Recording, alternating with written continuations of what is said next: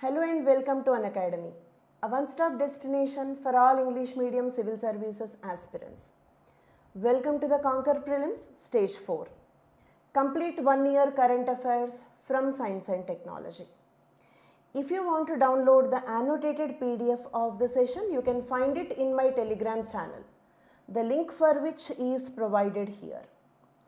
And before we start the session, a very important announcement. We are here with the lowest price we ever had, that is 17,999 plus 12 months free extension. Do subscribe before it is late. Don't forget to use the code IAS English. And most importantly, if you are writing the Prelims 2025, don't miss Unacademy All India Prelims mock test on 4th May, that is tomorrow. Let us now start the session. The very first topic is about Goldene. In this session, we will cover 1 year current affairs of science and technology. But in this 1 year, there have been several topics in the news. So I had to filter out and select a few important topics that we can discuss in this session. Let us start the session with the first topic, that is Goldene. I hope the audio video is clear for all of you. Yes, good evening once again. Yes, I am on my maximum volume. Try to increase the volume in your devices as well. Yes, I hope the audio video is clear. Okay, so let us now continue with the first topic, that is Goldene. As I told you, we will be discussing some selected topics, more important topics that happened in the last year. Goldene is the first freestanding 2D metal. Okay, what is Goldene? I hope you all know about what is the 1 atom thick shield of carbon. What is the nanomaterial? 1 atom thick sheet of carbon atoms. Can you answer that? 1 atom thick sheet of carbon atoms. What is that? Graphene. Is it clear? So, while graphene is 1 atom thick sheet of carbon, same way Goldene is 1 atom thick sheet of, yes, tell me, 1 atom thick sheet of gold, right? Okay, and it is a two-dimensional material, and it is a nanomaterial. What do you mean by two-dimensional nanomaterial? Two-dimensional means it will have the length, it will have the breadth, but it will not have the thickness. Thickness is negligible. Just 1 atom thickness. Length will be there, breadth will be there, it will be like a sheet like this, but the thickness is negligible, just 1 atom thick, so we can consider it as a two-dimensional nanomaterial, just like graphene, but it is made up of the element called as gold, right? Okay, Goldene is 1 atom thick shield of gold. And now let us see how this is created, that is how this is manufactured. To create Goldene, researchers first sandwiched 1 atomic monolayer of silicon between the titanium carbide. Look at here, let us imagine this is and this one. These two are what? Titanium carbide. Titanium carbide. 2 layers of titanium carbide. And in between there is 1 atom thick layer of not gold, silicon. 1 atom thick layer of silicon between 2 titanium carbide layers. Then what they have done is they poured gold from here. Is it clear? To create Goldene, researchers first sandwiched an atomic monolayer of silicon between two layers of titanium carbide, and they deposited gold on the top. Of it. Then what happened? The gold atoms diffused and replaced the silicon atoms. These silicon atoms are replaced. This is silicon, but they are replaced by gold. The silicon atoms are replaced by gold atoms. So this formed, okay, one monolayer of, now we got one monolayer of gold atoms. Is it clear? One monolayer of gold atoms. So this is Goldene. Two layers of titanium carbide, in between one atom thick layer of silicon, and then deposited gold from the top of it. Then the gold replaced the silicon atoms, gold atoms replaced the silicon atoms. We got one atom thick layer of gold, which is called Goldene. We got it. But it is not freestanding. It is supported by two titanium carbide layers. What we want it is freestanding. What we want it is a freestanding Goldene. Is it clear? So what we have to do? Remove the titanium carbide layers. So subsequently scientists etched away. Etched away means what? Removed away the titanium carbide layers. Okay. Once the titanium carbide layers are removed, we got a freestanding one atom thick layer of the gold. That is how the Goldene is manufactured. Okay. We understood what is Goldene and how it is manufactured. Now we have to see what are its applications. Applications of Goldene. Right. The potential applications. Goldene is much more economically viable than thicker three-dimensional gold. You know that gold is a costly metal. So if we use gold, three-dimensional gold, that is bulk gold, that is not nano gold, three-dimensional, then what happens? It weighs more, so it will be costly. By using Goldene instead of gold, we can reduce the cost. That is the most important application. Okay, we use Goldene instead of gold, but where do we use Goldene instead of gold? What are the actual applications? We can use them in the electronics, okay, which use gold due to its electrical conductivity. Usually we use gold as a metal in our electronic devices like laptops or mobile phones and all. Okay, so in them instead of gold, if we use Goldene, then what happens? We can get mobiles or laptops or tablets much more sleeker, thinner, and also less costly because it is two-dimensional. Because it is extremely thin, we can expect sleeker, slimmer electronic devices, plus also we can expect a cost reduction in that. Okay, can potentially use lesser amount of the gold for the same purpose. And the technique used by the scientists to create Goldene, whatever technique I explained till now, that is titanium carbide layers, one atom thick layer of silicon in between, then depositing gold, gold replacing the silicon atoms, getting Goldene. Same procedure we can use to make one atom thick sheets of even iridium and platinum also. I mean, it not only created Goldene, it also showed us a way how to create such freestanding metal monolayers using the other metals as well. You know, platinum and iridium are also costly metals. So instead of using them in the bulk form or 3D form, it is better to use one atom thick sheet of platinum iridium as well.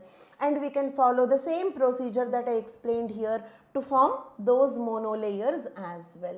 Okay, then scientists say that future applications could include hydrogen generating catalysis. You know, hydrogen, we have green hydrogen, blue hydrogen, we form hydrogen, we use hydrogen as a fuel.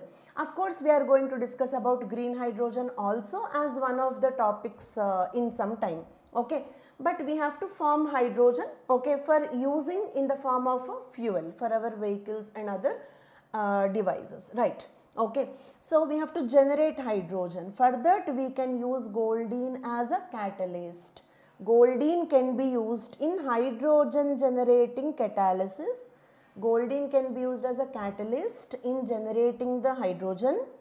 Selective production of some chemicals. We can also use Goldene in the production of some chemicals. Also for the water purification.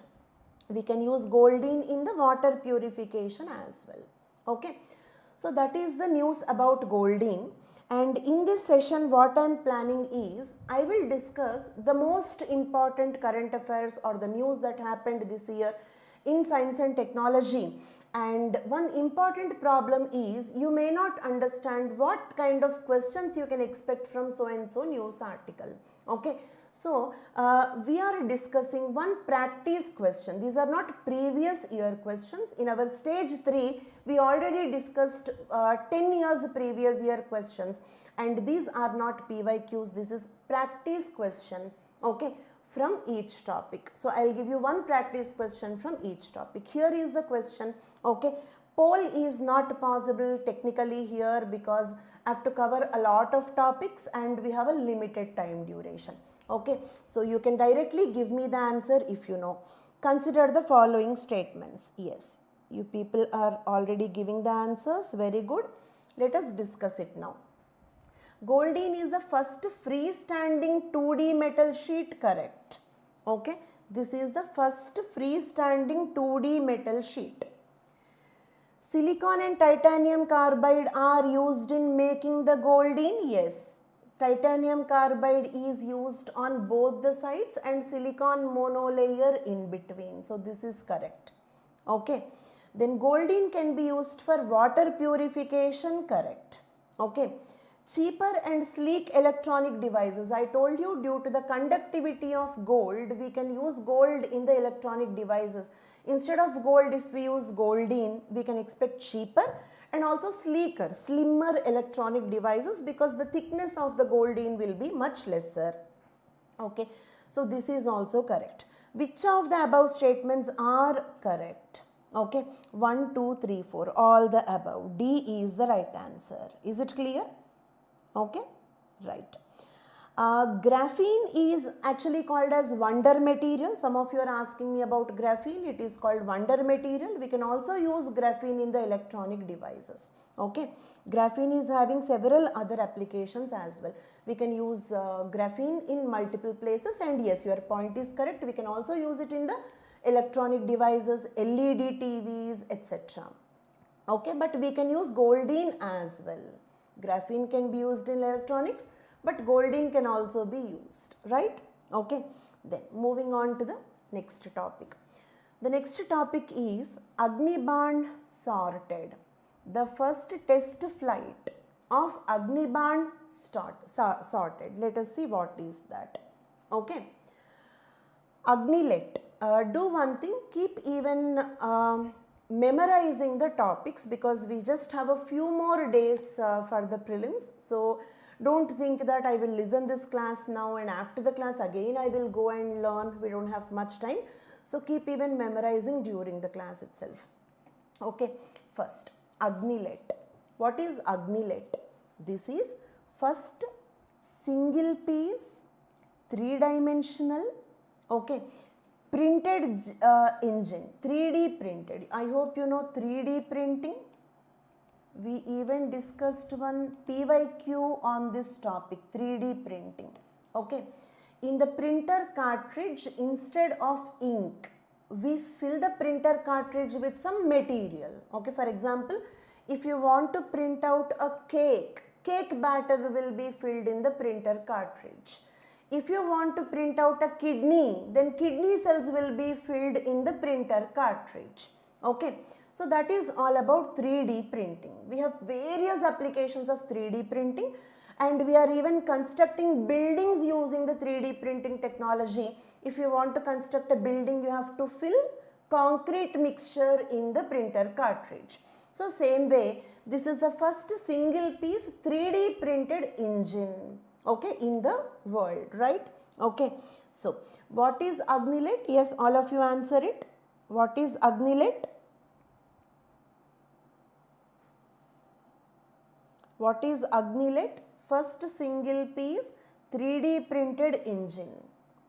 And also it is the first semi-cryogenic engine. Okay? It is the first semi-cryogenic engine. What do you mean by semi-cryogenic engine? Okay. A propellant will have two components. One is fuel.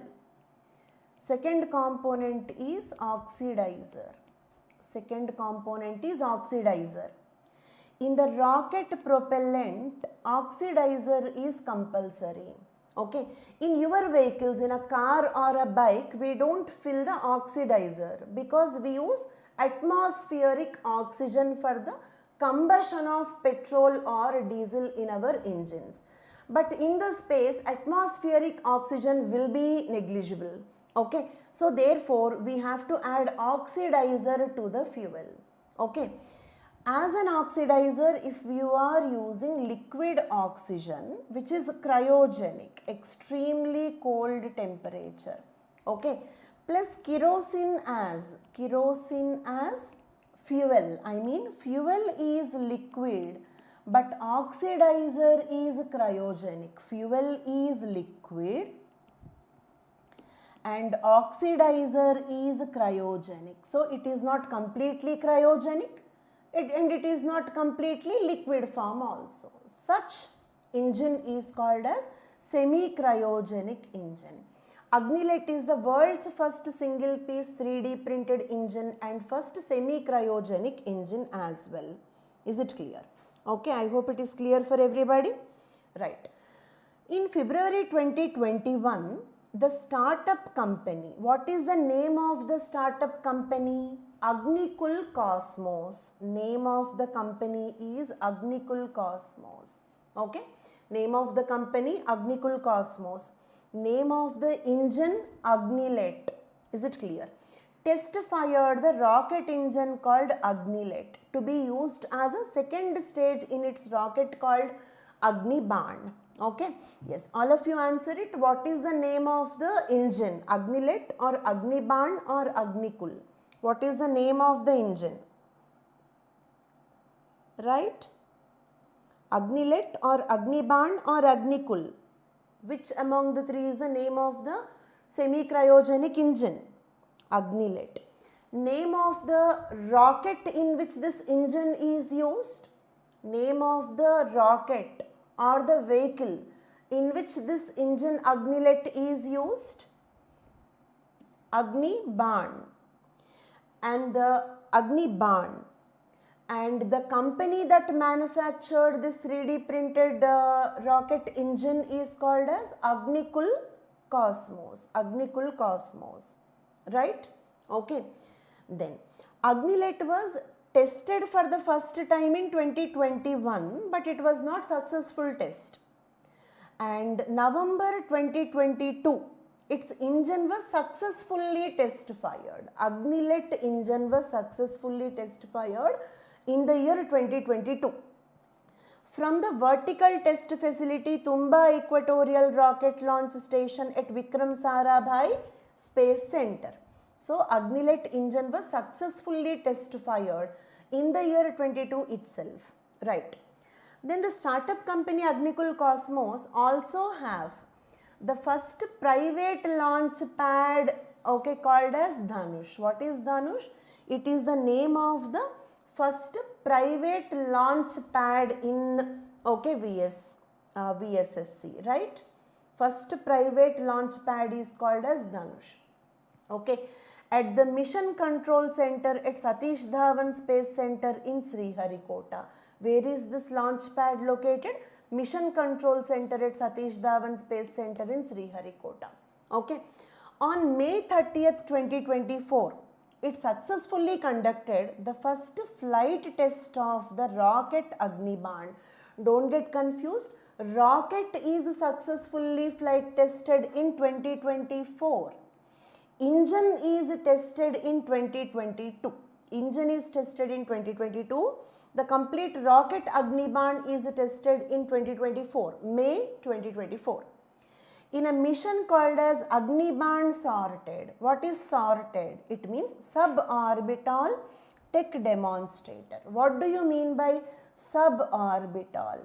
Suborbital means it will not enter the orbit. It will not enter the orbit. Is it clear? It will just go and come back. It will not orbit around the earth because it is a test. It is only to test whether it can fly and reach a certain altitude or not. Okay. So SOrTeD means suborbital technology demonstrator. Suborbital technology demonstrator. Okay. So what is the name of the test mission called as? Okay, the test mission which is conducted on 30th May 2024 is called as Agnibaan SOrTeD. Is it clear? Agnibaan is a two-stage. What do you mean by two-stage? Usually rockets will have multiple stages. For example, here it is a two-stage rocket. We ignite the stage 1. We ignite the stage 1 during the launch, right?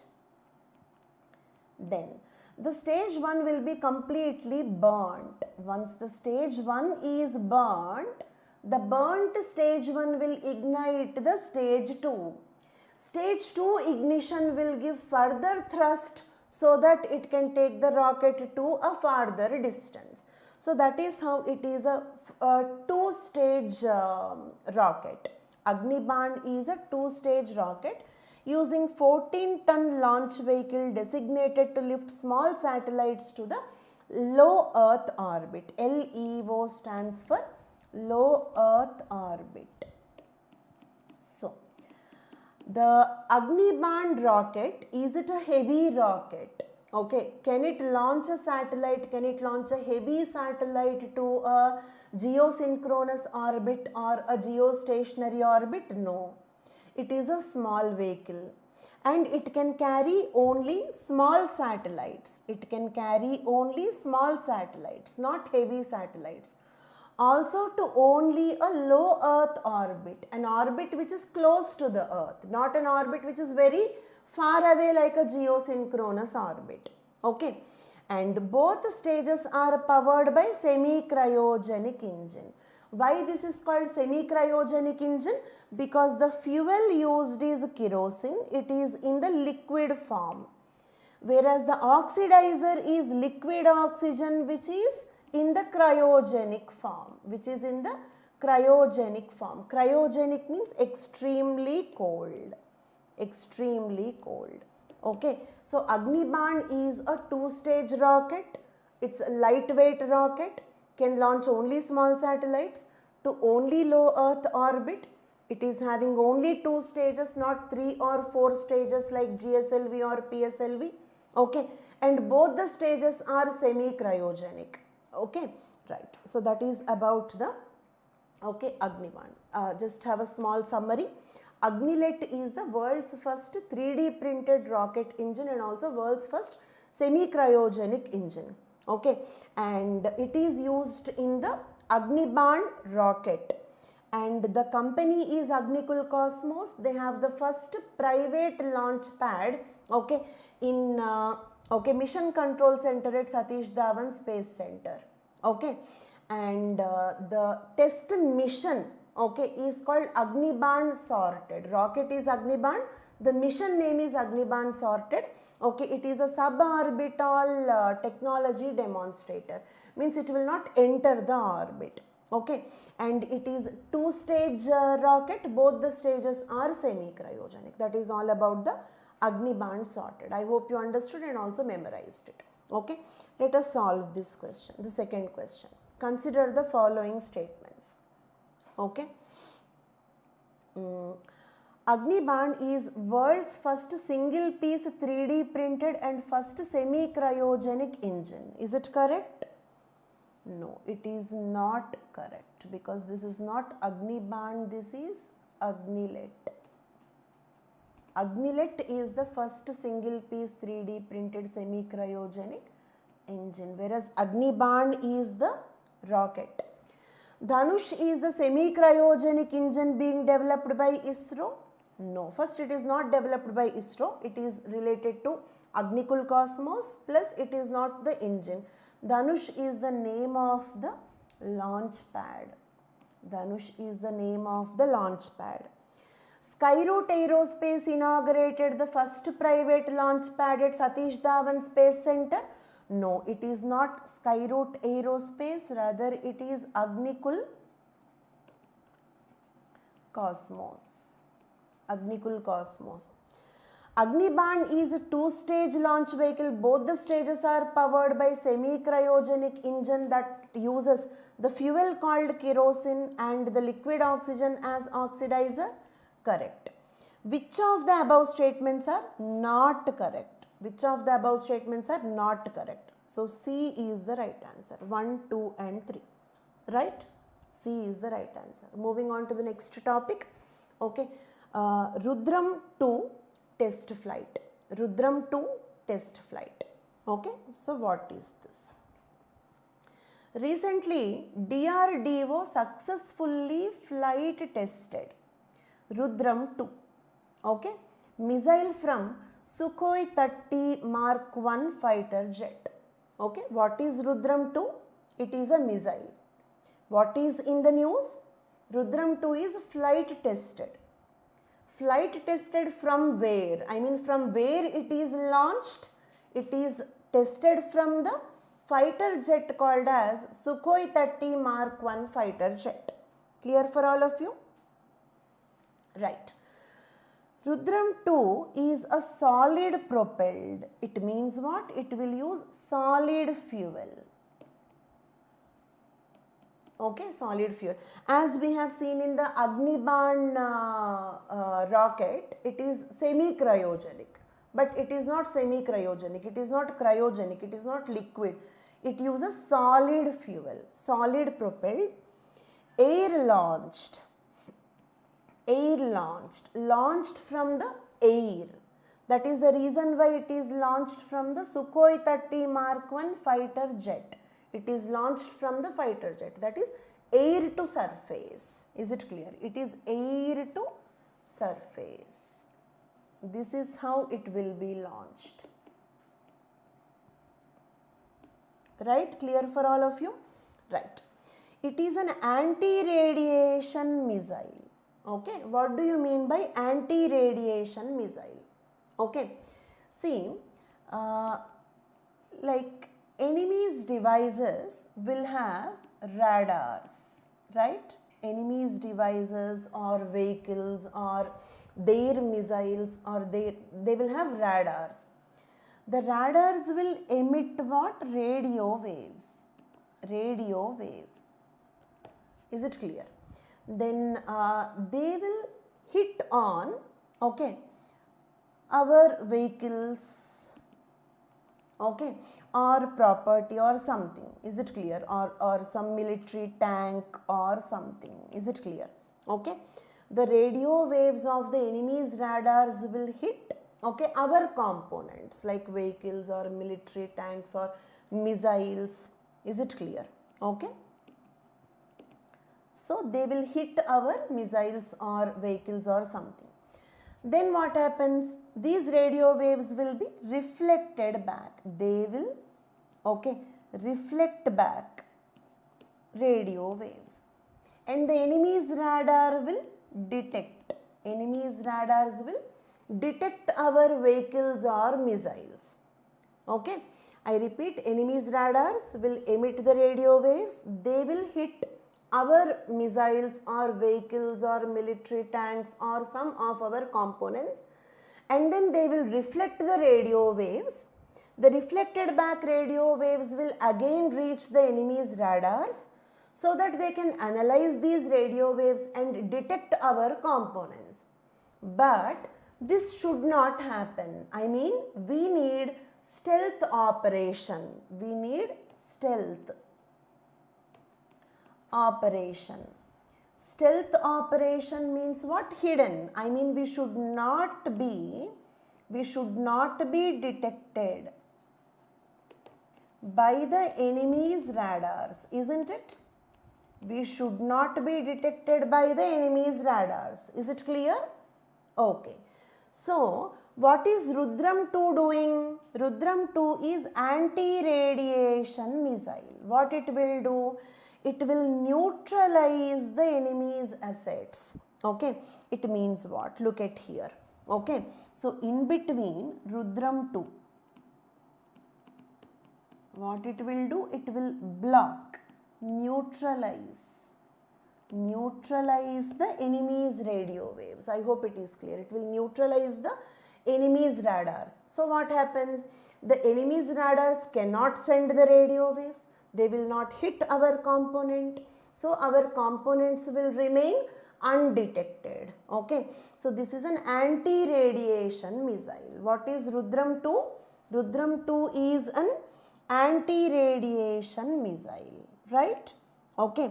It will neutralize the enemy's assets. Clear till now? Right. It is expected to play a vital role in strengthening India's air security and defense preparedness, isn't it? We need anti-radiation missiles for defense. Otherwise, if we do not have anti-radiation missiles, then we will get detected. Our missiles will get detected. Is it clear? So it is very important for the defense preparedness, acting as a force multiplier. It will multiply our defense capacity. Okay, it will multiply, increase, strengthen our defense capacity.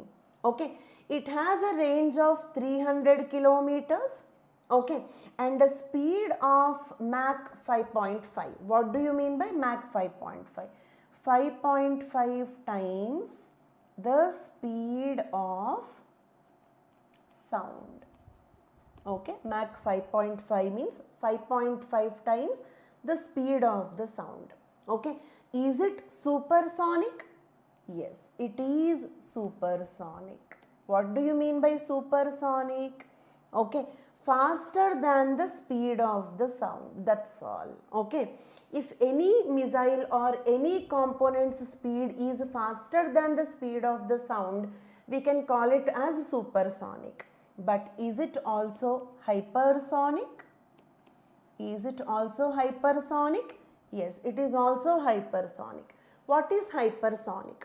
Okay, at least 5 times faster than the speed of the sound. Okay, 5 Mach or 6 Mach or 10 Mach, okay, minimum 5.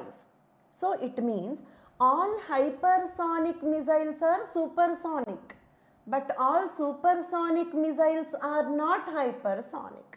So that is the difference between supersonic and hypersonic. Rudram-II is, okay, range is 300 kilometers, speed 5.5, okay. It means it is hypersonic. Rudram-II is hypersonic. Remember this. Payload capacity of 200 kilograms. Payload means what? Okay. Whatever it is carrying, like it can be any equipment or it can be the explosives, munition, whatever it is carrying is called as the payload. 200 kg payload. And it can detect enemy's radio frequencies.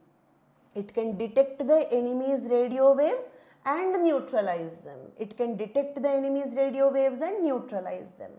And signals from the radars from over 100 kilometers. Okay.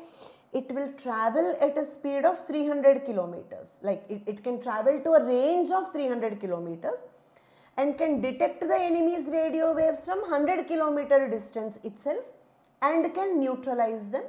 And it can travel at a speed 5.5 times faster than the speed of the sound. Okay. Rudram-II can replace Russia's KH-31 missile. Okay. Did we have an anti-radiation missile earlier? Yes. But we had a Russian anti-radiation missile called as KH-31. And the Rudram-II is developed to replace this older one, that is Russia's KH-31 missile. Okay. Currently used in India's Sukhoi fighter jets. So currently in India's Sukhoi fighter jets, what we are using? Russian KH-13 missile. Okay, KH-31 missile. To replace that, we developed the Rudram-II. It is developed version of Rudram-I. Okay, Rudram-II is the improvised version of Rudram-I. Okay, Rudram-I travels at a speed of 2 times the speed of the sound, that is Mach 2. Okay, means Rudram-I is supersonic but Rudram-II is hypersonic. Is it clear? And Rudram-II is improved, advanced version of the Rudram-I. It is tested in 2020 from Sukhoi 30 Mark 1 fighter jet. Rudram-I is also tested from Sukhoi 30 Mark 1 fighter jet. Rudram-II is also tested from the same fighter jet. But Rudram-I is supersonic, Rudram-II is hypersonic. Both are anti-radiation missiles. Rudram-II is developed to replace the Russia's Kh-31 missile. Is it clear? Okay, so this is the topic. Now solve this question. Consider the following statements. Okay, then Rudram-I, Rudram-II are air to surface missiles. Yes, they are launched from Sukhoi 30 Mark 1 fighter jets. Is it clear? They both are launched from Sukhoi 30 Mark 1 fighter jets. So they both are air to surface, air to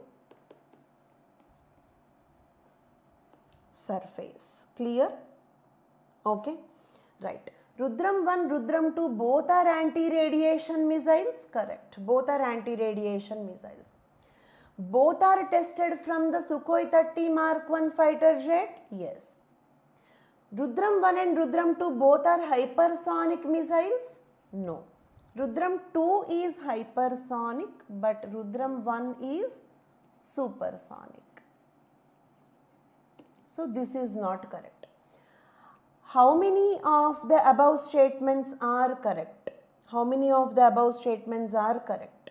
Okay, 3 statements are correct. Which 3 are correct? 1, 2 and 3 are correct. Is it clear? C is the right answer. Clear till now? Right. Moving on to the next topic. Okay, next topic is the bacteria that write new genes, the bacteria that write the new genes to cope with the infections. Bacteria is writing the new genes to cope with the infections. Okay, let us see what it is. Okay, to understand this topic, we need some background information. Okay, so first of all, let us try to understand what is DNA. DNA is a chain of nucleotides, isn't it? Like A, T, G, like this. Right? DNA is a chain of nucleotides. Is it clear? Okay. And it is double-stranded. Okay. All of you remember A will always pair with thymine and guanine will always pair with cytosine. So the other strand will be T, A, C, G, G, G. T will pair with A will pair with T, G with C, C with G, T with A with T. This is the double-stranded DNA and this is our genetic material. I hope it is clear for all of you. Okay, this is our genetic material, right? Okay, and then what is a gene? Okay, if you compare DNA to a sentence, okay, then the gene is like a word.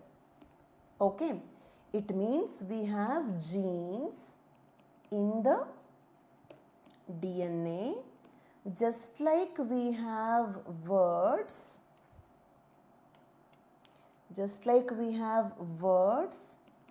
in a sentence.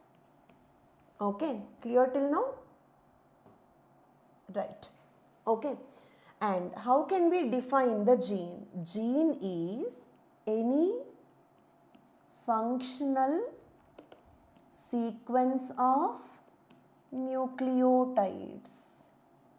Any functional sequence of nucleotides on the DNA. Just like what is a word? Word is any meaningful sequence of alphabets in a sentence. I hope you understood the comparison. A gene can be defined as any functional sequence of nucleotides on the DNA. It means not every sequence of nucleotides is a gene. We also have junk DNA. Not every sequence of nucleotides is a gene. Only a meaningful, functional sequence of nucleotides is called as a gene. So just like word is a part of a sentence, a gene can be considered as a part of a DNA. We can assume this as a gene. Is it clear? We can assume that as a gene.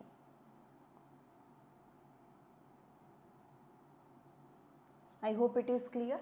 Just like words are parts of a sentence, gene is a part of the DNA. So we have genes in the DNA just like we have words in a sentence. And gene is a functional, that is useful sequence of nucleotides in the DNA. So that is what is a gene. Now let us try to understand central dogma. You can note down if you want. Central dogma. Central dogma means what? Central dogma is like we have DNA. The DNA will get converted into another copy of DNA by a process called as replication. By a process called as replication. Is that clear? And then the DNA will get converted into RNA. And one small disclaimer. This particular knowledge will be useful in understanding the next topics as well. So please understand clearly and remember it. Next 2-3 topics also need this information, but I cannot again explain it all over again. Right? So DNA gets converted into RNA by a process called as transcription. By a process called as transcription. And then the RNA gets converted into protein. RNA gets converted into protein by a process called as, yes, you can answer this, by a process called as translation. Then DNA replication is by an enzyme called as DNA polymerase. DNA polymerase. These are absolute basics. Don't say that this is all new to me. You have it in the 10th class, school level knowledge it is. Is it clear? We have this in the NCERT books as well. So replication is performed by an enzyme known as DNA polymerase. Then transcription is performed by an enzyme known as RNA polymerase. RNA polymerase, right? Why RNA polymerase? Because basically DNA, RNA, they both are polymers. Look at here. DNA is a polymer, right? Polymer means what? Poly means many. Mer means unit. Polymer means it is a chain of several nucleotides. RNA is also a chain of nucleotides. So they both are polymer. So the enzyme that makes DNA polymer is DNA polymerase, and the enzyme that makes RNA polymer is RNA polymerase. I hope it is clear. Right. Translation is by, not by enzyme. This is performed by ribosomes. You might have heard about ribosomes in your school days. Ribosomes perform the protein synthesis. So ribosomes are called as factories of protein synthesis. Ribosomes are the factories of protein synthesis. This is called central dogma. But now, if the RNA is converted into DNA, that is reverse, DNA to RNA is a part of central dogma. Okay, the central dogma is all about protein synthesis, isn't it? The central dogma is all about protein synthesis. But, okay, if the RNA is converted back into DNA, we call this process as, reverse of the transcription, and it is performed by the enzyme called as, yes, message me the answer please, reverse transcriptase. Reverse transcriptase enzyme performs it. Is it clear? Okay. Now, so now coming back to the news, what we have understood till now is not in the news. This is basics. Okay, the knowledge needed to understand this news. Is it clear? And in general, whether I take previous year questions or current affairs, I will make sure that I will give you some basic knowledge to understand that particular topic. It is not about how many topics we studied, but how well we understood those topics. That is what I actually believe, right? Okay, but still, in a current affairs classes, 100% basics is not possible. That also you have to keep in mind, right? Okay, so reverse transcriptase is an enzyme that converts RNA to DNA, right? What is the impact of reverse transcriptase on molecular biology and medicine?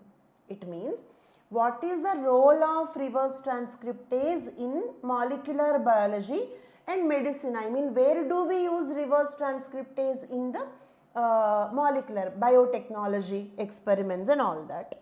Is it clear? Reverse transcriptase ability to make DNA from RNA helped in making the cell-specific gene libraries in gene cloning. Okay, so let us try to understand. You can make a note of it. Okay, cell-specific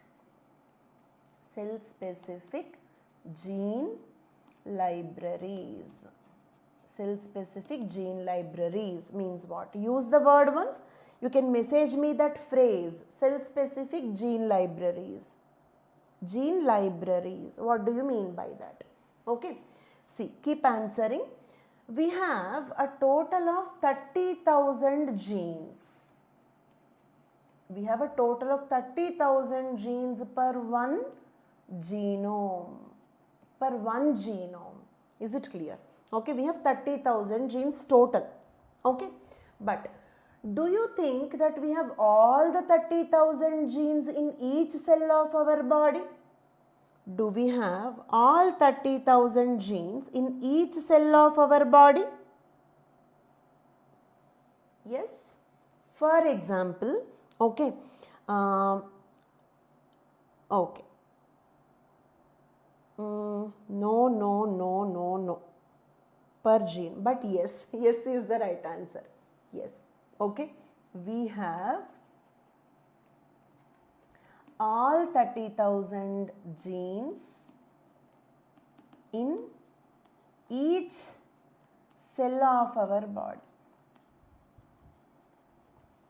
right? And okay, it means we have all 23 pairs of chromosomes in each cell of our body, every single cell. Like for example, answer this question. Okay, Hanu Kumar, I will let you know in some time. Okay, so like say for example, okay, do you have sex chromosome in the hair cell? Sex chromosome in the hair cell, do we have it? Do we have sex chromosome in the hair cell? Everybody please. Yes, yes. Then you must be wondering what the sex chromosome is doing in the hair cell. What the sex chromosome is doing in the hair cell? Nothing. Silent. So it means we have all the 30,000 genes and all the chromosomes in every cell. But, okay, only few genes will express, only few genes will express in each cell. Is it clear? I mean, we have 23 pairs of chromosomes in the hair cell, but sex chromosomes are not expressing there, they don't have their function there, okay.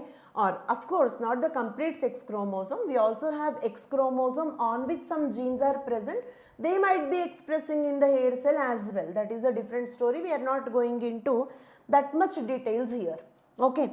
Fine, I will ask you another question. Do you have hemoglobin gene, hemoglobin, the red color pigment? Do you have hemoglobin gene in the hair cell? Yes, everybody. Do we have hemoglobin gene in the hair cell? Yes. Then why the hair is not in red color? Why my hair is not in red color? Because it is not expressing. It means we have all the genes in each cell, okay, but all the genes are not expressing. Whatever genes are needed for that cell will express in that particular cell. Hemoglobin is not needed in the hair cell, so it will not express there. Insulin is not needed in the hair cell, so it will not express there. I hope this point is clear. Right, it is silent, okay. Then, so, if you take any cell, tell me how many genes will be there, okay. All of you tell me how many genes will be there. Yes, all of you? 30,000, right? But of course, this is approximately. Nobody knows the exact number of the genes. Let me be clear in that as well. Okay, it is not a fixed number 30,000. Actually, the scientific community do not know exactly how many genes we have. So, this is approximately 30,000. Is it clear? But how many, okay, RNAs will be there? Okay, like remember the central dogma. If a protein is to be synthesized, then the DNA should become RNA, then RNA will become the protein, right? How many RNAs will be there? Okay, only few hundreds, not 30,000. Okay, it means RNAs of only those genes that are needed in this cell. Understood? Okay. Yes, Kerala story is correct. 30,000 pairs. Okay. Actually, it is not 30,000 genes, it is 13,000 pairs of genes because we have 23 pairs of chromosomes. Yes. Okay. But we can roughly say like that, not a problem. Okay. I hope this is clear for all of you. Okay. Yes. Okay. Let me give you that clarity also because you are asking me on that. We have genome. What do you mean by genome? Okay. Genome is one set of all chromosomes in a cell. Hanukumar, is that clear? Genome is one set of all chromosomes in one set. One set means, okay, one genome is equal to 23 chromosomes and we have 30,000 genes per one genome. I hope it is clear. Okay, 30,000 genes per one genome. Okay, it means we have 30,000 genes on 23 chromosomes.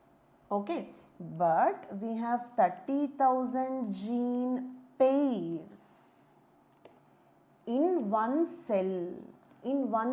Because in one cell we have two genomes. Is it clear? We have two genomes in one cell because we have 23 pairs of chromosomes. Is it clear?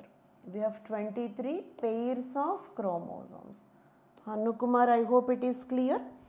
Genome is one set of all chromosomes in a cell, that is 23 chromosomes, but we have 23 pairs of chromosomes in each cell. So in one cell you have 2 genomes. Is it clear? Per one genome you have 30,000 genes, but in one cell we have 30,000 gene pairs because we have 23 pairs of chromosomes. Okay, yes. Is it clear? No. Pooja, there is no confusion at all. Okay, so yes, Pooja, keep answering, you will understand it. Okay, what is a genome? Genome is one set of all chromosomes in one cell. In one cell, whatever chromosomes you have, one copy of them, that is called genome. Okay, actually we have 23 pairs of chromosomes. 23 pairs of chromosomes in one cell. Pooja, is it clear? We have 23 pairs of chromosomes in one cell. But we should not count pairs. I told you only one set. So, genome is equal to, one genome is equal to only 23 chromosomes. Is that clear? Okay? Yes. Okay. So, one genome is equal to only 23 chromosomes. It means, see, one genome is 23 chromosomes, but we have 23 pairs of chromosomes in each cell. We have 23 pairs of chromosomes in each cell. It means we have 2 genomes in each cell. Is it clear? Each cell is having 2 genomes. One genome comes from mother and one genome comes from father. Pooja, is it clear? Yes. Okay, VG, one cell will have 60,000 genes, but we should not call them as 60,000 genes. We have to call them as, okay, 30,000 gene pairs. Okay, right. Let me just summarize this once again. Okay, we have 23 pairs of chromosomes in one cell. Is it clear? 23 pairs, but we should not count pairs. Okay, genome is, okay, not pairs, we have to count only one copy of all chromosomes in one cell. So, if you take only one copy, not 23 pairs. So, one genome, if you take only one copy, in the cell we have 23 pairs, but take only one copy. So, genome means 23 chromosomes. I hope it is clear for all of you.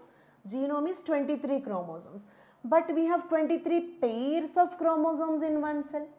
It means we have 2 genomes in one cell. Is it clear?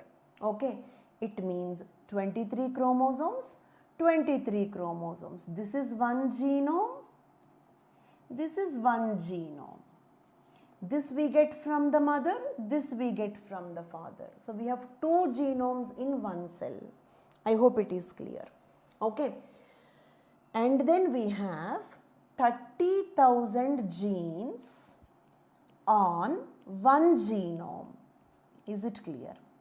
One genome means 23 chromosomes. On 23 chromosomes, we have 30,000 genes. So, we have 30,000 gene pairs. Your calculation is correct. Somebody is saying 60,000. Your calculation is correct, but we should not call them as 60,000. We have to call 30,000 gene pairs, because we will have 30,000 genes and each one will be there in 2 copies. For example, insulin gene in 2 copies, hemoglobin gene in 2 copies, collagen gene in 2 copies, like that. Each gene will be there in 2 copies. So, the right way of saying it is 30,000 gene pairs on, okay, one cell. Okay, in one cell we have 30,000 gene pairs. In one genome you have 30,000 genes. I hope it is clear. 2 copies means what? We get 1 copy of all the 23 chromosomes from mother. Okay. Lalita Prasad, your mother will give you 23 chromosomes. Your father also will give you 23 chromosomes. Is it clear? So we have 2 copies of each chromosome. Every chromosome, okay, is in 2 copies like this. These are the chromosomes 1, 2 and let us assume 23. In between I kept ... I mean, okay, imagine 3, 4, 5, 6, 7, 8 in between. Okay, and then this is called as one genome. This 23 is one genome. Okay, and this 23 is the other genome.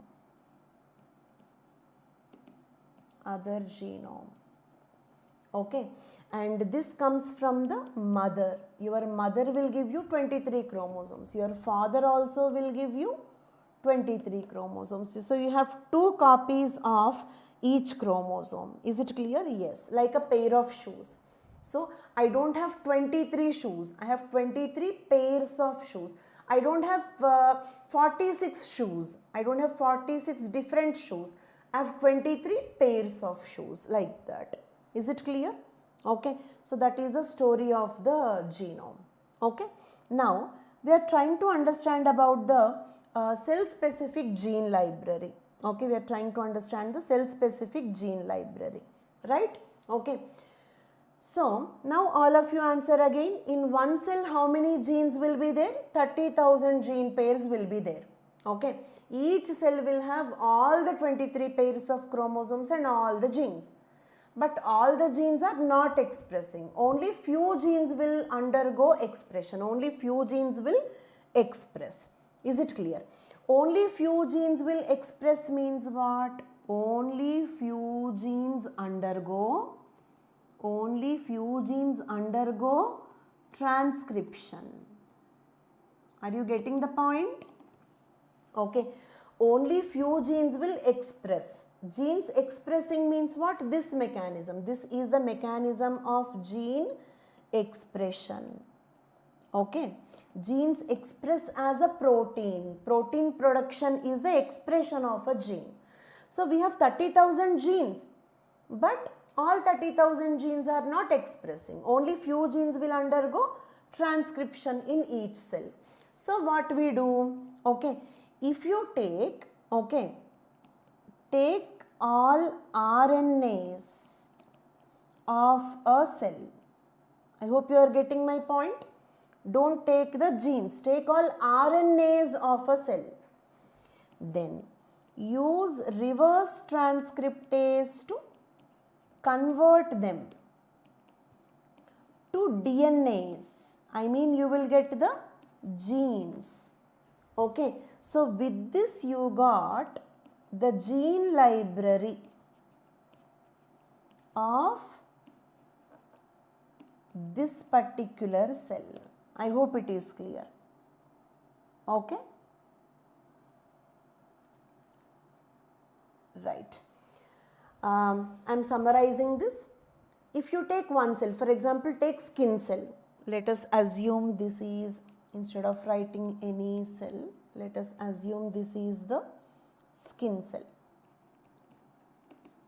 In the skin cell you have 30,000 gene pairs. Okay, but all genes are not producing the RNAs. Only those genes which are needed in the skin are producing the RNAs. So you will have only a few hundreds of RNAs, not 30,000 RNAs. Only few hundreds of RNAs will be produced in the skin cell. Take those RNAs and then use reverse transcriptase to convert them into the genes. With this you got the gene library of the skin cell. I mean, you got the complete set of genes that express, okay, in the skin cell. These are not all the genes. These are only those genes that will express in the skin cell. I hope it is clear. These are only those genes that will express in the skin cell. Clear for all of you? Yes. Okay. That is one application of reverse transcriptase. Is it clear? Okay. Reverse transcriptase ability to make DNA from RNA helps in making the cell-specific gene library. That is, we can get a complete list of all the genes of one particular cell. Not the 30,000 genes, only those genes that will express in the skin cell. Okay, I will summarize it. Take the skin cell. Okay, it will have 30,000 genes, but it will have only a few hundreds of RNAs. Take those RNAs, use reverse transcriptase, convert them into DNAs, that is genes. So now you got only those genes that will express in the skin cell, not all genes. That is skin cell specific gene library, and then from this we can take one gene and use it for gene cloning. Okay, gene cloning, the word clone means what? The word clone means copy. So gene cloning means getting multiple copies of, okay, the gene of interest. Okay, getting multiple copies of the gene of interest.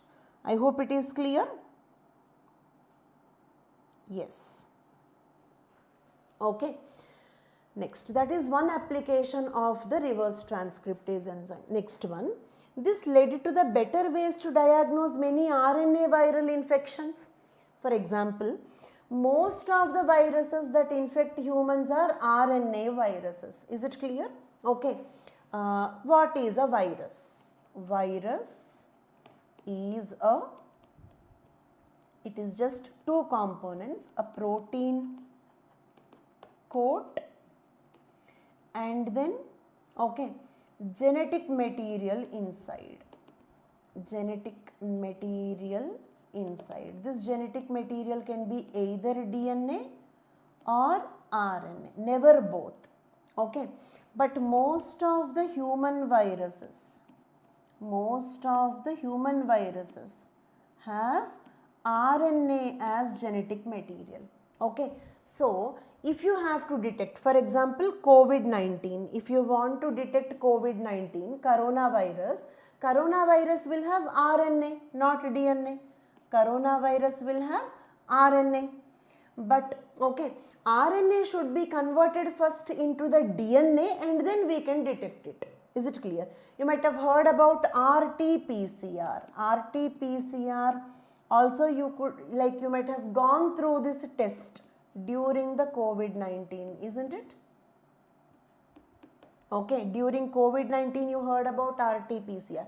In this, what is RT? RT is nothing but this reverse transcriptase.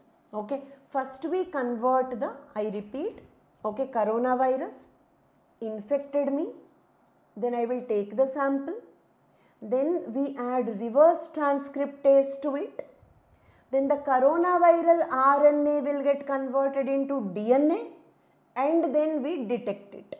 That is diagnosis called as RT-PCR.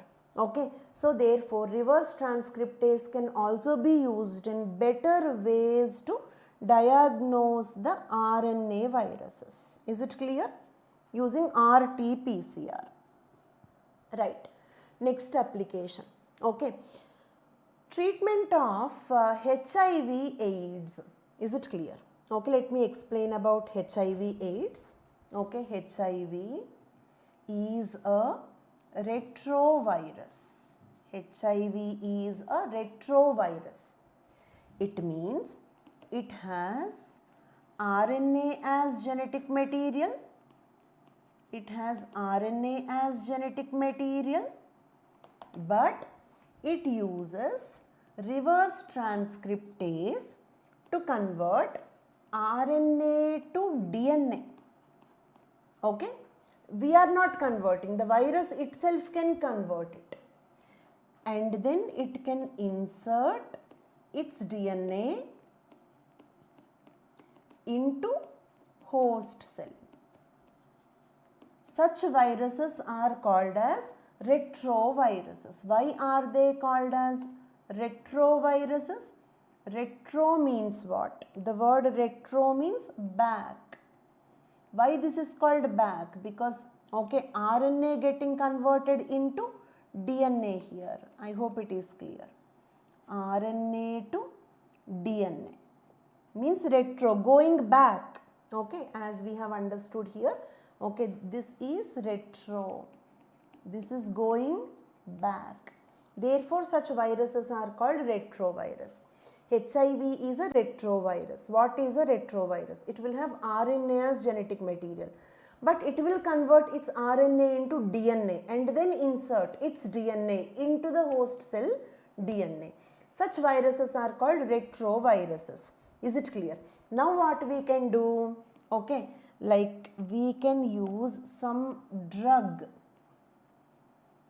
that can target reverse transcriptase of HIV. I am speaking about medicine for HIV, treatment, drug for HIV. All of you let me know, if I can block the reverse transcriptase of HIV, can the HIV cause AIDS in the human beings? If we block the reverse transcriptase, can the HIV cause AIDS in the human beings? Yes, everybody? No. Why no? Because how it will cause AIDS? Its RNA will be converted into DNA and the DNA should get inserted into the human DNA. So now the reverse transcriptase is blocked. So therefore it cannot convert it into DNA. It cannot insert its DNA into our DNA. So we will not get AIDS. So that is how the drug will work. You can use reverse transcriptase enzyme to design the medicine for HIV. That is another application. We are discussing the applications of reverse transcriptase. I hope it is clear. Right? Not the gene expression, Tushar.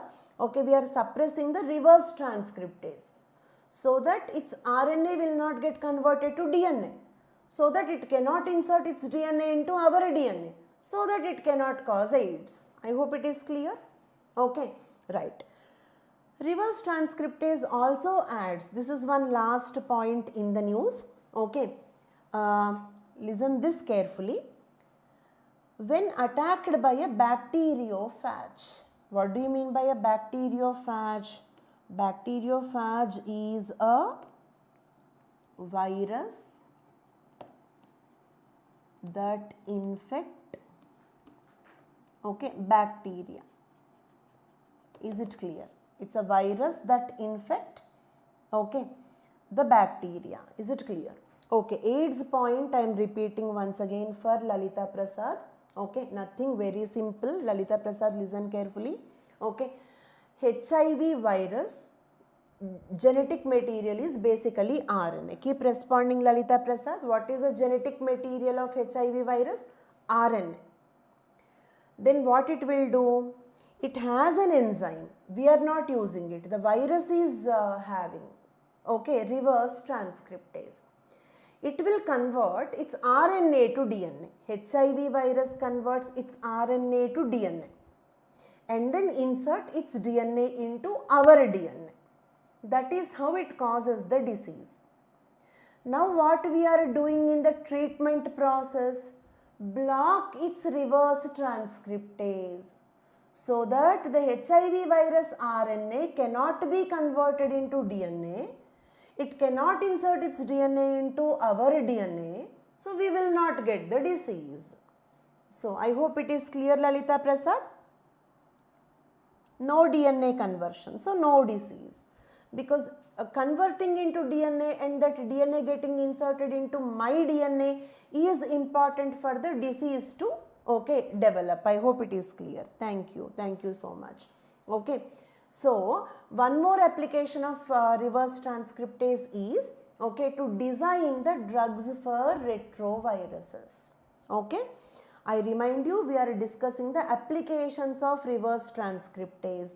First application is cell specific gene libraries. Second application is diagnosis, RT-PCR. Okay, third application is designing the drugs for retroviruses like HIV. Is it clear? Okay, yes. Then Now we are discussing the fourth application. I hope the first three applications are clear for all of you. Okay. And Imran, yes, but not all viruses. Retroviruses only will do this process. Okay, Imran? Okay. Then, right. Okay. Now we are going to see the last applications. Okay. Now, first we are discussing about bacteriophages. All of you tell me, what are bacteriophages? Everybody please, what are bacteriophages? The viruses that infect the bacteria. You know something, just like we get a viral fever, even a bacteria will get a viral fever. Viruses can infect even the bacteria also. Okay. So, when attacked by a bacteriophage, Klebsiella pneumoniae bacteria, a bacterium called as Klebsiella pneumoniae, this is the bacterium, Klebsiella pneumoniae, it causes pneumonia. Okay, and if it is infected by a virus, I hope you are following it. If this bacteria is infected by a virus, okay, what it will do? It will use reverse transcriptase to create DNA from the non-coding RNA. Some useless RNA pieces will be there in the bacteria. It will convert those RNA back into the genes. These genes will get inserted. Let me try to explain that here. Okay, I will explain that here.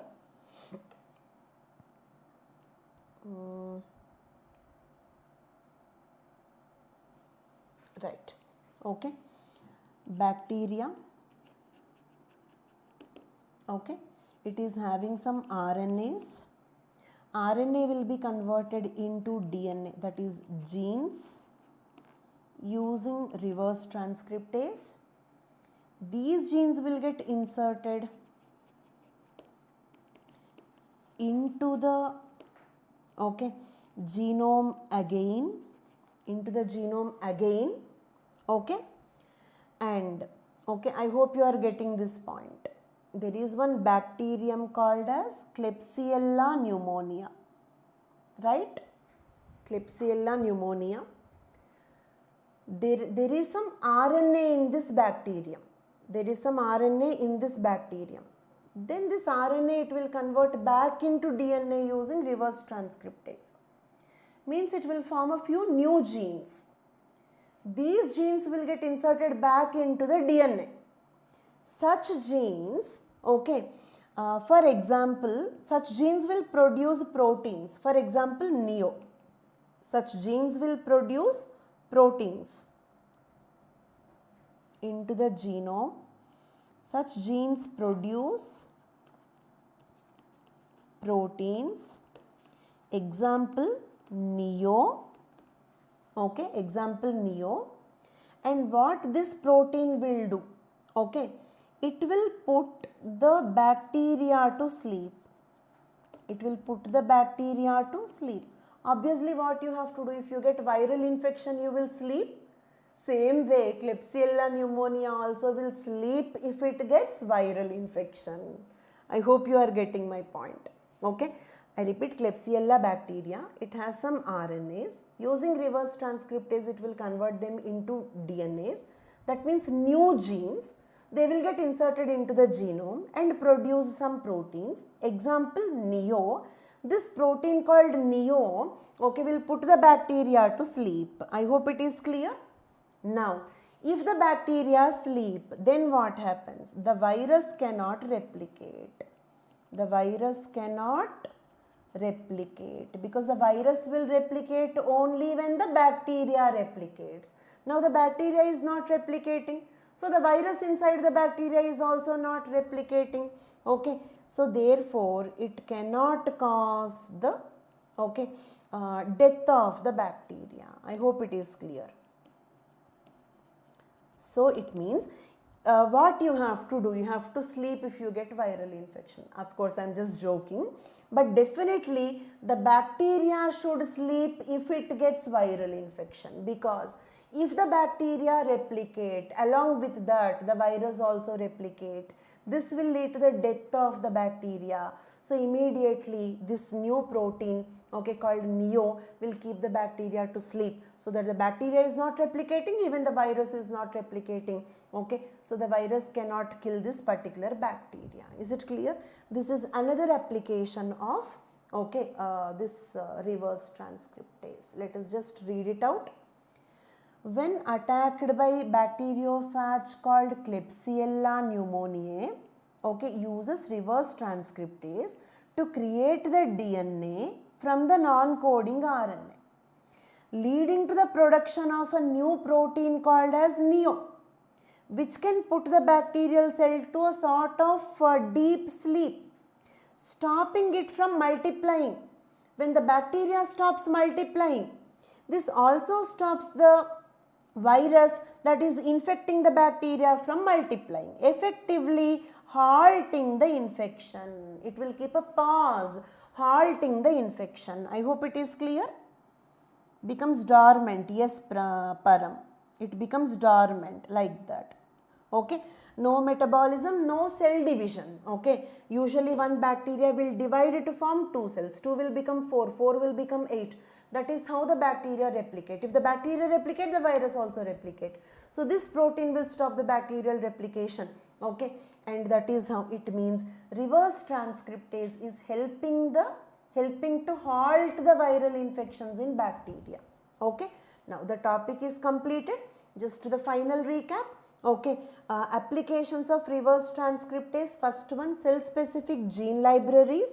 Second one, diagnosis like RT-PCR. Third one, okay, drugs for HIV and other retroviruses. Fourth one, okay, putting the bacteria to sleep and halting the viral infections in the bacteria. I hope it is clear. Yes, okay, Prashant, it will revive later. Okay, yes, okay. Now moving on to the next topic. Okay, Pulkit, no, Rahul, I tried to explain it in detail and spent a lot of time on this. Reason is there are multiple concepts in this. Why we spent this much time on one topic? Okay, because here we have understood several basics like what is gene, what is DNA, what is genome, what is transcription, central dogma, reverse transcriptase, viruses, types of viruses. Is it clear? Different applications of reverse transcriptase. So many topics we had to discuss. Still, okay, if you are completely new to the subject, still it can be difficult to understand, right? Okay, so let us move on to the next. Yes, before that, okay, participate in the poll. And one more important instruction, okay, sometimes remember one thing, this is prelims exam. You don't have to explain all these things. So you understood it, so 60% clarity you got.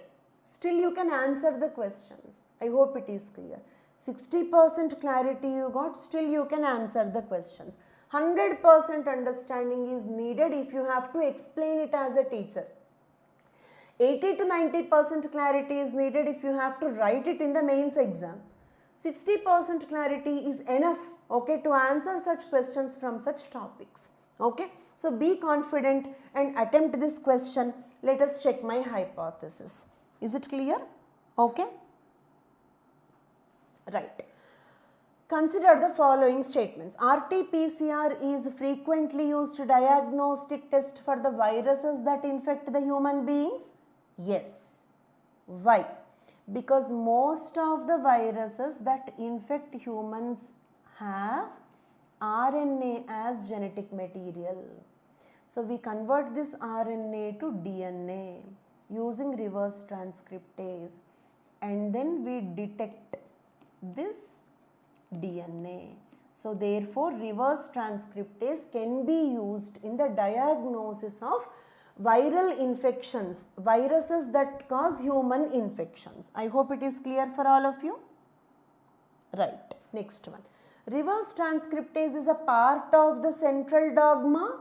No, it is not a part of the central dogma. Central dogma is only, okay, replication, transcription, translation. Reverse transcriptase is not a part of the central dogma. Rather, it is a reverse of the central dogma. I hope it is clear. Reverse transcriptase is suitable target for designing the drugs for HPV, adenovirus, hepatitis B? No, wrong. Because these three are DNA viruses.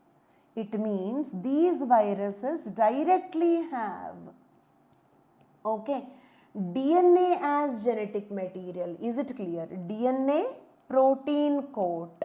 Okay. When they directly have DNA, there is no question of converting RNA to DNA. Okay. Human papilloma virus, adenovirus, hepatitis B are DNA viruses. They only have DNA. So they don't have to convert RNA to DNA. So there is no need of reverse transcriptase. Okay. So you cannot design the medicines for these viruses. But you can design the medicine for HIV. I hope it is. Because HIV is a retrovirus. It has RNA genetic material. It needs to convert. The reverse transcriptase should convert it into DNA. So if you block that, HIV cannot continue the infection. So we can use reverse transcriptase as a target to design the medicines for retroviruses, not the DNA viruses. So this is wrong. Which of the following are correct? Okay. One only is the right answer. Fourth question, A is the right answer. Clear for all of you? Clear till now? A is the right answer. Okay. Then moving on to the next question. Okay. Next topic. Okay. Right. Mangalyaan-II. Mangalyaan-II. ISRO is gearing up for landmark mission that aims to land a rover and a helicopter on Mars. Okay. See, Mangalyaan, okay, Mars Orbiter Mission or Mangalyaan. I hope you watched the Mission Mangal movie.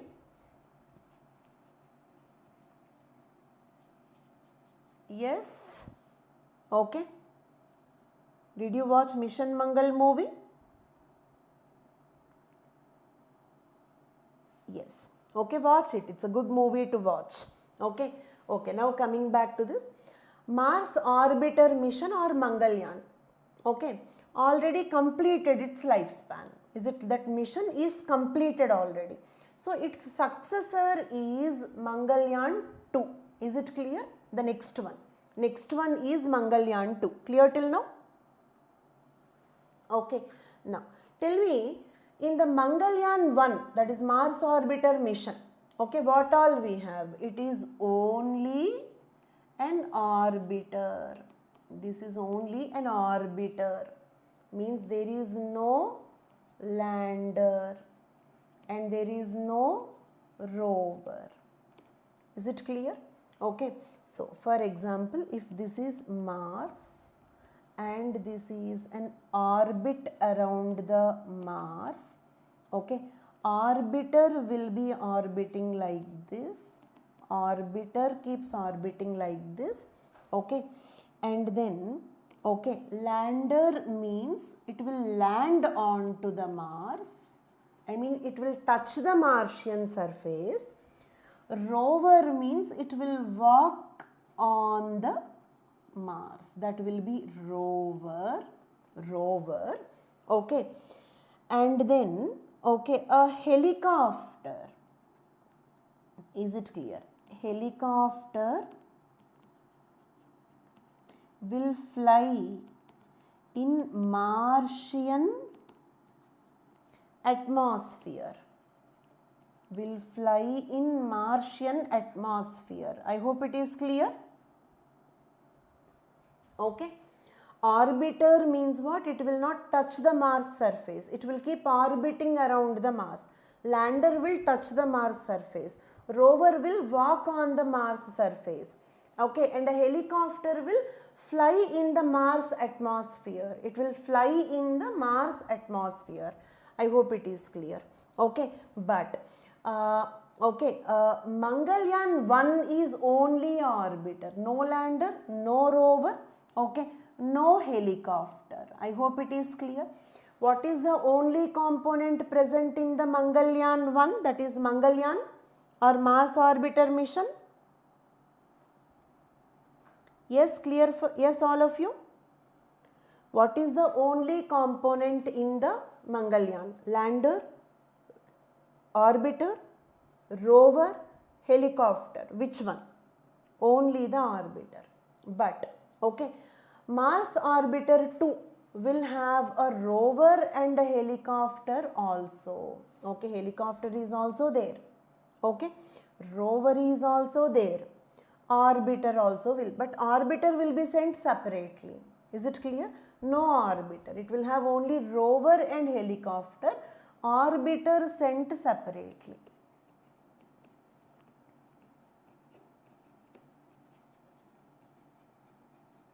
I hope it is clear. Mangalyaan 2 will have rover and helicopter. Orbiter also will be there, but that will be sent separately. Clear till now? Yes. Okay. Mangalyaan 2 seeks to place India alongside, okay, US and China by launching the lander and rover. Okay. What are the only other countries that already launched lander and rover on the Mars? Only US and China. If Mangalyaan 2 is successful, India will become the third country to launch a lander and rover onto the Mars. I hope it is clear. If Mangalyaan 2 is successful, ISRO will become the third space agency to launch lander and rover onto the Mars. Clear for all of you? Right. ISRO's rover will be gently lowered, okay, into the Martian atmosphere using sky crane. Okay. See, if the rover fastly lands onto the Mars, it may get crash landed. So what we will do, using a sky crane, you know, you might have seen cranes while constructing the buildings. Is it clear? Okay, very huge buildings when we are constructing, we use cranes and all. So same way, using a crane, we slowly keep the rover onto the Martian surface. I hope it is clear. A crane will be used to slowly keep the rover onto the Martian surface so that it will not get crash landed onto the Mars. Clear? Yes, soft landing like we did in Chandrayaan 3. But this is a superior technology. Okay, in Chandrayaan 3 we did not use crane, but here we are using crane. So we will 100% make sure of the soft landing. Is it clear? It works, Ishwar, it works. Is it clear? Okay. And so Martian surface using advanced sky crane. This system is inspired by NASA's Perseverance rover landing. Okay. I mean, NASA is having a rover on the Mars that is called Perseverance rover. Perseverance rover also landed in the same way. I mean, ISRO is following the footsteps of NASA using the similar technology as the landing of Perseverance rover. I hope it is clear. Right?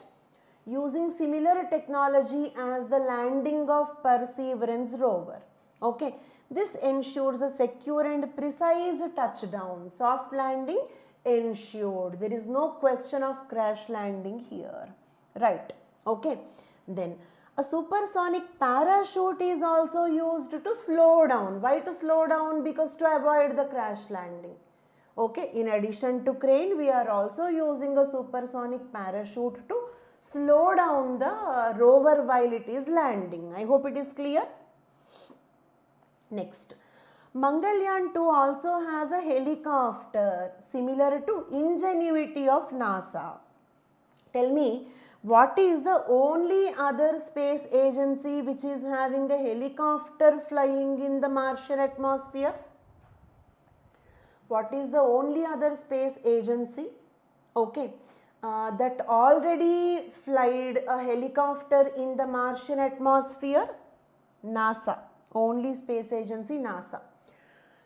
What is the helicopter that flew in the Martian atmosphere by NASA? Ingenuity. Name the NASA's helicopter that flew in the Mars atmosphere. Name the NASA's helicopter that flew in Mars atmosphere.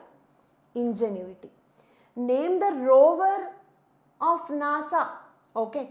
Name the rover on the Mars by NASA. Rover on the Mars by NASA. Yes, all of you. Perseverance. NASA's Perseverance rover, Ingenuity helicopter. Similarly, Mangalyaan-II is also having a rover and a helicopter. Okay, following the footsteps of NASA. Okay, this rotorcraft, I mean helicopter, will be equipped with scientific instruments including marble, okay, Martian boundary layer explorer. Nothing to understand. This is the name of an instrument. Is it clear? Okay, which will study the Martian atmosphere. It means the helicopter will have an instrument to study the Mars atmosphere. The helicopter will have an instrument to study about the Mars atmosphere. Clear? Plus, to maintain a continuous communication with the rover and helicopter, ISRO plans to launch a relay communication satellite ahead of the mission. This is what I told you, a separate orbiter. Orbiter will be sent separately. We will send the orbiter before we launch the Mangalyaan-II. What the orbiter will do? Okay, it will communicate. Okay, like I explained here, this orbiter will communicate. Communicator between, okay, helicopter and rover with ground control. Okay. What is the purpose of orbiter? What is the purpose of orbiter? Orbiter is communicator between this rover, okay, the rover and helicopter with the ground control, okay. So that is the purpose of the orbiter.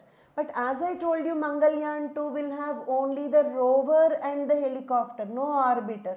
So we send an orbiter ahead of the mission. I mean, first we will send orbiter and then we will send the, okay, Mangalyaan-II. I mean, in 2 phases. Is it clear? Okay. So, to maintain continuous communication with the rover and helicopter, ISRO plans to launch a relay communication satellite ahead of the main mission.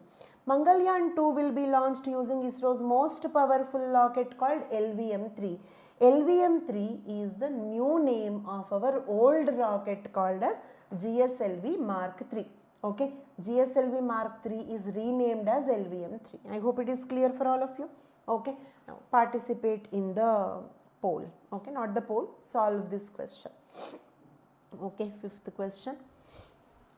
Okay, Mangalyaan-II will be launched in NGLV? No, it will be launched in LVM-3. Right? Wrong. With Mangalyaan-II success, ISRO will become the second space agency to fly a helicopter in the Mars atmosphere? Yes. The only other space agency which flew the helicopter in Mars atmosphere is NASA, and that is called as Ingenuity. Right. With Mangalyaan-II success, ISRO will become the second space agency to launch a lander and rover on the Mars? No. ISRO will become the, okay, third space agency after USA and, okay, China. Is it clear? After USA and China. Is it clear? Okay. How many of the above statements are correct? Only one is correct. Okay. And that is 2. Done? Okay. Next topic. Anti-malarials may relieve PCOS. What is PCOS? PCOS means polycystic ovarian syndrome. Polycystic ovarian syndrome. Yes, clear for all of you? And You know that in the recent times, the incidence of polycystic ovarian syndrome is drastically increasing. Several girls and women are suffering with this problem. This leads to irregular menstrual cycle, decrease in the fertility, lesser chances of giving birth to a child, and several other physiological and physical problems. That is polycystic ovarian syndrome. Is it clear? Okay. Now, plant derived compounds called artemisinins. Okay. Plant derived compounds called as arteminisins. Arteminisins are the like Ayurvedic medicine, okay, herbal medicine, arteminisins. Clear till now? Okay. What are they? They are anti-malarial, okay, herbal medicine for malaria. But surprise is they are also curing PCOS, 1+1 offer, okay. It's a herbal medicine kind of thing, a plant product that can cure malaria, okay. But the advantage it is also curing anti-malarial properties and also relieve the PCOS. How it will relieve PCOS? To understand that, first of all, we have to understand what happens in PCOS. In PCOS, what happens is excess production of androgens. Androgens means what? Testosterone. Okay. Surprisingly, do women produce testosterone? Yes, women also produce testosterone. Okay. Actually, which organ produce testosterone in the man? Testis produce testosterone, okay, in the man. But women do not have testis. So, which organ produce testosterone in the women? Ovaries and adrenal glands. Ovaries and adrenal glands. Is it clear? In the man, testis produce testosterone. But in the women, ovaries plus adrenal gland, adrenal. Renal means kidney. Adrenal means these are the glands located on the kidneys. Therefore, they are called adrenal glands. Is it clear? They produce testosterone. What happens in the PCOS? Excess production of these androgens. Is it clear? And then how this herbal medicine control PCOS?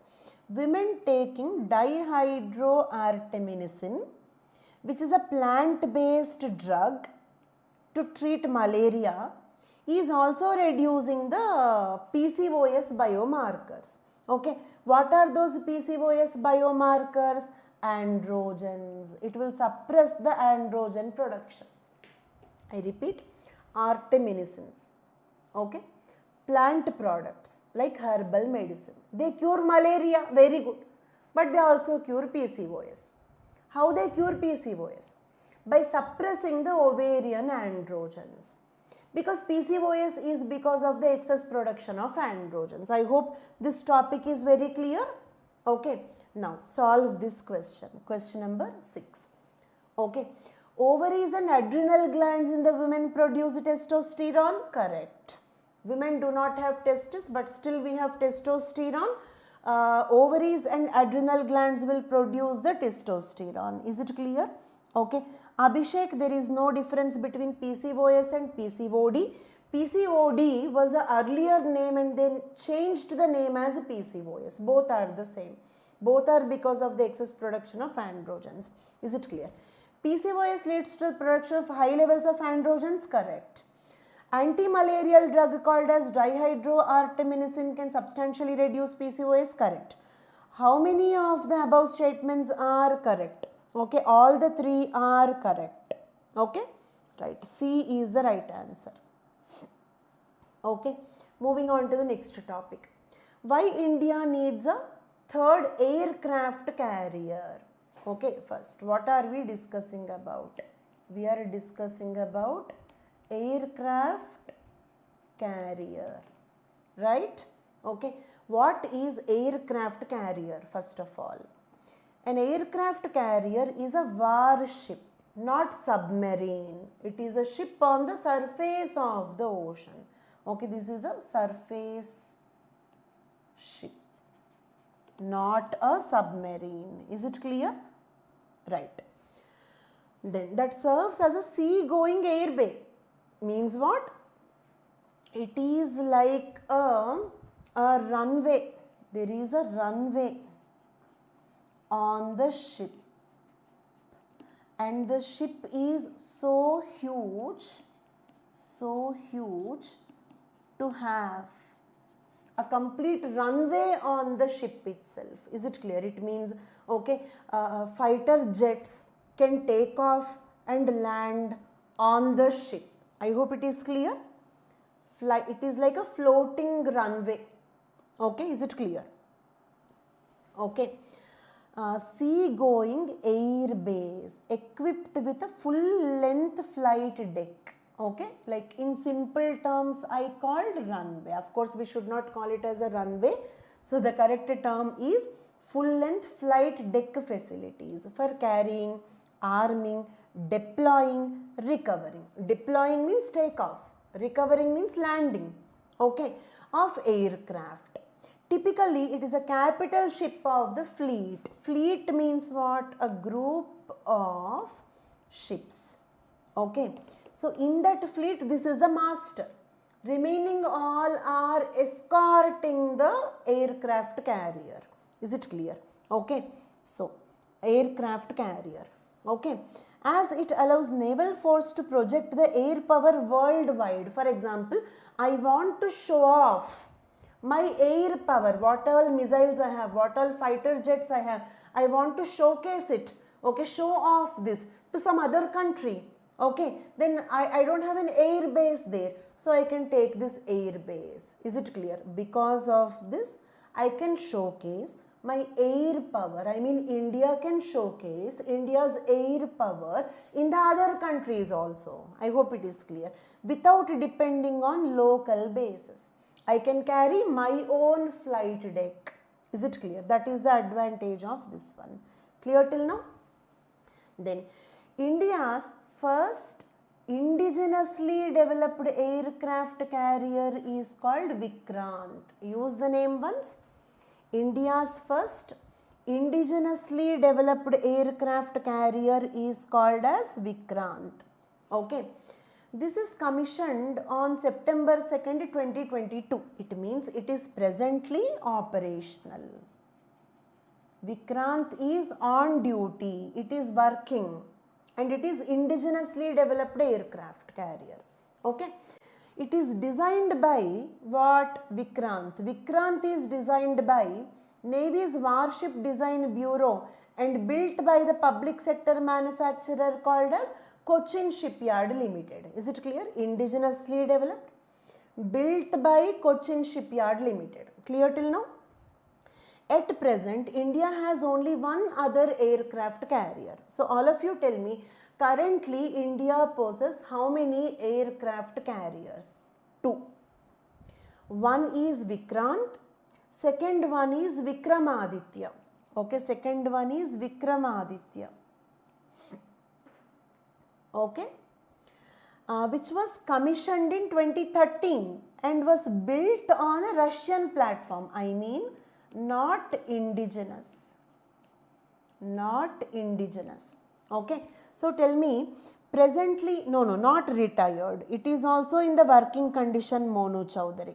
Vikramaditya is also working, commissioned, not yet retired, operational, but not indigenously developed. Developed by a Russian platform. Is it clear?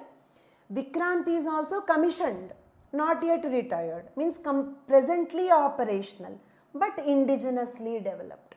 Okay, very simple. 2 aircraft carriers, Vikrant, Vikramaditya. Vikramaditya is currently operational, but it is not indigenous. Vikrant, okay, is currently operational and it is indigenously developed. Clear till now? Okay, right. Okay, then defense forces were seeking 3 carriers in all. We have 2. Okay, we have means made by a Russian company. Okay, not indigenously developed, Lalita Prasad. Okay, so we have 2, but our defense forces are seeking total 3 aircraft carrier. 2 are not enough for us. We are seeking 1 more aircraft carrier. Is it clear?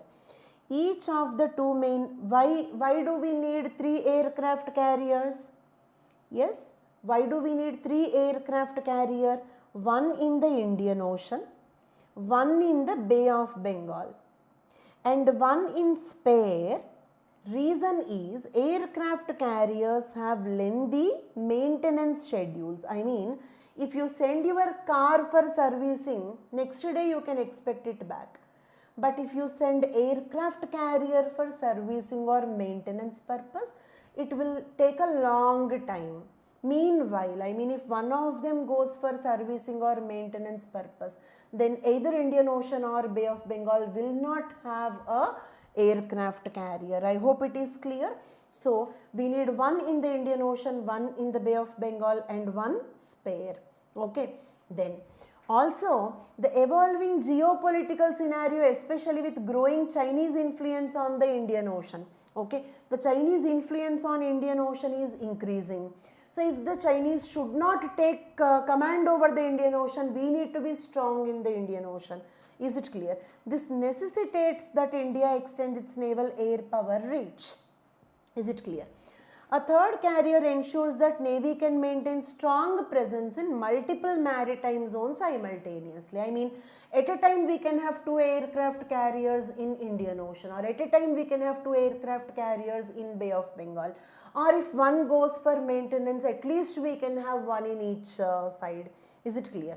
Okay. Aircraft carriers act as floating airfields. They add to the surge capacity, allowing fighter jets to operate from the sea. That is the reason why we need 3 aircraft carriers, giving vast coastline of India. Okay. So, India, okay, is having water on 3 sides of it. Is it clear? Okay. So, peninsula. So, that is the reason why we have a long coastline. So, this particular geographic situation also makes it compulsory for us to have 3 aircraft carrier at least. Is it clear? Okay. So, geopolitical reasons, geographical reasons having long coastline, plus also like the long lengthy maintenance schedules of the aircraft carriers. These are the reasons why we need minimum 3 aircraft carriers. Is it clear? Okay. I mean, they are trying to take control. Okay. So, we need to be dominant there, right? We need to at least be capable of defending India, right? Okay. Now, answer this question. India currently possesses 2 indigenous aircraft carriers? No.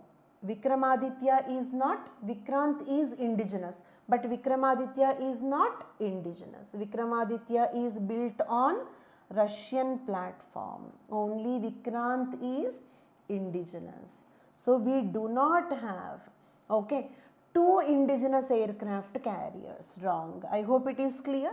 Next, aircraft carriers act as sea-going air bases, allowing fighter jets to operate from the sea. Yes, a fighter jet can be deployed and recovered onto the aircraft carrier. China possesses largest aircraft carrier in the world? No. USA possesses largest aircraft carrier in the world. Which country possesses largest aircraft carrier? Okay. The name is USS, okay, Gerald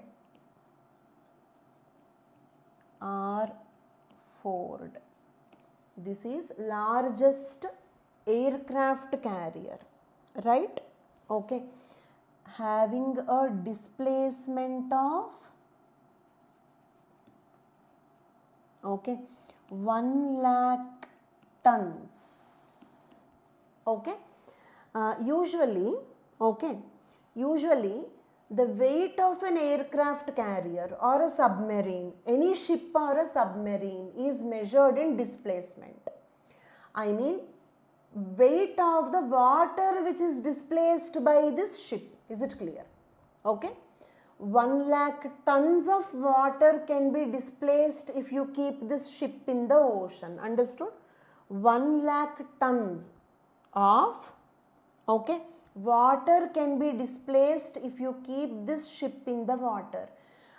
Weight of a ship of a submarine is measured in displacement. With 1 lakh ton displacement, USS Gerald R. Ford is the largest aircraft carrier in the world. It is not China. Okay, how many, okay, of the above statements are incorrect? Okay, 2 are incorrect. That is 1 and 3. Okay, 7th question, right answer is B. Is it clear? 2 are incorrect, that is 1 and 3 statements are incorrect. Moving on to the next question, next topic. Okay, right. Now, study pathogens in International Space Station. Okay, pathogens means what? Pathogens means disease causing agents.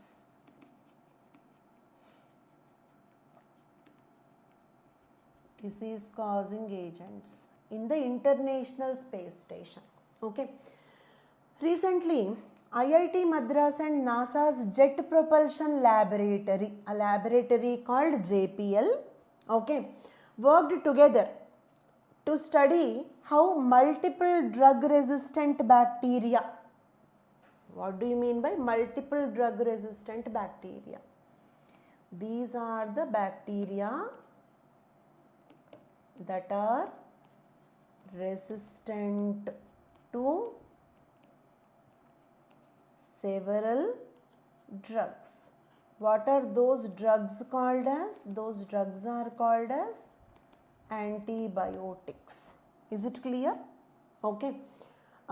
So, these two, that is IIT Madras and NASA's JPL, they both together are trying to study multiple drug resistant bacteria. How do they behave in the International Space Station? Okay, how do they behave? How do such resistant bacteria behave in the International Space Station? Their research is mostly about a bacterium called as Enterobacter bugandensis. Okay, which bacterium they are studying in the International Space Station? Enterobacter bugandensis. Is it clear? Because you are preparing for prelims, is there a chance that they can ask you, I mean, have you ever seen a question where spelling mistakes are given? I mean, 2-3 spellings of the same word is given and asking you to choose the correct spelling? No, never. So, don't worry about the exact name and the spelling. You should be able to recognize it if it is mentioned in the multiple choice. Is it clear? Just you should be able to recognize it.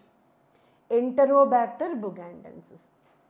Okay, which is known for making hospital illnesses hard to cure. Hospital illnesses. So, here I am introducing one word called as, okay, nosocomial infections. Use the word once. Nosocomial infections. All of you. Nosocomial, AL, nosocomial infections. What do you mean by nosocomial infections? They are hospital or ICU infections. For example, okay, like during COVID-19 we heard about black fungus. Who got it? Hospitalized people got it. Okay. They are also called as opportunistic pathogens. They are also called as opportunistic pathogens. Opportunistic pathogens means what? They cannot infect. They are weak pathogens. They cannot infect the healthy people. Okay. Infect only, they can infect only patients, hospitalized patients, or the people with weak immune system. Or the people with weak immune system. Is it clear? So usually these infections occur in the hospitals or ICUs. Okay, so these are the two words, nosocomial infections, opportunistic pathogens. This is all general knowledge. Okay, when there is a news article, our only target is not to study about that particular news article.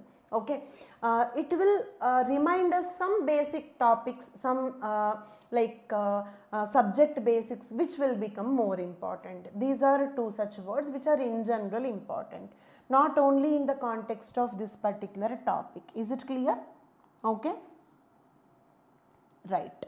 Okay, now and how it changed to survive in the space. Now this Enterobacter bugandensis, which is an opportunistic pathogen, which is a nosocomial pathogen.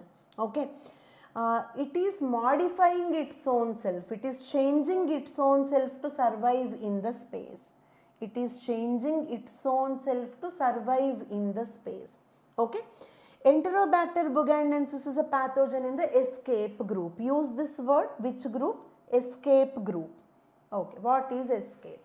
Okay, this is escape is an acronym of 6 pathogens. All the 6 are nosocomial and opportunistic. I hope it is clear. Escape is the acronym of 6 nosocomial infections or 6 nosocomial bacteria or opportunistic bacteria. They are Enterococcus faecium, Staphylococcus aureus, Klebsiella pneumoniae. Okay, see, these names are difficult if you try to by heart the name, by heart the spelling or the exact name. But if you look at it 2-3 times, you can easily identify whether it is in the escape group or not. For prelims, you will just have to identify if it comes in the multiple choice. Okay, so reading like that is not difficult. Don't worry about the spelling, don't worry about the pronunciation.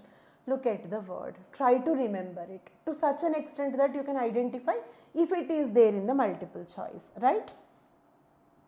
Means what? These are no meaning, these are the names of bacteria. They are the names of 6 bacteria. No meaning. Is it clear? Manish Singh, there is no meaning. They are the names of 6 bacteria. And escape also no meaning. It is an acronym, shortcut. Okay, like we do memory techniques. First words, first letters are taken to create a word called as escape. Is it clear? Acronym of 6 bacteria. Is it clear? Okay. Don't hospitalize them. Unfortunately, you cannot hospitalize them. If you get hospitalized, they will infect you. Is it clear? They will not get hospitalized. If we get hospitalized, they will infect us. I hope it is clear. Manish? Okay. Then Enterococcus faecium, Staphylococcus aureus, Klebsiella pneumoniae. Okay, then Acinetobacter baumannii, Pseudomonas aeruginosa, Enterobacter species, Escherichia coli. Actually, Escherichia coli is not in the escape list. Okay, ESKAPE, that's all. E. coli is not in the escape list. It is added later to make it escape plus E. E stands for E. coli, Escherichia coli. Okay, tell me, is Escherichia coli present in this acronym called escape group of pathogens? All of you? Is E. coli a part of escape group of pathogens? No, it is added later. It is added later. Okay, and what are these escape group of pathogens? They are opportunistic pathogens. They are nosocomial pathogens, which usually infect the hospitalized people, and they are all multiple drug resistant bacteria. Remember 3 points about them. They cause hospital infections, they are opportunistic pathogens, okay, and okay, they are multiple drug resistant bacteria. Is it clear? These pathogens are resistant to many drugs. WHO wants to find new treatments as soon as possible. Why new treatment is needed for these pathogens? Because existing drugs cannot kill them. Why new treatment is needed for these pathogens? Because existing drugs cannot kill them. Why existing drugs cannot kill them? Because they became resistant to those drugs. Even if you take those medicines, they are not dying. Is it clear? Okay. Then the study findings and implications. 13 types of Enterobacter bugandensis were found in the International Space Station. Okay. Now coming back to this. International Space Station. Okay. On the surface of International Space Station, you found 13 types of Enterobacter bugandensis. Is it clear? These 13 types, okay, had gone through major changes. They modified. Why modified? Because they are getting adjusted to the space conditions. They are able to survive in the space. Understand how strong they are, how resistant they are. They are surviving on the surface of the International Space Station. For that, okay, they have undergone major changes that made them genetically and functionally different from the ones present on the Earth. It means the Enterobacter bugandensis which is present on the Earth is different from the Enterobacter bugandensis which is present on the ISS. Is it clear? The Enterobacter bugandensis which is present on Earth is different from the Enterobacter bugandensis which is located on the International Space Station. Why it is different? Because it underwent modifications. Why it underwent modifications? To survive in the space, means it became more resistant. Some of these changes include making the organism more resistant to antimicrobials. It means that Enterobacter bugandensis which is present in the International Space Station is more resistant to antibiotics. Which Enterobacter bugandensis is more resistant to antibiotics? The one found on the Earth or the one found on the International Space Station? Everybody? Major difference, yes. Which Enterobacter bugandensis is more resistant to antibiotics? The one found on Earth or the one found on International Space Station? Yes, the one found on International Space Station is making the organism more resistant to antimicrobials. Is it clear? Okay. Not only that, this Enterobacter bugandensis is helping the other bacteria also to survive in the space, because it will feel lonely, right? It needs friends.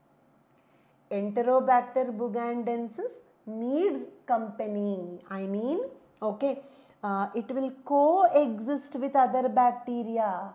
So not only this is getting adjusted to the conditions in the space, it is also helping the other bacteria to survive better in the space.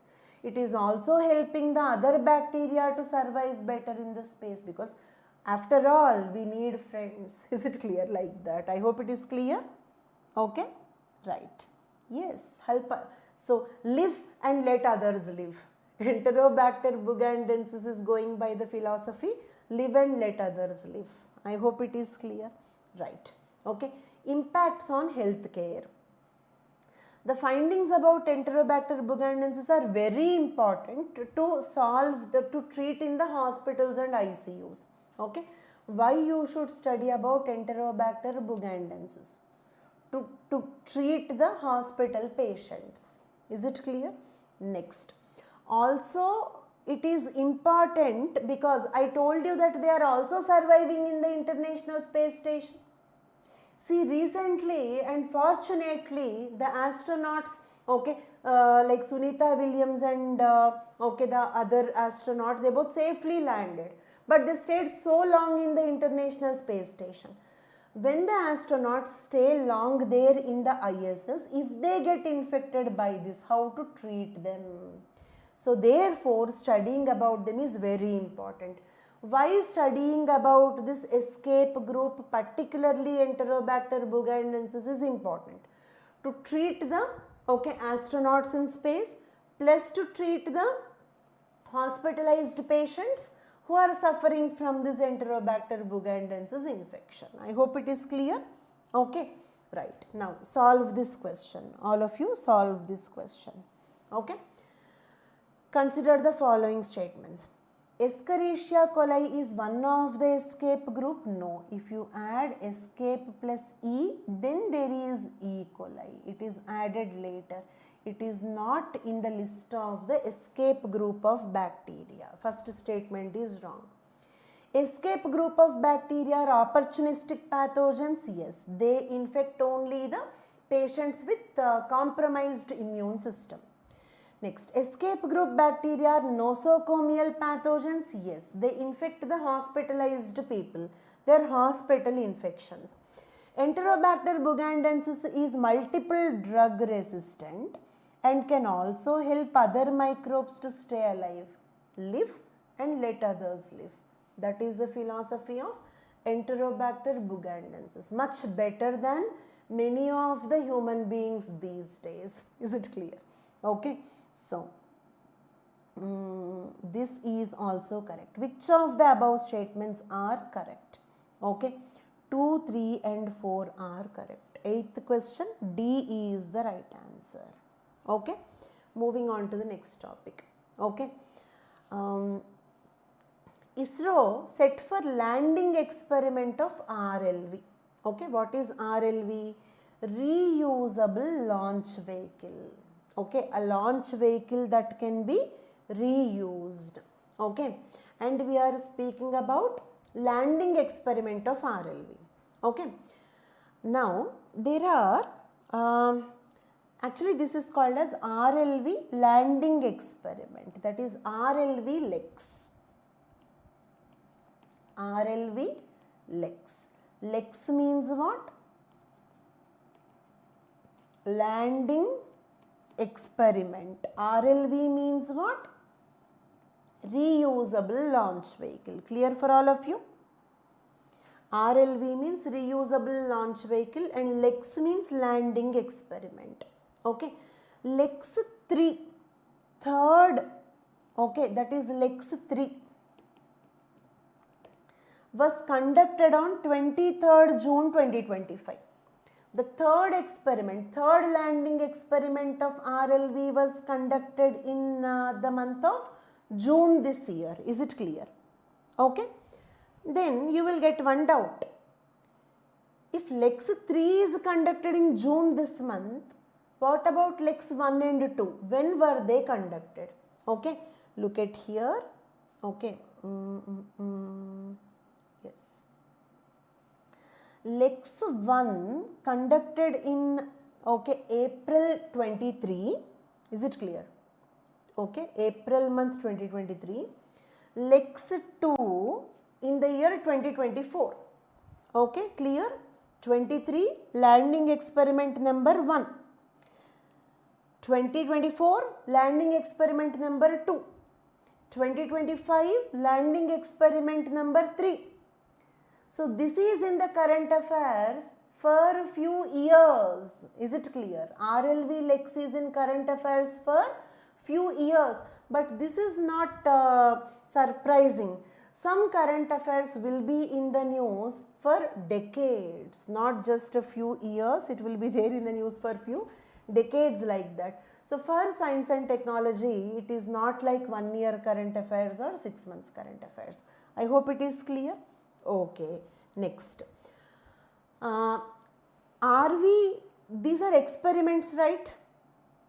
In these experiments, are we really landing the original RLV? No. Okay. We are using unmanned prototype. Prototype means what? Model of RLV, not the original RLV. Is it clear? Not original RLV is landing. In these experiments, original RLV is not landing. A model for RLV, that is called pushback. Okay. So all of you tell me, what is pushback? Okay. Pushback is a prototype of RLV. It has undergone 3 landing experiments, lex 1, 2, 3 in 23, 24, 25. I hope it is clear. The final test is lex 3. Okay. Here what happened? Okay. Listen this carefully. Okay. And somebody is repeatedly asking for the dinner break. Okay. Array, this old lady is not having problem with the dinner break, standing here, unable to even have water. Okay, you have while watching the class, it's not a big deal. Okay, you eat some chips, some snacks, some water, some cold drinks, whatever you want, you have it. Okay, you don't have to stand here, you don't have to face the camera, you enjoy whatever you want and let me focus on the class. Okay, yes, clear for all of you? Right. Okay. Now, so, yes, okay, now we are discussing about lex 3, okay, now we are discussing about lex 3. In each landing experiment, that is lex 3 is more difficult than lex 2, lex 2 is more difficult than lex 1, because, okay, obviously 10th class exam is more difficult than 9th class exam, 9th class exam is more difficult than 8th class exam, something like that. Is it clear? But here what we have done, okay, we take the pushpak, okay, imagine this is pushpak, okay, this pen cap is pushpak. My right hand is Chinook helicopter. Is it clear? What is my right hand? I am comparing it with Chinook helicopter. Chinook helicopter is carrying the pushpak, RLV, okay, RLV's model, and from there it is leaving it. And we test whether it can successfully land or not. I hope it is clear. This is pushpak. What is pushpak? The prototype of RLV. It is carried by Chinook helicopter and it will leave. The Chinook helicopter will carry it and leave it from there. And we test whether the RLV can successfully land or not. I hope it is clear. Okay. Thank you so much, friends. Okay. Focusing on the class, please. Right. And to what height the Chinook helicopter took this particular RLV, that is pushpak? 4.5 kilometer. 4.5 kilo. Imagine, okay, this is the runway. Okay, you can see my hand is runway, right? Okay, my right hand is Chinook helicopter. This is pushpak. Okay, you have taken it. How much height? 4.5 kilometer height. This height is 4.5 kilometer plus 500 meter laterally. I mean not above the runway. I hope it is clear. Not above the landing site. 4.5 kilometer above, 500 meter, that is half kilometer, okay, away. Why?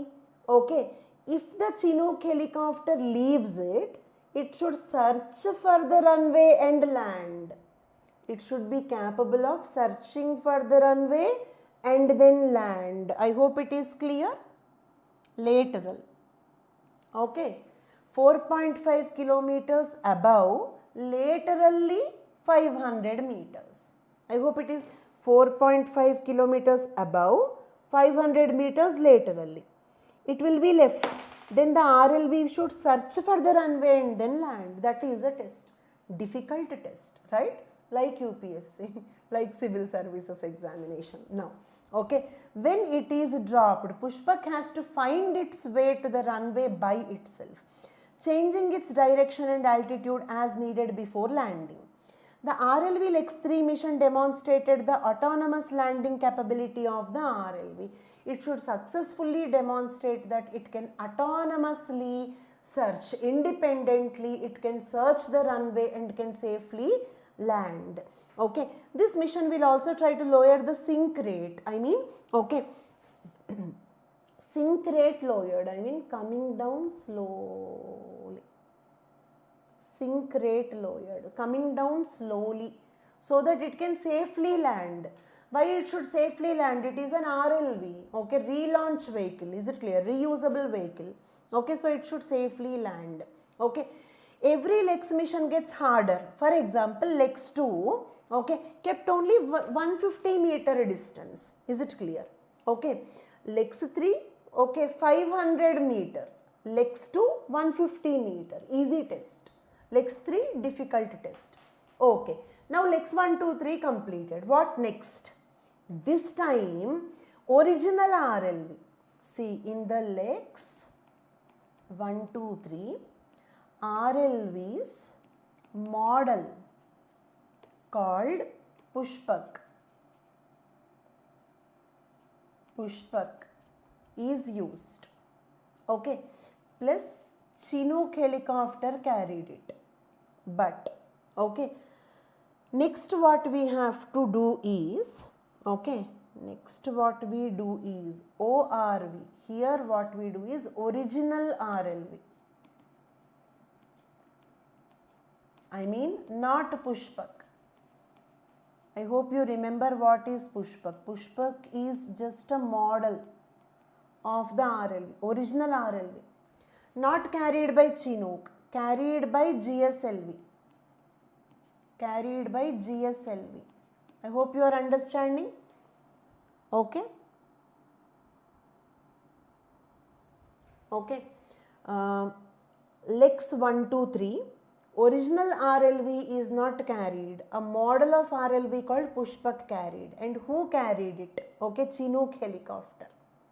But next one, next test after LEX-1, 2, 3, what is the next test? That is future test. I mean it will be a current affair for next year also. Next year or that next year. I hope it is clear. Then the RLV will become operational. Then it will be constantly in the current affairs. Like that. Okay. Original RLV, but it is not carried by Chinook helicopter. Directly GSLV rocket will carry it. Okay, not to 4 kilometers. For example, here it is just 4 kilometers. LEX-III is 4.5. Okay, but, okay, remember this, that is 4.5. Whereas ORV is 400 kilometer orbit. Okay, compared to LEX-III 4.5 kilometer. I hope you understood. Is it clear? The ORV is set to launch in about 2 years. I mean next 2-3 years it will be continuously in the news. Only testing will be in the news for the next 2-3 years.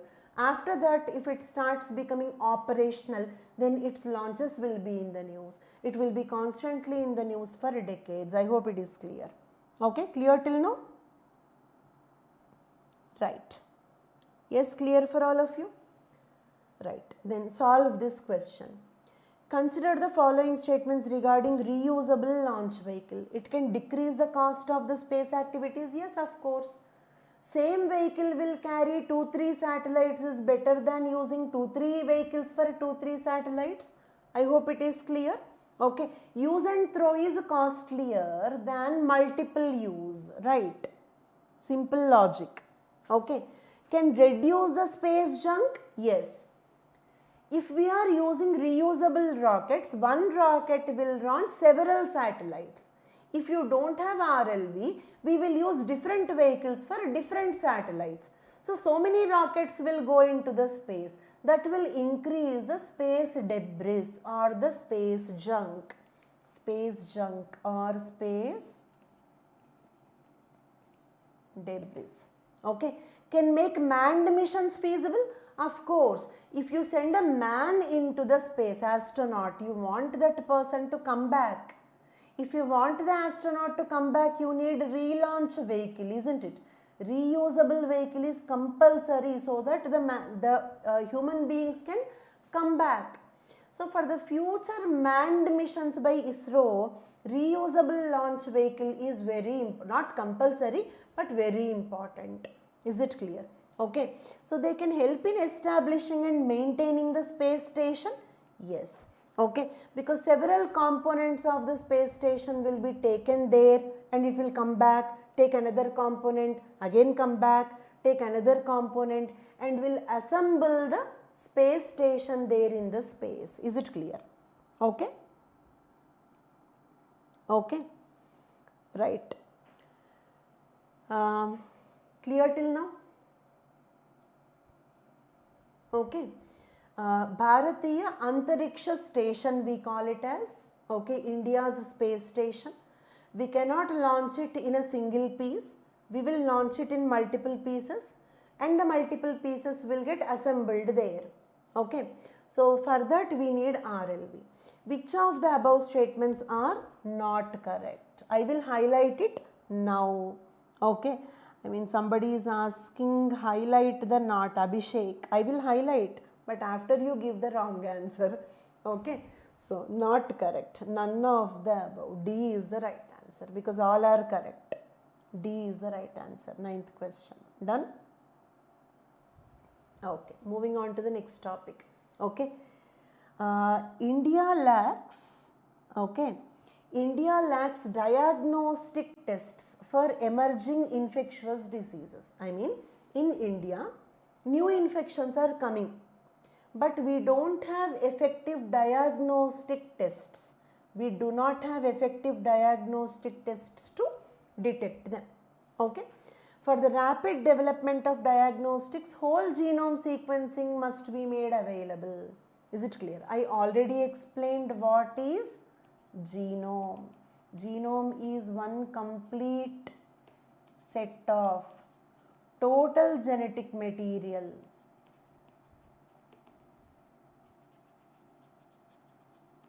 of a cell. Is it clear? For example, if you want to diagnose Zika virus, you can better diagnose Zika virus if you know the complete genome sequence of the Zika virus. Is it clear? I repeat, you can easily diagnose Zika virus if you know the complete DNA sequence, complete genome sequence of the Zika virus. Okay, whole genome sequences should be made available in the public domain soon after the outbreaks, so that the diagnosis will become easy. Okay. Now let us see about a few recent pathogens, which are in the news recently. Zika virus. It spreads by, okay, Aedes aegypti mosquito, okay, which is also spreading dengue and chikungunya. Is it clear? Zika virus, dengue, chikungunya. All the three are spread by the same mosquito called as Aedes aegypti. Clear? Aedes aegypti belongs to flavivirus family. Zika virus belongs to flavivirus family. Can spread through sex, okay, or mother to fetus also. I mean, sexually transmitted, and can also go from the mother to baby. And if the pregnant lady is infected by Zika virus, then the baby will get microcephaly. Fetus will get microcephaly. Microcephaly means what? Unusually small head. Unusually small head. Micro means small, cephalic means head. Is it clear? Okay. Next. Incubation period is 3 to 14 days. I mean, if I get Zika virus infection, after 14 days I will start developing the symptoms. Is it clear? Symptoms appear after 14 days. The time gap between the virus entering into the body and the first symptom appearing is called incubation period. Okay. It was first identified in Uganda in 1947 in monkeys. In India, Zika virus was first recorded in 1950-53. Is it clear? Okay. Clinical symptoms include, okay, like fever. I mean, it is indistinguishable with other diseases. I mean, okay, you cannot know whether it is Zika or dengue. Symptoms of Zika are similar to that of the other infections like dengue. Is it clear? Okay. There is no approved diagnostic test for Zika.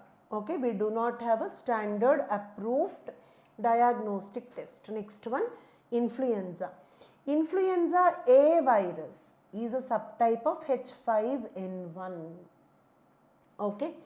H5N1, which causes influenza predominantly in the birds. H5N1 is the bird flu. You might have heard about the bird flu recently. Okay. What is H5N1? H stands for heme agglutinin. Heme agglutinin. N stands for neuraminidase. Okay. And these numbers stands for types. Like for example, we have H3N2. I mean, okay, the third type of hemagglutinin, the second type of neuraminidase. Okay. H5N1, the fifth type of hemagglutinin, first type of neuraminidase. Okay. Like that, we have different types of, they are all different varieties of influenza virus. I hope it is clear. Right? Okay. Then it is enzootic. Enzootic means what? Okay. Do you know the word endemic diseases? Endemic diseases. Okay. Epidemic diseases. Epidemic diseases. Pandemic diseases. Right? Okay. Epidemic diseases means what? Okay. Outbreaks. Outbreaks. Right? I mean short duration, more infections. Right? Epidemic means what? Global. Okay. Sorry, pandemic means global epidemic. I mean same, short duration, more cases, but across the globe. In a short duration, more cases will come, but this is across the globe. That is pandemic. Endemic means, okay, constantly present. Not short duration, more cases. Okay. It is always a problem. Is it clear? It is always throughout the year. Throughout the year. Is it clear? Okay. Now, okay, just like endemic, we have enzootic. Look at these words. These are slightly new to you. Enzootic means just like endemic. It is a constant problem, but in animals. Animals will keep on getting all through the year. Is it clear? Endemic, enzootic. Demo means what? Population, humans. Zoo means animals. Animals will constantly suffer from this. I hope it is clear. Okay. Epidemic. Okay. Same way, epizootic. Epizootic. It means in a short duration, more animals get infected. Okay. In a short duration, more birds will die. Then it is called epizootic. I hope it is clear. Just like epidemic. Okay. Same way, panzootic. Panzootic is like pandemic. I mean, animals will get it across the globe. I mean, if the birds across the globe are getting bird flu, then it is called panzootic. I hope the terminology is clear. Zoo for animals, demo for demography, population, that is human beings. Is it clear? A case of avian influenza, avian, aves means birds, avian influenza means bird flu, is reported from Australia. Okay. GSED, what is GSED? It is Global Initiative on Sharing All Influenza Data. Okay. So it means it is a global initiative for sharing avian influenza data. Okay. It is, okay, like GSED will maintain the genome sequences of all influenza viruses. Is it clear? I told you already that if you know the genome sequence of a pathogen, you can easily diagnose it. So, GSED is like a data. It will maintain the data about genome sequences of all influenza viruses. Is it clear? That is GSED. Next, Nipah virus. It belongs to paramyxovirus. Okay, if you remember, Zika virus belong to flavivirus family, whereas Nipah virus belongs to paramyxovirus family. Nipah virus infection in humans can range from asymptomatic to fatal encephalitis. Fatal means deadly. The person can even die due to encephalitis. Encephalitis means brain infection. Okay, the brain will get infected here. Okay, fatality rate is up to 75%. I mean 75% of the people who get infected will die. Is it clear? Nipah virus can be transmitted to humans from animals. I mean it is a zoonotic disease. Zoonotic means what? Zoonotic means the infections that will spread from animals to humans. Okay, or it can also come through contaminated food, transmitted directly from human being to human being also possible. Okay, fruit bats of the Pteropodidae family are the host of the Nipah virus. Okay, it is initially spread from fruit bats of Pteropodidae family. They are the host of Nipah virus. Humans got it from fruit bats. That is the story of Nipah virus. Then solve this question. Okay. Zika and Nipah belong to the same family called as Flaviviridae? No, Zika belongs to Flaviviridae, but Nipah belongs to paramyxovirus. Is it clear? Zika belongs to Flaviviridae, but Nipah belongs to paramyxovirus.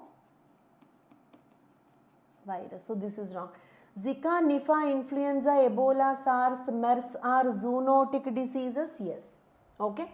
Zika virus, Nipah virus, influenza. Okay. Influenza also we get from the birds, we get from the pigs. Is it clear?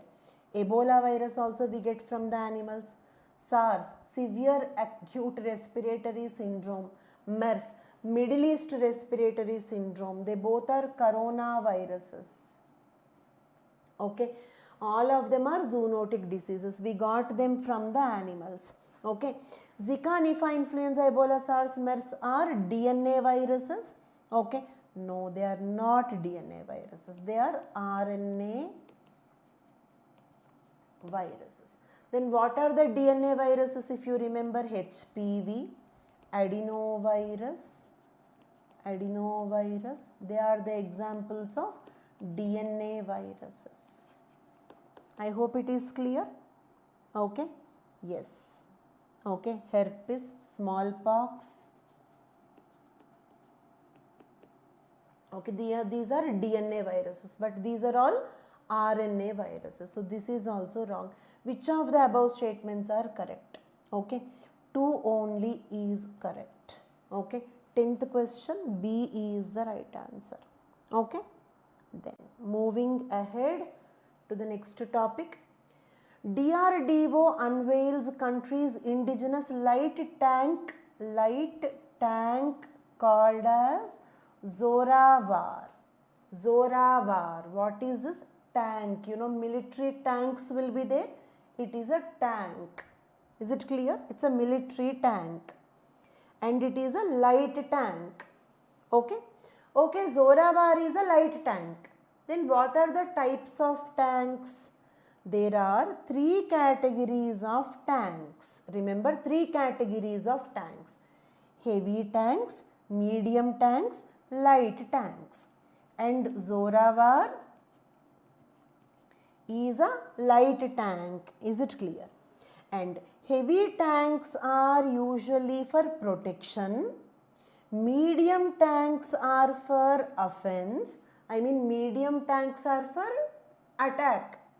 Heavy tanks are for defense. I hope it is clear. This is for offense. Offense means attack. Protection means defense. Whereas light tanks like Zoravar will do both of them. Clear for all of you? Heavy tanks for protection. Okay, medium tanks for offense. Light tanks will do both of them. The Zoravar tank was developed jointly by DRDO and Larsen and Turbo. It is indigenously developed light tank. under the project called as Project Zoravar. Okay, this light tank is developed under the project called Project Zoravar. Project Zoravar is named after the General Zoravar Singh of Jammu. Is it clear? Okay, and this is having plans of induction by August 2025. We are planning to induct Zoravar, okay, by the year 2025. Is it clear? Okay, solve this question. Question number 11. There is some more content here. Okay, you can just go through that, nothing much to explain. Okay, I am just skipping it because we have lot more topics to discuss. Done? Okay, then heavy tanks focus on the offense. 11th question. Okay, B is the right answer. Heavy tanks, focus on offense. No, they focus on protection. Medium tanks focus on protection. No, they focus on attack. If you interchange, they are correct. I hope it is clear. Zoravar can be transported by air and it is capable of amphibious operations. Yes. Okay. That point is given here. Okay. It can be transported by air. Okay, just 25 tons. Just 25 tons. So it is suitable for air transportation. Okay, and designed to be amphibious. It means land and water. Okay, it is designed to be amphibious, both land and water. Okay, so this is correct. How many of the above statements are correct? Okay. 2 are correct, only 2 are correct. Which 2 are correct? 3 and 4 are correct. Zoravar is a light tank that can fire anti-tank guided missiles. Yes. Okay. Armament. Okay. A 105 mm high caliber main gun capable of firing anti-tank guided missile. Anti-tank missile means what? Anti-tank missile means a missile that can attack tanks. So Zoravar is a tank, but it will have a missile that can attack on the others enemies' tanks. Zoravar is a tank by itself, but it is having a main gun, okay, that can fire the anti-tank guided missile. So they can attack on the enemy's tanks. Is it clear for all of you? Okay. So 3 and 4 are the correct answers. Done? Moving on to the next topic. Okay. Meta crimes.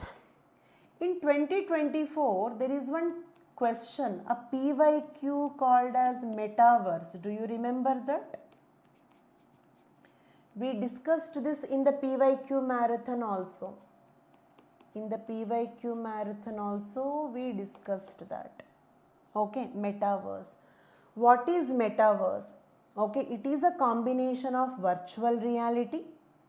Virtual reality means what? Completely reality is absent. Reality is totally absent. Okay, you will go into a virtual world. For example, okay, a virtual space tour where you can touch the virtual sun. Reality is completely absent. Augmented reality means reality will be present, but we add something to reality. Example, Lenskart app. Okay, your face is reality. To that you are adding the virtual specs. Is it clear? You are adding something to the reality, that is augmented reality. It also includes blockchain technology. Okay, blockchain technology for cryptocurrency. Okay, to create immersive digital environments where user can interact and transact. Okay, so here, for example, okay, listen to this story. I can create my virtual avatar. I mean not Bindu, her virtual avatar. Okay. Will go to a virtual shopping mall. Will purchase, will try virtual clothes just like we try the Lenskart app specs. Will try the virtual clothes. Is it clear? Purchase them using cryptocurrency. Such place is called metaverse. Is it clear?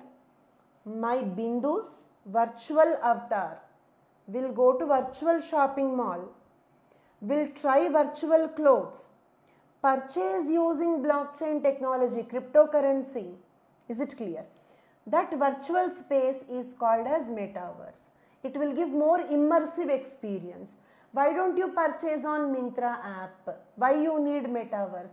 Because here you will not get the feel of going to a shopping. Is it clear? Sitting in the home, if you do online shopping, you cannot enjoy shopping. Is it clear?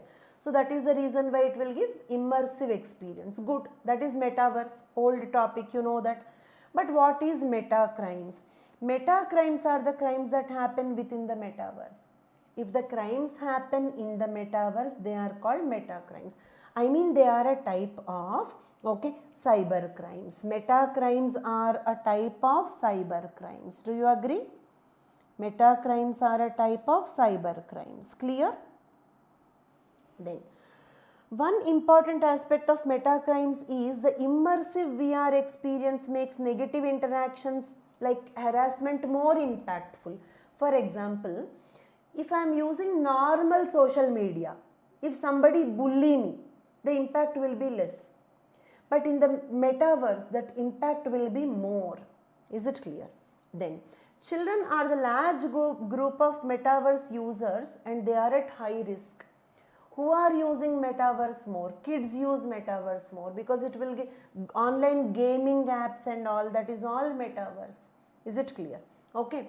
So, cases like first reported rape, in the UK's metaverse. How rape is possible as a cyber crime? The virtual avatar of X rapes the virtual avatar of the other person. For example, two people are playing a game in the metaverse. In that game, her virtual avatar is raped by another man's virtual avatar. Of course, it is virtual. He is not touching her body directly. She is not facing the consequences. But psychological impact will be there. Is it clear? So, even rapes are possible in the metaverse. Even rapes can be considered as meta crimes, but they are virtual rapes. I hope it is clear. Okay. Highlight the urgent need of legal frameworks for it. Victims report experiencing psychological trauma similar to the physical assault. The trauma in the metaverse is as severe as the trauma in the physical assaults. Traditional laws don't cover these crimes. Traditional rape related sections are not applicable to the virtual rape. So you need special laws for it. Is it clear? With big tech companies investing heavily in the metaverse, more people will join the metaverse. So in future, meta crimes are going to increase. So we urgently need separate law for the meta crimes. Is it clear? Consider the following statements. Solve this question. Question number 12. Everybody please.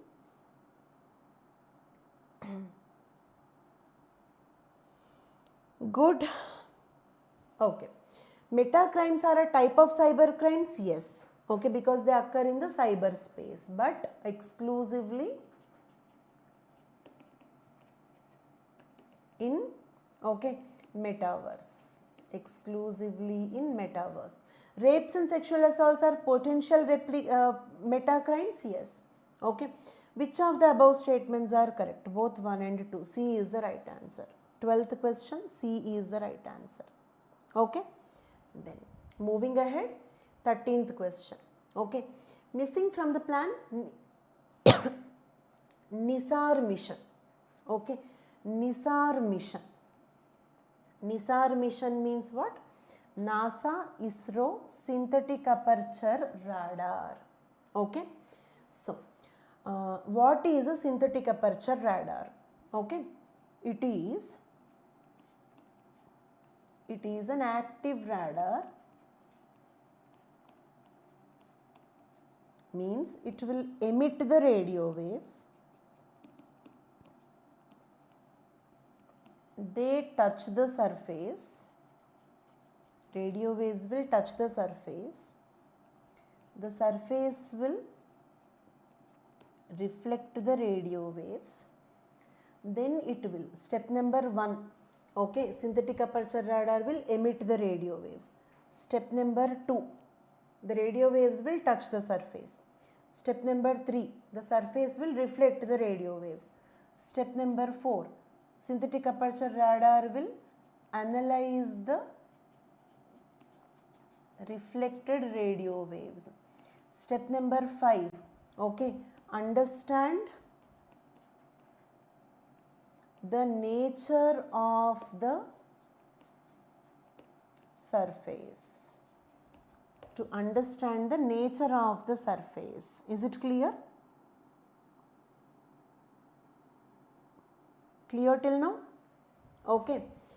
But radars are basically two types. Okay. Radars are two types. Beam radars.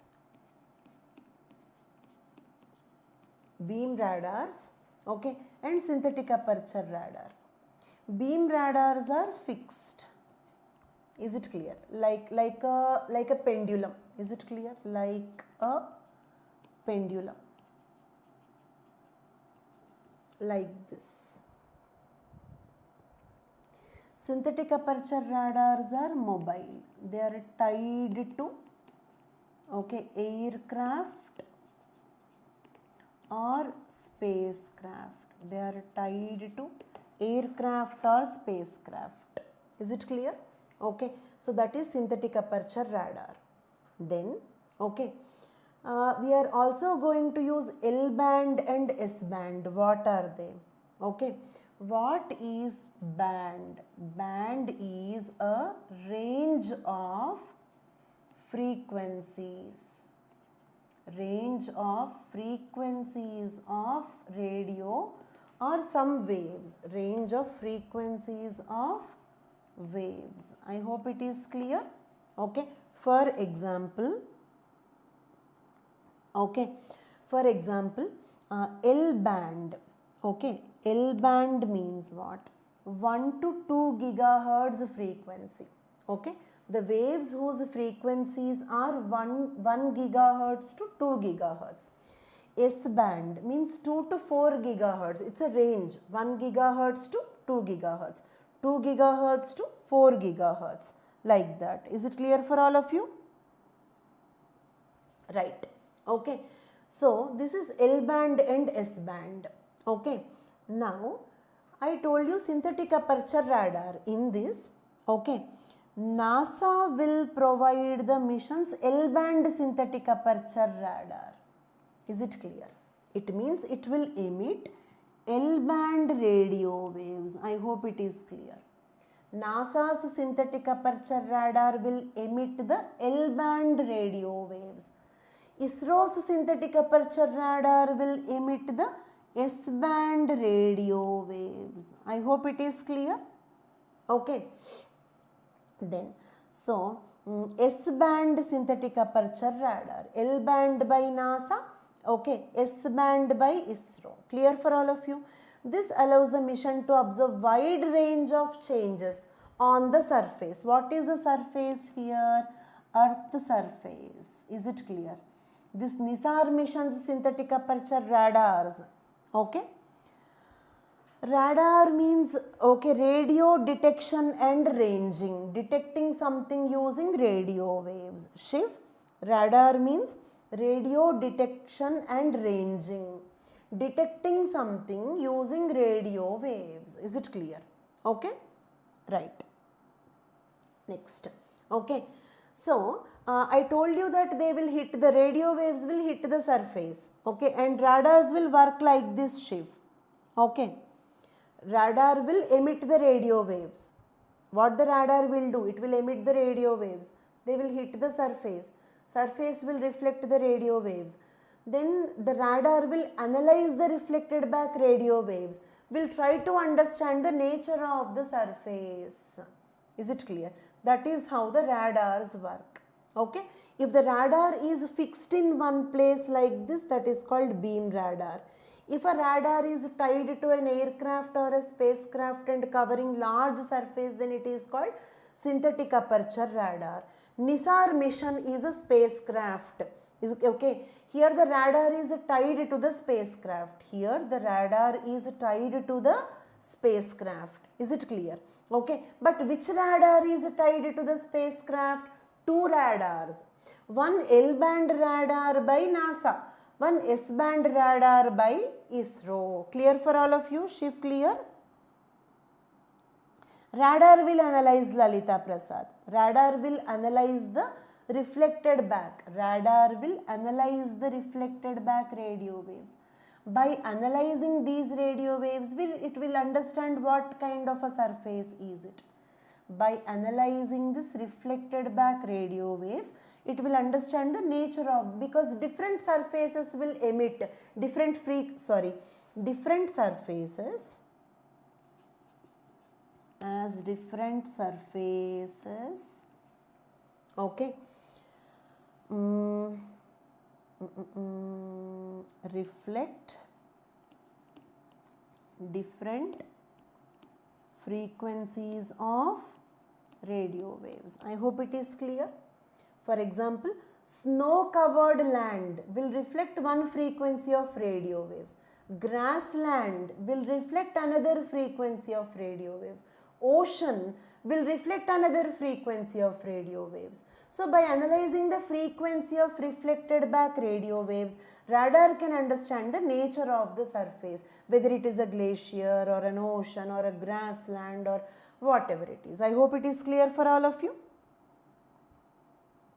Right. Okay. So, Nisar mission can study the flow rates of glaciers, ice sheets, earthquakes, volcanoes, biomass, sea level increase or decrease, groundwater increase or depletion. All these can be studied using the Nisar mission. NASA, ISRO synthetic aperture radar can study the changes in the flow rates of glaciers, changes in the movement of the ice sheets, earthquakes, volcanoes, natural hazards, sea level increase due to global warming, groundwater depletion due to heat increase. All these things can be studied using the Nisar mission. Yes, clear? Okay, right. It is designed to map the entire earth in 12 days. In every 12 days, the radar will cover the total earth surface. Imagine this is the earth. Nisar mission is orbiting like this. Once in every 12 days, it will cover the total earth. It means it can study the complete earth surface in every 12 days. Yes, clear? Flow rate of glacier means how fastly the glaciers are moving. Okay, right. Clear till now? Next, it was planned to be launched. Do we already have Nisar mission there? No. It was planned to be launched by GSLV in the year 2024 but got delayed. Nisar mission's plan is to be launched in 2024 but it got delayed. Is it clear? NASA announced that the launch of the Nisar satellite will be delayed until after May 2025. So as of now it is not launched. But it was earlier planned to be launched by this date but it got delayed. Why this got delayed? Because this satellite's antenna needed a coating. So NASA took this particular Nisar satellite so that it will do that coating on the antenna, will send it back and then it will be launched by ISRO. I repeat, Nisar mission was expected to be launched already but it got delayed, not yet launched. Why? What is the problem? Nisar mission's antenna needed one coating so that it can withstand the harsh conditions of the space. Nisar mission's antenna needed a coating so that it can withstand the harsh conditions of the space. So now NASA took this spacecraft, it will complete that coating and will send the Nisar satellite back to the Earth, and then it will be launched in GSLV, okay, from ISRO. Is it clear? ISRO will launch it in GSLV once it comes back, okay, but now it went for that coating purpose. Is it clear? Okay. No, it will not keep rotating shift. Okay. Right. That is about the Nisar mission. Consider the following. Like answer this question please, all of you. Question number 13. Everybody please. Synthetic aperture radar is an active radar that is placed onto a moving platform like airplane or orbiting satellite. Yes. Okay. Whereas beam radars are fixed, right? Okay, and example Nisar, NASA ISRO synthetic aperture radar. Next, beam radars can study larger areas than, no, okay, because they are fixed. Beam radars are fixed, so they cover smaller areas. Look at here, if this is the antenna which is fixed, how much distance it cover? That's it. But if it is tied to the spacecraft, it can cover the total Earth surface. So second one is wrong. I hope it is clear. NASA will provide the S band, okay, ISRO will provide the L band, no, it is reverse. Okay. Nisar will take 3 years to map the Earth. No, it will take 12 days to map the Earth. Is it clear? Which of the following are incorrect? Which of the following are incorrect? 2, 3, 4. B is the right answer. Okay, 13th question. B is the right answer. Done? I hope the questions are giving you enough practice. I tried to keep the questions a little bit on difficult side, not a little bit, too much on difficult side, because, okay, the idea is if you are able to solve the difficult questions, in the exam you will feel more convenient. Is it clear? Okay, I don't want to give you very easy questions so that you will face difficulty in the exam. Then you may ask me one question. Is it clear? Okay, that how do we understand the exact difficulty level of the exam? You said you are giving more difficult question. What will be the exact difficulty level of the exam? Okay, Conquer Prelims stage 3, 10 years previous year questions, 106 questions we discussed in the last session. So you go through them, you will get clarity on exact difficulty level, how easy the questions will be, how difficult the questions will be, and you can clearly notice that those questions are much more simpler. I hope it is clear. Yes, yes. Okay, right. Okay, then next one. Right. Second nuclear missile submarine. Okay. India is now all set to commission its second nuclear powered submarine. Okay. Submarine means, you know, a submerged ship. Submarine is a submerged ship. Okay. Lalita Prasad, several topics are remaining. Okay. And this class will extend at least up to 12. Okay, at least up to 12 AM or maybe little more than that. I am not planning a break, okay, but if you insist, we can think in that case then it will be completed by 12:30, okay. I don't want to waste extra half an hour on this. If you feel you can manage, okay, then we can continue. Basically, I am not planning a particular break here. Okay, the class will extend minimum till 12 AM. Okay, it can be more than that also. If you can manage, 12:30 is okay with a break. Okay, Okay, then let us take a small break. Okay, 15 minutes break. We'll be back by 9:20 p.m. Okay, we'll be back sharply by 9:20 p.m. Okay, and the stream will stay like this only. I am not disconnecting the stream. You will just have to, okay, start watching the class again by 9:20. Okay, I am not closing the stream. Thank you. Bye bye.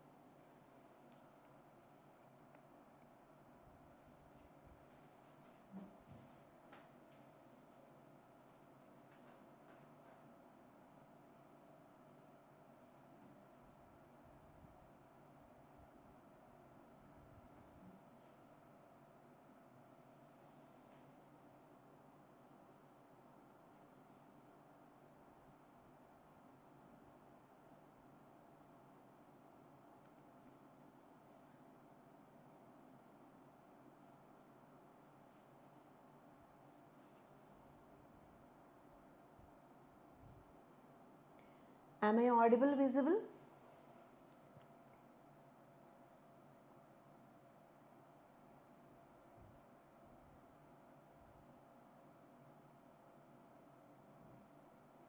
Am I audible, visible?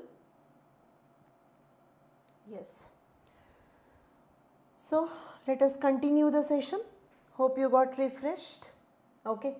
The next topic we are discussing is second nuclear missile submarine. We are discussing about submarines. What is a submarine?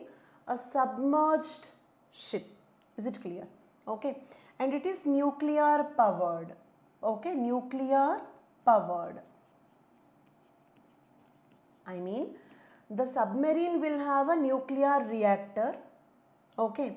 In that the uranium fission will undergo, okay, or decay will undergo, and that will release energy. That energy will be used to power the submarine. That is nothing but the nuclear submarines. Okay. First one about INS Arighat. Okay, we are discussing about the submarine, a nuclear submarine called INS Arighat. Yes, clear for all of you? Right. It is India's second indigenously built nuclear powered ballistic missile submarine. So there are multiple points in this. Point number 1, Arighat is indigenously developed. Second one, it is nuclear powered. It is nuclear powered. Okay, fuel is nuclear fuel. Okay, next, it carries ballistic missiles. I mean, for example, okay, if this is water surface and this is the submarine, and it can launch ballistic missiles. I hope it is clear. It can launch ballistic missiles. Clear?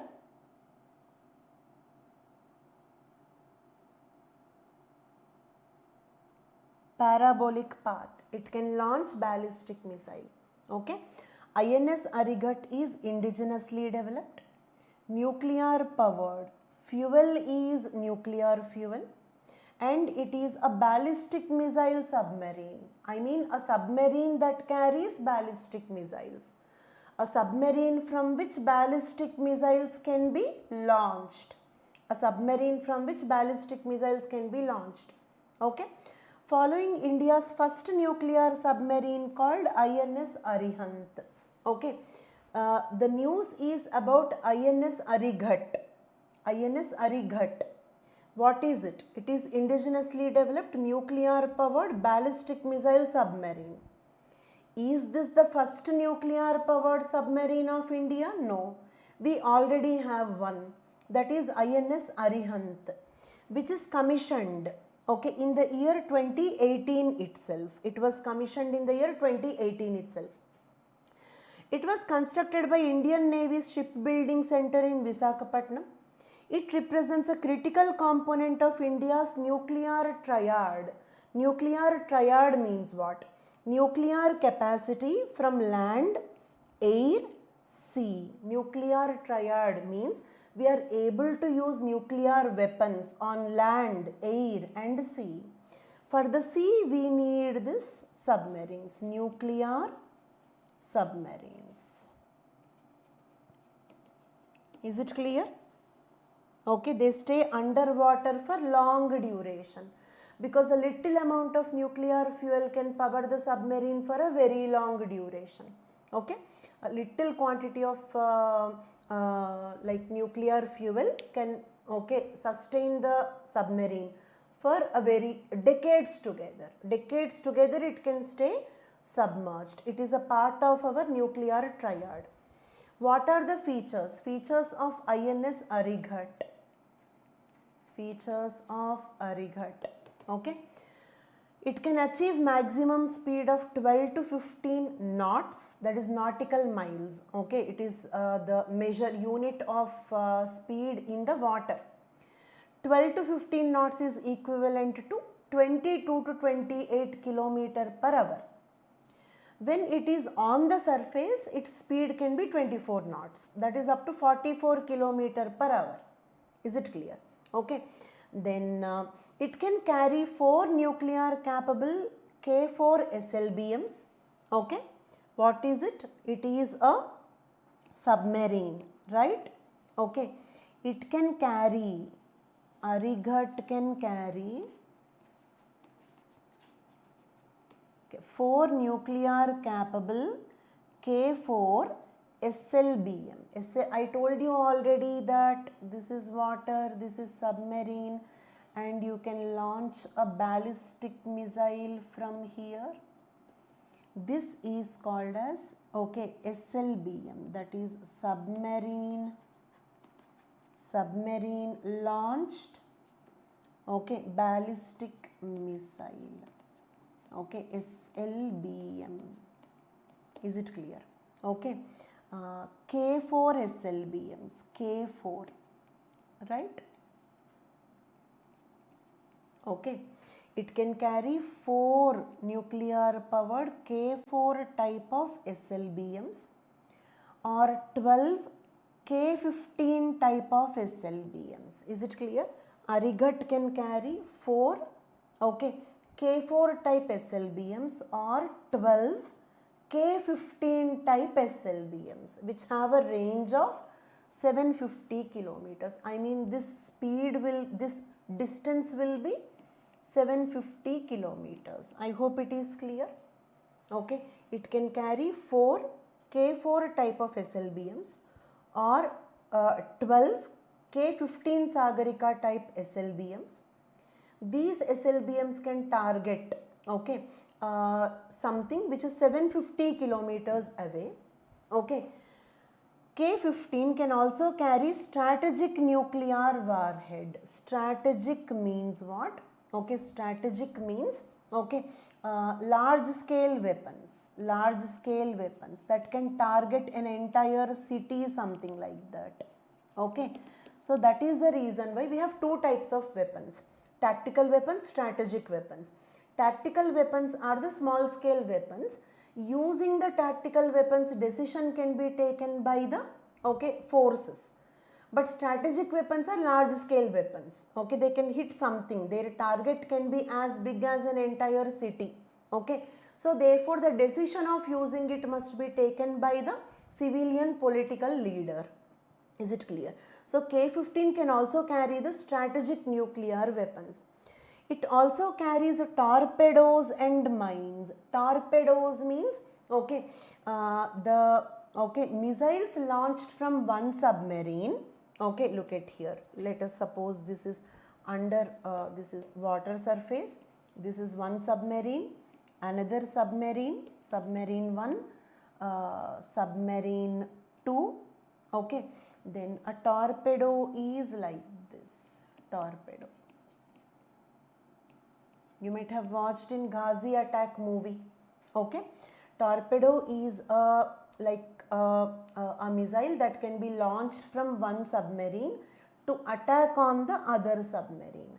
So not only ballistic missiles, it can also carry torpedoes and mines. Okay, 2 standby auxiliary engines also will be there. Okay, then next, nuclear powered submarines in India. We discussed about Arighut and Arihant. Then what are the nuclear submarines we have? What all nuclear submarines we have? Okay, Arihant class. Okay, usually the names will be given like this. For example, in Arihant class, the first submarine is Arihant. Second one is Arighut. But Arighut will also be kept in the Arihant class itself. Okay, Arihant class. I mean, a category will be named after the first one in that series. Is it clear? A category will be named after the first one in that series. Done. Okay. Nuclear powered ballistic missile submarines. What are the Arihant class? Arihant class, what all you have? You have Arihant and Arighut. They both are Arihant class submarines. Okay. and they both are ballistic missile submarines. I mean submarines that carry SLBMs. Okay, submarine launchable ballistic missiles. This one as I explained. Okay, they carry long distance missiles. These are being developed and built indigenously under Advanced Technology Vessel Project. Okay, Arihant class submarines are being built under which project? ATV project. Is it clear? Arihant class submarines are being built under Advanced Technology Vessel ATV project. Okay. Presently, only one Arihant is operational. Arighat completed the advanced sea trials. Okay, set to be commissioned. Is it clear? Arihant entered the sea, completed the trials and commissioned. Commissioned means what? Joined the navy. Is it clear? But Arighat completed the sea trials but not yet commissioned. It means still did not join the duty. I hope it is clear. Still did not join the duty. Right. Okay. Next. Second one, Akula class submarines. We have two categories of submarines. First category, Arihant class. In that Arihant and Arighat, they both are nuclear powered ballistic missile submarines. They can hit a target which is very long distance away. Is it clear? In that one is operational, that is Arihant. Arighat completed the trials and about to be commissioned. Second category is Akula class. Okay, these are nuclear powered only. Akula class are also nuclear powered, but okay, they are attack submarines. I mean short range. What is the difference between ballistic missile submarines and attack submarines? Attack submarines are short range. Ballistic missile submarines are long range. Is it clear? Ballistic missile submarines are long range. As I told you, even the strategic weapons, large weapons, that can hit a target which is far away, like that. Okay, right. In the Akula class, India signed an agreement with Russia to get Akula class nuclear powered submarine called Chandrayaan on lease. It means currently we do not have an Akula class submarine. Chandrayaan, we are planning to take lease from Russia. Chandrayaan-II retired, commissioned but decommissioned in 2021. Commissioned in 2012, decommissioned in 2021. I repeat. So there are two types of nuclear powered submarines. Arihant class, they are ballistic missile submarines. I mean they are huge. You can launch ballistic missiles from these submarines. Strategic, and hit a target which is far away and also can cause huge damage. So these are bigger ones. In this we have two Arihant and Arighat. Arihant is on duty right now. Arighat is yet to be commissioned. Akula class, there are two. Chandrayaan-III, we are about to take it on lease. Chandrayaan-II, commissioned 2012 and decommissioned 2012. I mean entered the duty 2012, retired 2021. Then solve this question. India currently possesses only one operational nuclear powered ballistic missile submarine. Yes, what is that? Arihant.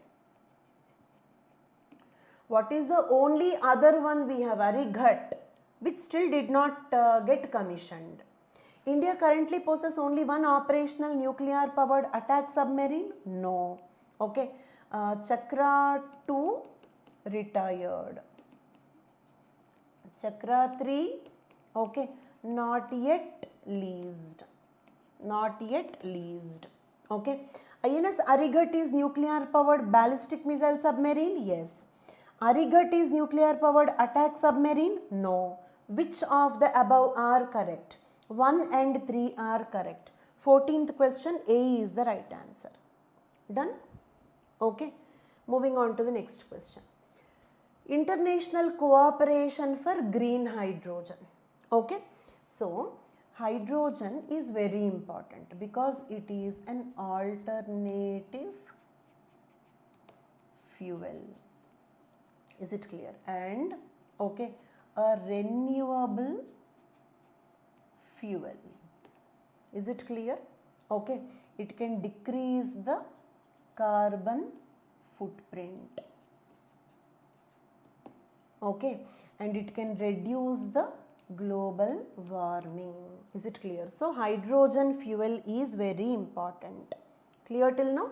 Okay, and yes, it is comparatively clean fuel. Is it clear? But not all hydrogens are clean. For example, if it is green hydrogen, then it is 100% clean fuel.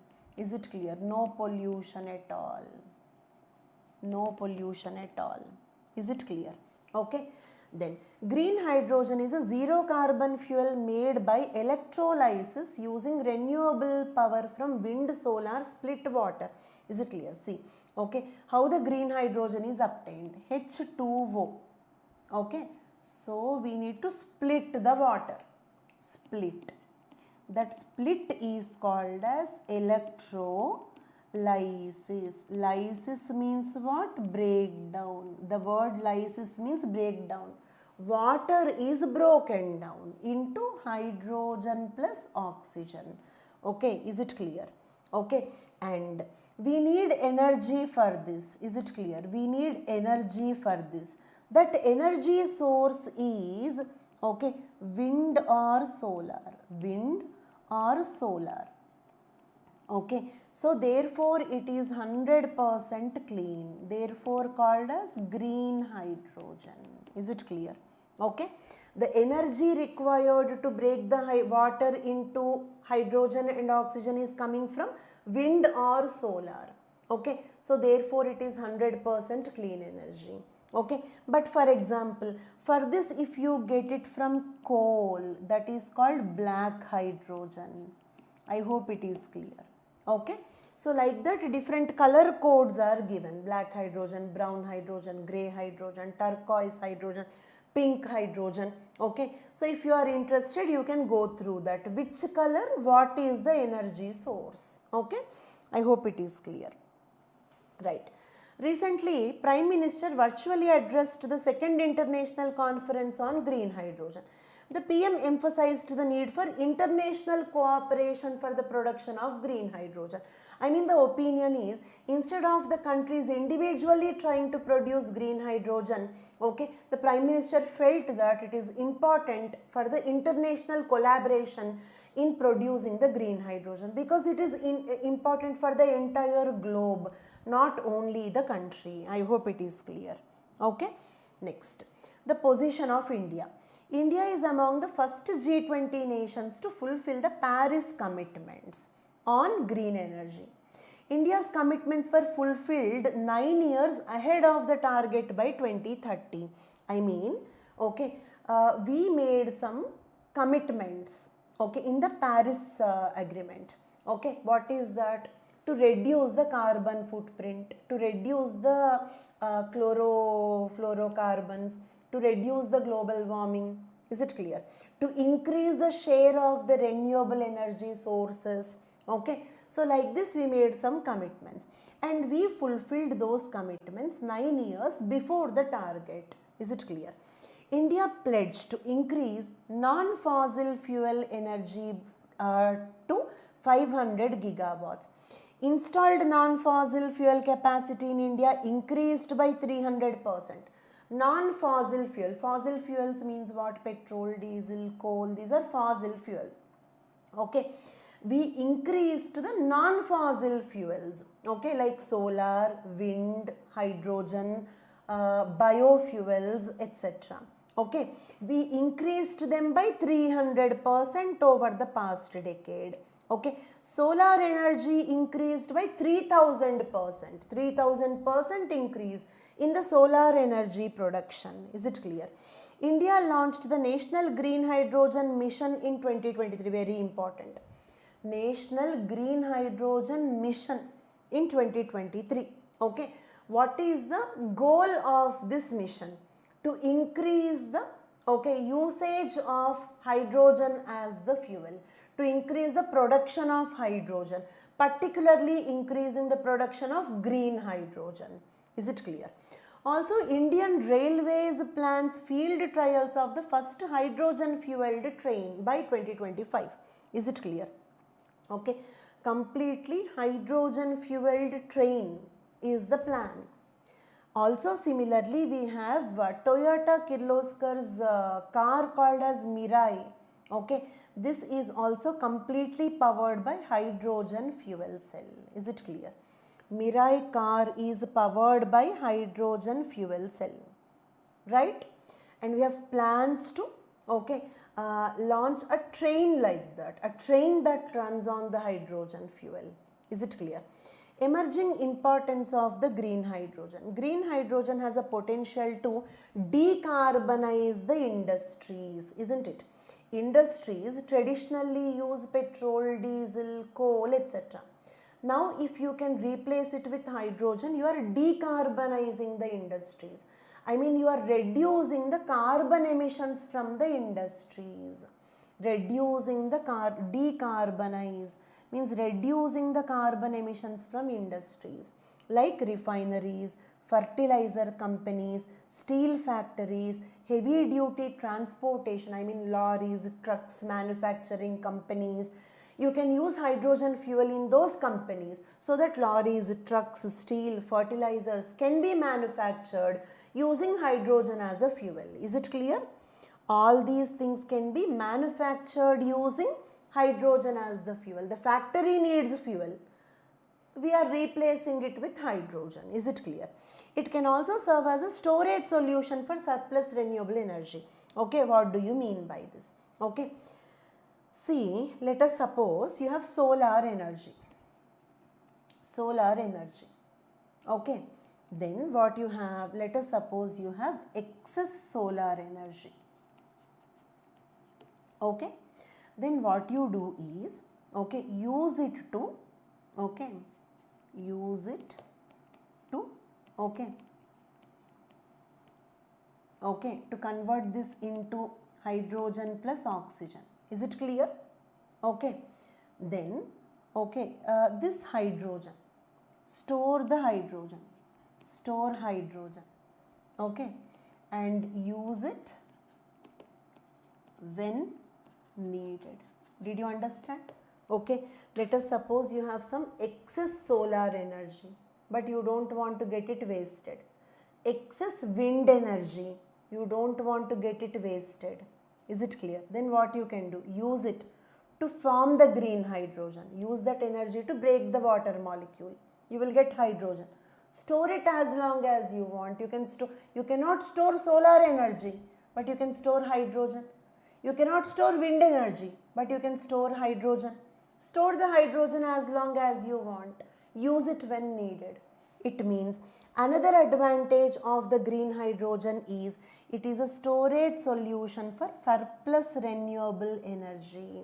Okay, solar or wind energy is the surplus renewable energy. I hope it is clear. Okay, surplus renewable energy like solar energy, wind energy. Use it to split the water. You will get hydrogen. Store it and use the hydrogen when needed as the fuel. You cannot store the renewable energy like solar or wind, but you can store hydrogen as long as you want. So it will also provide a storage solution. Hydrogen can produce energy in two ways. One is, just like petrol or diesel, even the hydrogen is combustible. Is it clear? Hydrogen undergo combustion. Hydrogen undergo combustion. Okay. And okay, it will generate heat. Okay. So that, okay, it will work as a fuel for the vehicles or factories or whatever it is. Just like we use petrol or diesel as the fuel in a combustion engine, in an internal combustion engine, same way hydrogen also can be used in the internal combustion engine. Hydrogen can hydrogen can burn like the petrol and diesel will burn and will fuel the vehicles or factories, etc. Okay, so same way hydrogen can burn, it can undergo combustion to fuel the components. That is one way, combustible. Second one is fuel cell. Okay, now let us see. Okay, yes, we can use it. Yes, we can use it to replace the electrical vehicles. Okay, Mumtaz, yes, instead of electrical vehicles, that is Mirai car. Okay, it will use hydrogen, especially if that hydrogen is coming from the solar or wind. It is 100% pollution free. Is it clear? Okay, so it is more convenient option than EVs. Clear for all of you? Okay, okay. I told you that hydrogen can be used in vehicles or factories. Okay, but how? Two ways. One is combustion. Just like petrol or diesel will undergo combustion, hydrogen also can burn and work as a fuel. Second one, hydrogen fuel cell. Okay, now we have to understand how the hydrogen fuel cell works. Is it clear? Listen this carefully. Okay, complete focus please. See, if you observe, hydrogen enters from here. I hope the step 1 is clear. Understand it step by step. Hydrogen enters here. Here means from where? Okay, at anode. Hydrogen enters at anode. Is it clear? Then what happens? At the anode, it will get split into electrons plus protons. Is it clear? At the anode, it is split into, hydrogen is split into electrons and protons. Clear? Then protons will pass through the membrane. Protons will pass through the membrane towards the cathode. I hope it is clear. Okay. Protons will pass through the membrane from anode to cathode, whereas electrons will move through a circuit. Okay, electrons will move through a circuit. It is here, okay, the electricity generated. Is it clear? What is electricity? Movement of electrons. Electrons are moving through the circuit, electricity generated. I hope it is clear. Then the protons coming through the membrane, electrons coming through the circuit. Here again the protons plus electrons will combine to form, okay, protons and electrons will combine to form hydrogen. Next what happens? Okay, look at here. Okay, oxygen is coming where? Okay, from the atmosphere. From the atmosphere, oxygen is coming where? Okay, towards the cathode. Is it clear? Hydrogen towards the anode, cathode, oxygen towards the cathode. Okay, hydrogens and electrons combine to form hydrogen. Hydrogen will combine to form O2 to form H2O. H2O. Okay, so this water will be out. Water will be out. This is the only effluent. Is it clear? Only effluent. I mean from the exhaust pipe, the only thing that comes out is water. Means 100%, okay, no pollution. I hope it is clear. Okay. I repeat the process once again. Step 1, hydrogen enters at the cathode. Hydrogen enters at the anode. Okay. Step 2, okay, the hydrogen splits into electrons and protons. Step 3, electrons pass through the circuit generating electricity. Electricity generated. This is the main target.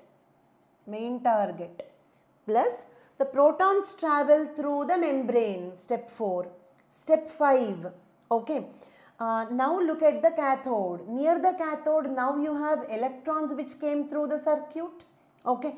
and protons which came through the membrane plus oxygen which came from the atmosphere. Electrons, protons and oxygen which came from the atmosphere, all of them will combine. Electrons and protons together will form the hydrogen and oxygen comes from the atmosphere. It will form water. The only effluent, the only thing which comes out of the hydrogen fuel cell is water. No more pollutants. So this is hydrogen fuel cell. Is it clear? Okay. So we can use hydrogen in two ways. One is in the internal combustion engine or hydrogen fuel. Is it clear? Mirai car is using hydrogen fuel cell. So the only effluent that comes out of the Mirai car is water. How safe it is? I hope it is clear for all of you. Okay. Right. Okay. Then participate in the question. Okay. Solve it. Which of the following, read the following statements. Green hydrogen can decarbonize the industries? Yes. Okay. Decarbonize means reduce the carbon emissions. Obviously, it can reduce the carbon emissions if you use green hydrogen. Okay. Because we have seen hydrogen fuel cell, the only effluent that comes out is water. Just imagine a factory is using hydrogen fuel cells. Then the only effluent which comes out of the factory will be water. Okay, so it can decarbonize the industries. Green hydrogen can serve as a storage solution for surplus renewable energy. Yes, I already explained here. Surplus renewable energy, use it to, okay, split the water and get the hydrogen, store it, use it whenever it is needed. Okay, yes, second statement is correct. Green hydrogen is produced by steam reforming of the methane? No. It is used by electrolysis of water. It is used by electrolysis of the water. Okay. Then what is this called as? This is called blue hydrogen.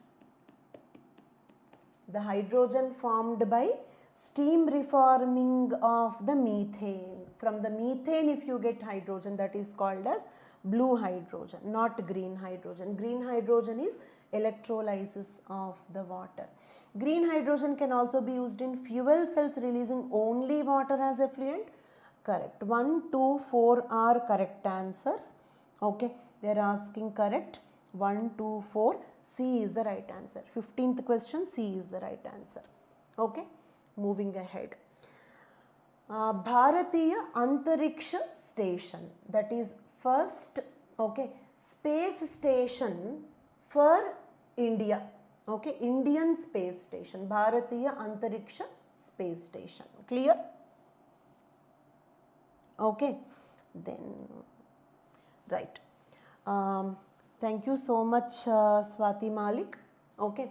Union Cabinet chaired by Prime Minister Narendra Modi has approved the building of the first unit of the Bharatiya Antariksha. First unit means what?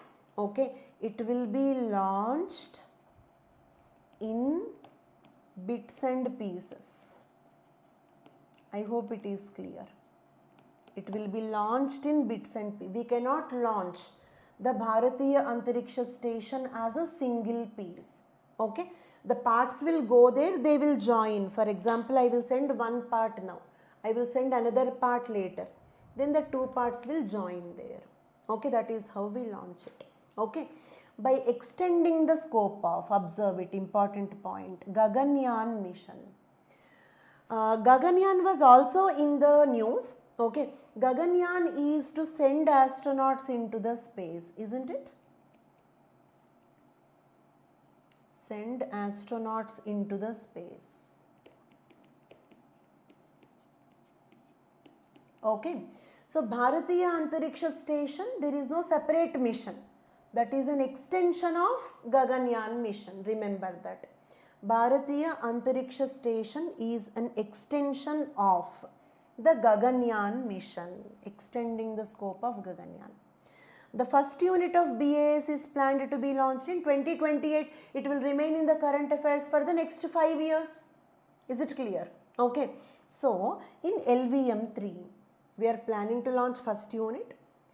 under the Gaganyaan mission itself, extension of the Gaganyaan. First unit will be launched in LVM-3. LVM-3 is the new name of GSLV Mark III. The development marks an important milestone towards operationalization of India's own space station by 2035. It means, okay, till 2035 it will be there in the news. Of course, after 2035, okay, its working will be in the news. I mean, it did so and so, it collected that image, it did this particular activity, something like that. Okay. India expects such a space-based facility to boost microgravity-based scientific research. For example, okay, if ISRO want to conduct experiments on microgravity. Microgravity means what? A place where there will be negligible gravity. Is it clear? Okay, it means you might have seen the videos of astronauts, okay, flying in the air like this, as if they are swimming in the air. That is called microgravity experiments. Okay, if this works out, we can do microgravity experiments of our own. We don't have to do microgravity experiments taking the support of the other country. Okay, the Gaganyaan mission received an additional funding because I told you that Bharatiya Antariksha Station is an extension of Gaganyaan mission. So additional, okay, 11,170 crore is granted. Is it clear? Okay, and funding, taking the total funding to this number. I hope it is clear. Okay, then solve this question. Question number, extension in this context means what?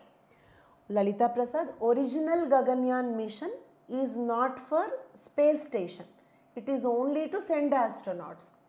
Then what they have done? They have granted some additional fund. And in the same mission, okay, they are planning to launch the space station also. Okay, by adding more fund to Gaganyaan mission, they are planning to send space station in the same Gaganyaan mission. Okay, clear Lalita Prasad? Right. Okay, then solve this question. Which of the following statements regarding Bharatiya Antariksha Space Station? Okay, then it will be launched as a single unit? No, it will be launched in bits and pieces. Okay, they will be attached there, one piece, another piece, they both will join after going into the space. First unit is expected to be launched in NGLV, New Generation Launch Vehicle. No, LVM-3. LVM-3.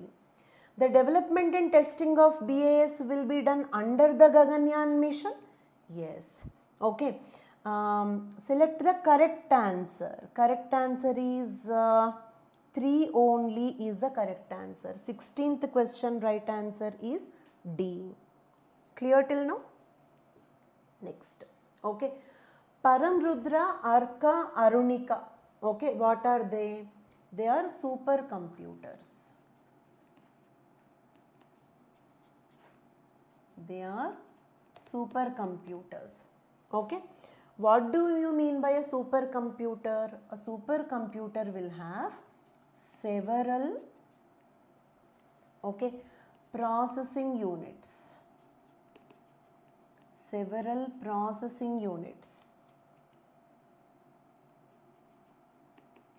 Or even GPUs. GPU means what? Graphics processing unit. Graphics processing unit. Is it clear? Okay. And what they do? They all work together. They all work together. This is like work and time problems, your CSAT or school days problems. If one person can do this job, okay, can construct a building in so and so days, 100 people can construct the same building in how many days? This is something like that. Okay, because many processing units will work together, the computer will be much faster. Okay, our personal computer will have one processing unit, but it will have lakhs of processing units. Is it clear?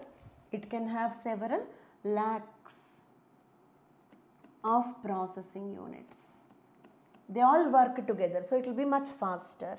Okay, and Udaya, quantum computer and supercomputer are not at all the same. They are totally different. Okay, and quantum computer we will discuss in some other context. Right now the topic is supercomputer. Quantum computer is no way similar to it. It is completely different. We will discuss in some other section. Okay, clear till now? Supercomputer is just like your PC. Do you have a PC in your home? Your laptop, your desktop? Same like that. But your desktop is having one processing unit, but it is having lakhs of processing units. Is it clear? That is the only difference. Is it clear? Okay. Now, it represents, that is nothing but supercomputer. Okay, on September 26, Prime Minister Narendra Modi dedicated 3 Paramrudra supercomputers to the nation. 3 supercomputers are dedicated to the nation. Okay, 3 Paramrudra supercomputers. Okay, right.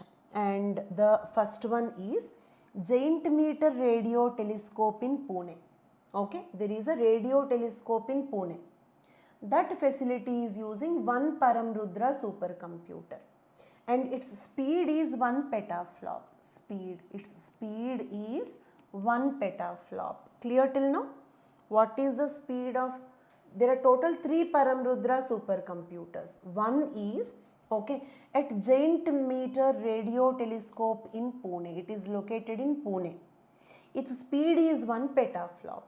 Then you may ask me, what is petaflop? Okay, the word flop means, okay, floating point operations per second. I mean, how many operations it can do per 1 second. I mean, how many calculations it can do per second. Is it clear? Okay, how many tasks it can accomplish in 1 second. Clear? Clear till now? Right. Okay, and in this, tera means what? 1 trillion. Peta means 1 quadrillion. Tera means 1 trillion. Peta means 1 quadrillion. Which is more? Peta is more. Okay. A flop means what? Floating point operations per second. Look at this table. Okay. In India, we are discussing, right now we are discussing about Paramrudra. Right now we are discussing about Paramrudra supercomputers. Right now we are discussing about Paramrudra supercomputers. Okay. Kirti and Monu Chowdhury, it is not so important. Okay. So you don't have to inform this to everybody in the class. Okay. Right. Okay. Because I don't want the others to get affected. Right. So now coming back to this. Okay. So Paramrudra, and even I may get affected. What if I say that my charging is completed and I will have to stop the class all of a sudden? Okay. So that is the reason why you don't have to make it like a big announcement. Right. Okay. Then Paramrudra supercomputers is what there in the news now. But are the Paramrudra supercomputers the first supercomputers of India? No. Okay. At least are they the fastest supercomputers in India? No. Just they are the recent supercomputers. All of you answer. Are Paramrudra supercomputers fastest supercomputers or the first supercomputers in India? No.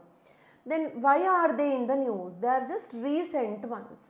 Okay. What is the speed of this Paramrudra? Okay, 1 petaflop. Is it clear? Okay. And second one is located at Inter-University Accelerator Center in Delhi. Okay. And it is 3 petaflops. Third one is in SN Bose Center in Kolkata. It is 838 teraflops. I mean less than, okay, 1 petaflop. Because 1 petaflop is equal to 1000 teraflops. Understood? 1 petaflop is equal to, okay, 1000 teraflops. So it is less than 1 petaflop or 3 petaflop, 1 petaflop. So they are not the first supercomputers or the fastest supercomputers. Clear till now? Okay. Next. In addition, computing power available for weather and climate research has been slightly upgraded by high performance computing system. Okay, what is the difference between a supercomputer and HPC? Okay, HPC means high power computing system. Okay, high power computing system. This is supercomputer. What is the difference between these two? This is one supercomputer. This is a combination of supercomputers. A few supercomputers combined together can be called as, okay, high power computing system. I hope the high power computing system clear? No. Okay, Udaya, they both are not the same. Here flop means floating point operations per second. Okay, flop means floating point operations per second. I mean, how many operations? Operations means calculations or processings. How many things it can process in 1 second? That is called flop. Okay, and teraflop means 1 trillion flops, 1 trillion operations in 1 second. That is tera. 1 quadrillion operations per second, that is petaflop. Is it clear? Okay. For example, Airavat 13.7. I mean it is, okay, 13.7, okay, quadrillion, okay, operations per second. In 1 second it can process 13.7 quadrillion things it can process. 13.7 quadrillion problems it can solve in 1 second. I hope it is clear. 13.7 quadrillion problems it can solve. Those many calculations, those many operations it can do in 1 second. So fast it is.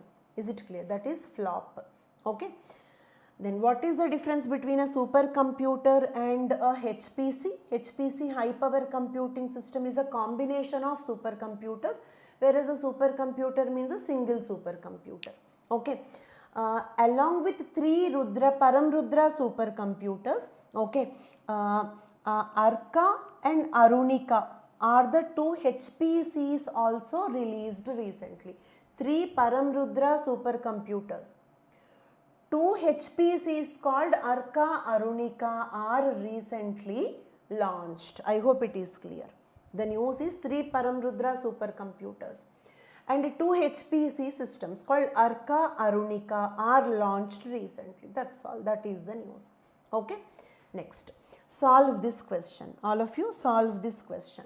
Okay. Which among the following is the fastest supercomputer in India? Airavat. C is the right answer. Done? Next. Moving on to the next topic. Okay. Nobel Prize in Physiology, okay, 2024. Nobel Prize in Physiology 2024. Physiology means medicine. Okay. Ambrose and Gary, okay, Ruvkun won the Nobel Prize for Medicine in 2024. For what? What is the discovery? Post-transcriptional gene regulation. Is it clear? Okay. And you already know this gene, which is a part of DNA, okay, will undergo transcription to form mRNA. M stands for messenger RNA. Let us suppose like this, okay. Then this should undergo translation into a protein, right? Okay, but now, okay, like what he did is, okay, he is using something called as microRNA. Is it clear? miRNA stands for microRNA. Clear till now? miRNA stands for microRNA. What it will do? It will bind to the mRNA. Bind to mRNA, messenger RNA. Then what it will do? It will block its translation. Understood? It will block its translation. Okay? So, we can call this as, okay, post-transcriptional gene regulation. Can I call this as, okay, post-transcriptional gene regulation? Post-transcriptional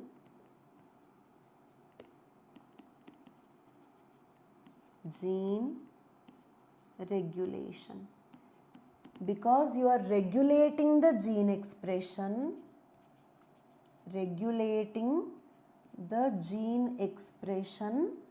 after transcription. You are regulating the gene expression after transcription. Post-transcriptional, after transcription, okay, you are stopping its expression. You are blocking the, I told you already, what is a gene expression? How does a gene express? A gene will express as a protein, but you are stopping the gene expression. You are stopping the protein synthesis. At what stage? After the transcription. So it is a post-transcriptional gene expression. What is regulating the gene after transcription? Something called microRNA. How? Okay. MicroRNA, okay, will combine with something called RISC. Okay.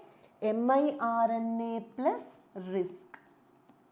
These two will bind to, imagine this is the RISC. Okay. These two will combine and block the translation. Cells make non-coding RNAs called microRNAs through transcription. The mature microRNA binds to something called as RISC. MicroRNA and RISC together, red color microRNA, I hope you are observing it. This red color one, microRNA, and this white color one, okay, RISC. Okay. Mature microRNA binds with the RNA interference complex. Mature microRNA binds to the RISC. They both then bind to the target mRNA. Yellow color is mRNA. I hope it is clear for all of you. Yellow color is mRNA. They both will bind to the target mRNA, blocking its translation. Okay, and triggers its degradation. Triggers degradation of mRNA. I hope it is clear. Okay. I repeat once again, okay, gene which is a part of the DNA, it will undergo transcription and produce something called as, okay, mRNA, produce something called mRNA. Then there is another RNA called as, okay, microRNA. MicroRNA will join with something called RISC, okay, RISC. MicroRNA RISC together will bind to the mRNA and stop the translation of the mRNA and will even degrade the mRNA so that the gene fails to. What is the final result? Okay, the gene cannot produce protein, and it is post-transcriptional gene regulation. For the discovery of this mechanism, he got the Nobel Prize. He got Nobel Prize for the discovery of this mechanism. I hope it is clear for all of you. Okay. Next, significance of microRNA. In cancer cells, microRNA genes can be damaged by mutations. I mean, okay, what they have done is, okay, mutations, okay, in microRNA genes, mutations in microRNA genes cause cancers. Why? Because microRNA, okay, will degrade microRNA will degrade the mRNAs of oncogenes. Oncogenes means what? Genes that cause cancer. I hope you all are following. Oncogenes. Oncogenes are the, let us suppose this is an oncogene. Oncogene. Okay. And let us imagine this is oncogene mRNA. Right? Okay. And then let us suppose this is microRNA. Okay. Along with what? Okay, the risk. Okay, then they both together what they will do? Okay, they will degrade oncogene mRNA. They will degrade the oncogene mRNA. Is it clear? Difference in miRNA. I told you miRNA stands for microRNA. mRNA means messenger RNA. This is the RNA that will produce the protein. It will have a message about which protein is to be produced.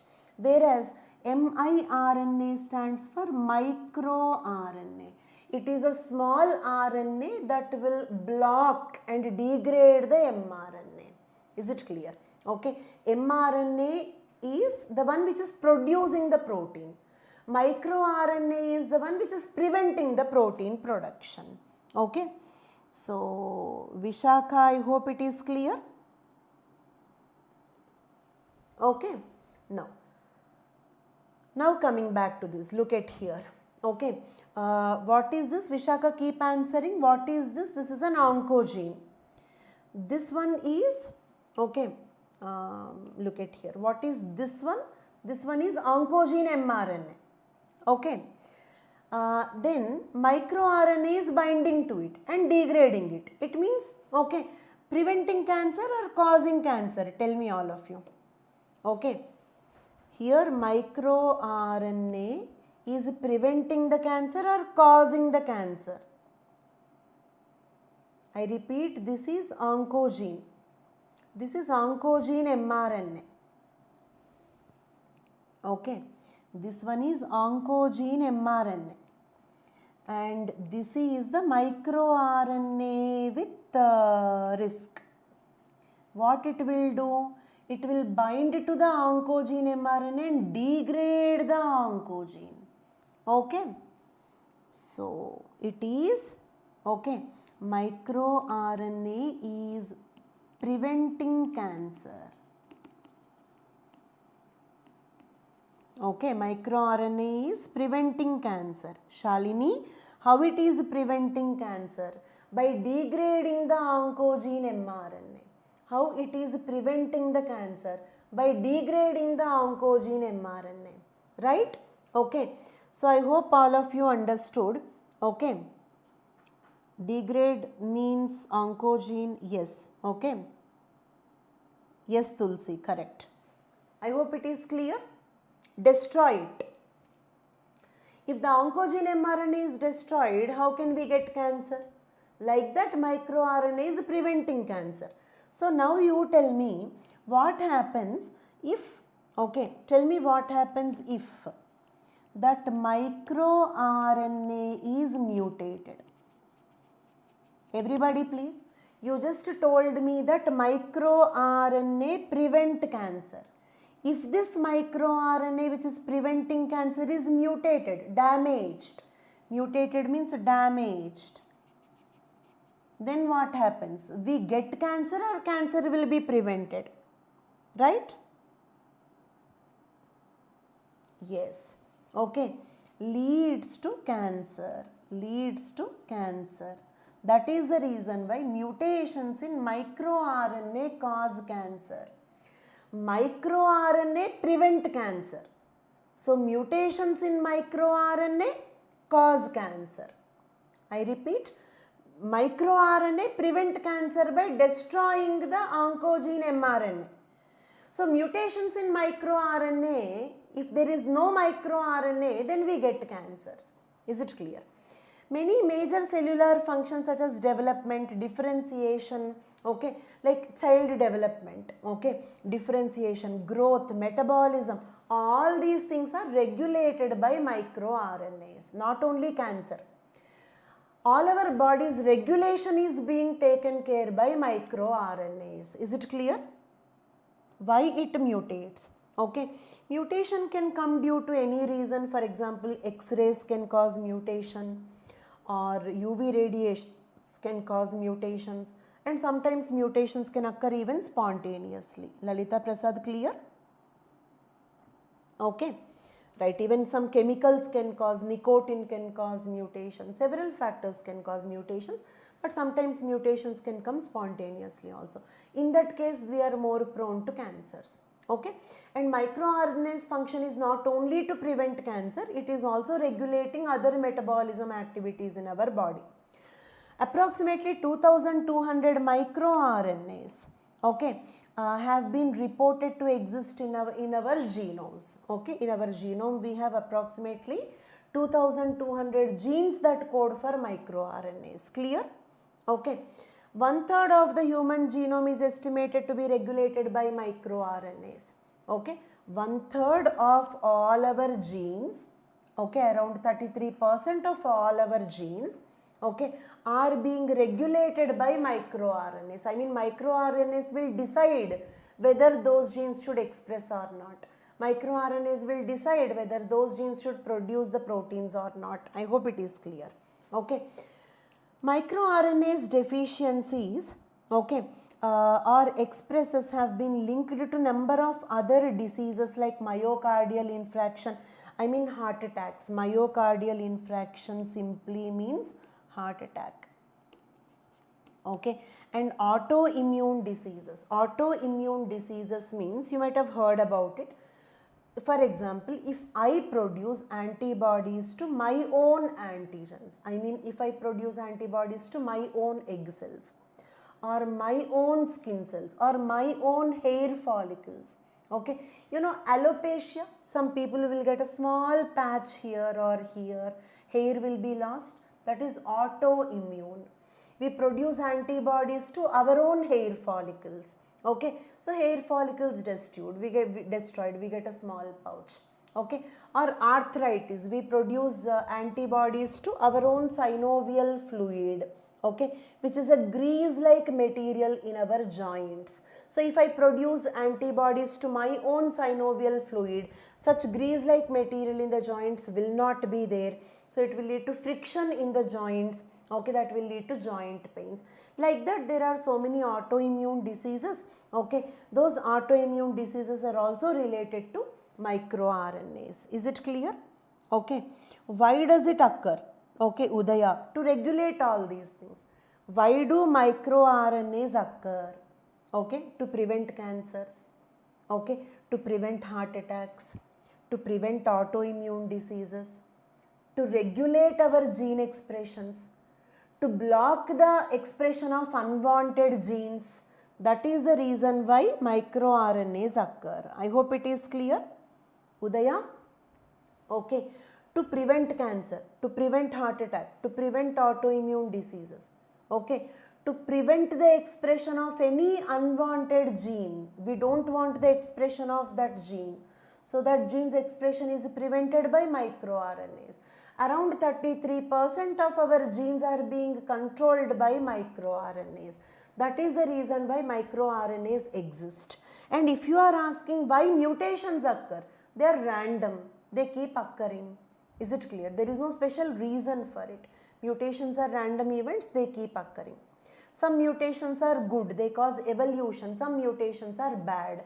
They cause diseases. Clear, Udaya? Okay. Right. Okay, that is about microRNAs. Then solve this question, all of you. With reference to microRNAs, consider the following statements. MicroRNAs are the only non-coding RNA in the eukaryotic cells? No. Okay. See, RNA, we have different types of RNAs. mRNA. mRNA is messenger RNA. Then, okay, this will undergo translation and produce proteins. So, this is the only coding RNA. Coding RNA means what? The RNA that produce proteins. Messenger RNA is the only RNA that produce proteins. Shreya, you are asking for the poll. Okay, I know that the poll will be better, but without even the poll we could still solve only these many questions. If I also waste 30 seconds or 1 minute time on each question, that will go beyond the scope of this particular class. Okay, so it is practically not possible keeping the time limit in the mind. I hope it is clear. Okay, I know it will be affected, I agree with you. Okay, but practically today's purpose is to cover as many questions as possible. Okay, so let us try to cover more. Okay, now, so the only RNA that form the proteins is mRNA. Is it clear? All of you answer it. What is the only RNA, okay, that produce, what is the only RNA that produce a protein? Messenger RNA. This is the only RNA that undergo translation and produce proteins. But we also have ribosomal RNA, 7th class, 8th class content it is. Ribosomal RNA. We call it as rRNA. This helps in translation. This helps in translation, but do not undergo translation. Do not undergo translation. Means it is a non-coding RNA. It is not coding for proteins. Is it clear? It is a non-coding RNA. It is not coding for proteins. Same way we also have tRNA. T for transfer. Same. This will also help in the translation, but do not undergo translation. Is it clear? Okay. So this is also non-coding RNA. Non-coding RNA. Even the miRNA is non-coding. So only is the word which makes it wrong. Actually microRNA is non-coding RNA. Because microRNA do not produce a protein. It will prevent the protein production. Any RNA that will not produce protein is called non-coding RNA. So microRNA is a non-coding RNA, but not the only non-coding RNA. We have several other types of non-coding RNAs. Is it clear? Okay. Right. So this is wrong. Which word makes it wrong? Only word makes it wrong. Mutations in microRNA genes can cause cancers? Yes. Because microRNA prevent cancer by damaging.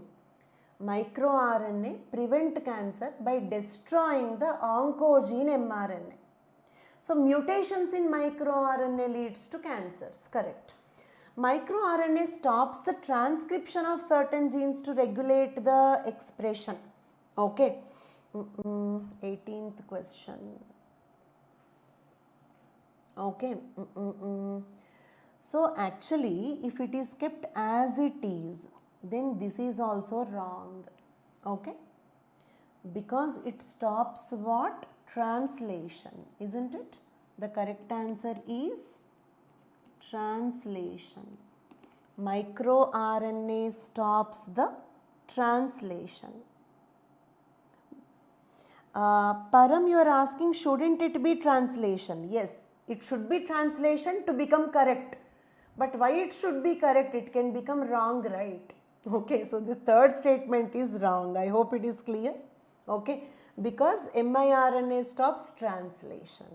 Okay, which of the statements given above are correct? 2 only. A is the right answer. Okay, 18th question. A is the right answer. Done. First one is wrong because microRNA is a non-coding RNA, but not the only non-coding RNA. Third one is wrong because it will not stop transcription, rather it will stop translation. Okay, so which is the correct statement? Only A is the correct statement. Lalita Prasad Yadav, okay, expression refers to production of protein. I told you 4 times. Okay, gene expression means a gene producing the protein. Okay, a gene will express as protein. Done? So blocks the gene expression means blocks the protein production. Blocks the gene expression means blocks the protein synthesis. Done? Okay. Guide RNA is also non-coding RNA. Every RNA other than mRNA is a non-coding RNA. Okay. All RNAs, any name you listen, okay, other than messenger RNAs are non-coding RNAs. I hope it is clear. Guider RNA, small interference RNA, rRNA, tRNA, microRNA, any name you listen, if it is not messenger RNA, it is a non-coding RNA. Okay? No. MicroRNA do not stop transcription. Okay, look at the mechanism. Okay, it underwent transcription. Transcription occurred. Transcription occurred. mRNA produced. Then it will bind it. If the transcription itself do not occur, where is mRNA? mRNA is produced means transcription occurred. What it is blocking? Translation it is blocking. Okay? Same Shreya, same. Okay, I hope it is clear for all of you. Okay, Muni Venkat Gowda, I hope it is clear. Then, okay, moving on to the next topic. Okay, India's lunar polar exploration mission, LUPEX mission. LUPEX. Okay, what is LUPEX? Okay, lunar polar exploration mission. Lunar Polar Exploration Mission.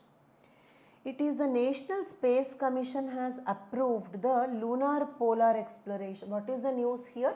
Okay, National Space Commission approved the LUPEX mission. What is LUPEX? It is a collaborative endeavor of ISRO and JAXA. Okay, JAXA means Japanese Space Agency. ISRO is Indian Space Agency. Both together, okay, are planning to launch the LUPEX. Is clear? Both together are planning to launch the LUPEX. Okay, aimed at exploring the moon's resources. What is the target? Exploring the moon's resources, particularly water. What is the target of LUPEX? Exploring the resources on the moon. Which resources? Most importantly, water. Where? In the polar regions. That is the reason why Polar Exploration Mission. Okay, both on the surface and also beneath the regolith. I mean, LUPEX will also dig the surface and will check for the presence of water under the surface also, beneath the regolith, beneath the upper surface of the moon. I hope it is clear. Okay, it is designed to operate for 100 days on the lunar surface. LUPEX will utilize advanced tools for drilling. Why drilling? Because it will search for the resources even beneath the regolith. Okay. Japan will construct the rover and rocket. ISRO will develop the lander. Okay. It is a joint venture of JAXA and ISRO. ISRO will develop the lander. JAXA will develop the rover and the rocket for the LUPEX mission. Remember it. Okay. Right. LUPEX rover will weigh approximately so and so weight, and JAXA's resource exploration water analyzer. Okay, what are these? Okay, look at here. Scientific instruments. Okay, this is just you have to, okay, mug up, nothing to understand. Okay, so you can just go through this content on your own. Done? Can we proceed? Okay. JAXA's resource exploration water analyzer. Okay, advanced lunar imaging spectrometer. What are they? They are just names of the instruments. Names of the instruments. Is it clear? Okay. Then now solve this question.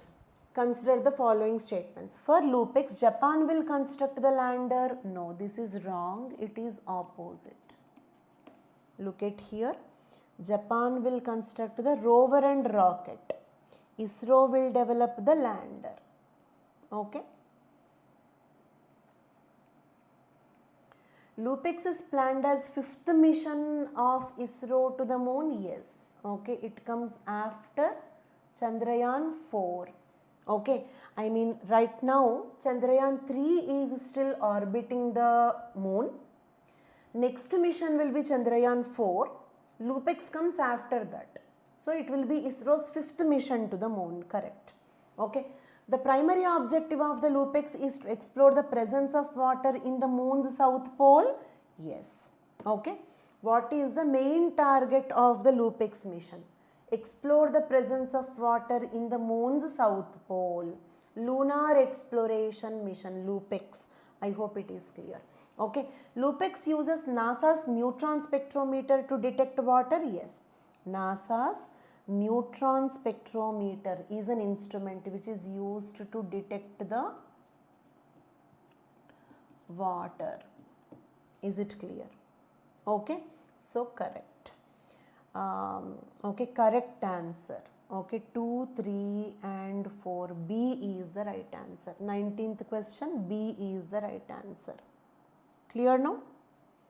Then moving on to the next topic. Nobel Prize in Chemistry. Nobel Prize in Chemistry 2024. Okay. Recently, Royal Swedish Academy of Sciences awarded the Nobel Prizes in Chemistry 2024. Right? Okay. The prize was jointly given to David Baker for computational protein design and Demis Hassabis and John M. Jumper for protein structure prediction. Okay. This is, okay. Okay, this is Chemistry Nobel Prize. Okay, why this Chemistry Nobel Prize is given? For the namesake, it is Chemistry Nobel Prize, but actually this is very much related to computer programs. I hope it is clear. Computer programs or artificial intelligence. Is it clear? This is using artificial intelligence or computer program. Why? Okay, to design a protein, okay, or to predict the design of a protein. Yes, clear for all of you? Okay. So, for the namesake, it is Chemistry Nobel Prize, but this topic is more related to artificial intelligence and computer programming. Okay. Now, let us see, okay, what they have done. Contributions of David Baker. Contributions of David Baker. Baker's research group has used computational methods, I mean computer programs. Okay. Why? Baker's group is using computer programs. Why they are using computer programs? Okay, to design the novel proteins. Novel proteins means new proteins. New proteins means what? The proteins that do not exist in the nature. Is it clear? Baker's group is trying to design the new, they are creating new proteins. I hope you understood that. They are creating the new proteins. New proteins means what? The proteins that do not exist in the nature. Artificial proteins from the scratch. Okay. How? I hope you all know that proteins are the chains of amino acids. Is that clear for all of you? Proteins are the chains of amino acids. Okay. And okay, different proteins differ in amino acid sequence. Okay, I hope it is clear. What is the difference between hemoglobin and insulin? Okay, for example, hemoglobin is one protein, insulin is another protein. What is the difference between these two proteins? The sequence of amino acids. The difference between these two proteins is the sequence of amino acids. Clear? Okay, building blocks are amino acids. We have total 20 amino acids. We have total 20 amino acids. All proteins have the same 20 amino acids. The only difference is in the order in which they are arranged. Clear for all of you?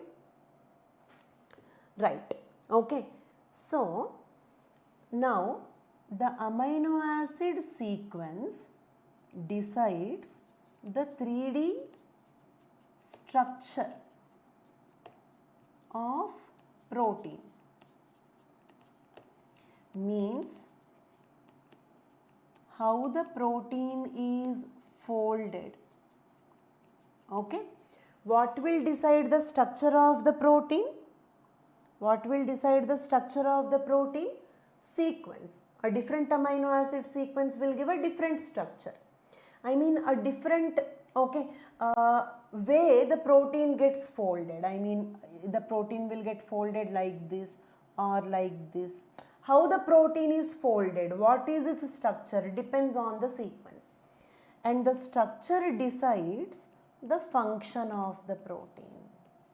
I hope you understood the link. The structure decides the function of the protein. Amino acid sequence decides the structure of the protein. Structure decides the function of the protein. Okay.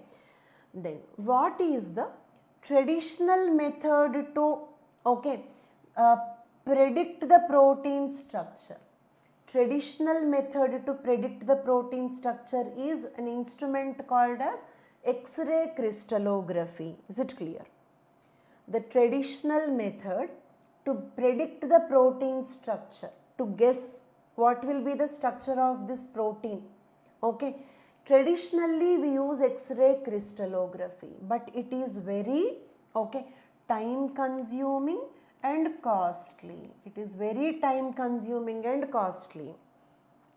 And these Nobel laureates, what they have done, they did the same using computer models, without using laboratory, without using instruments.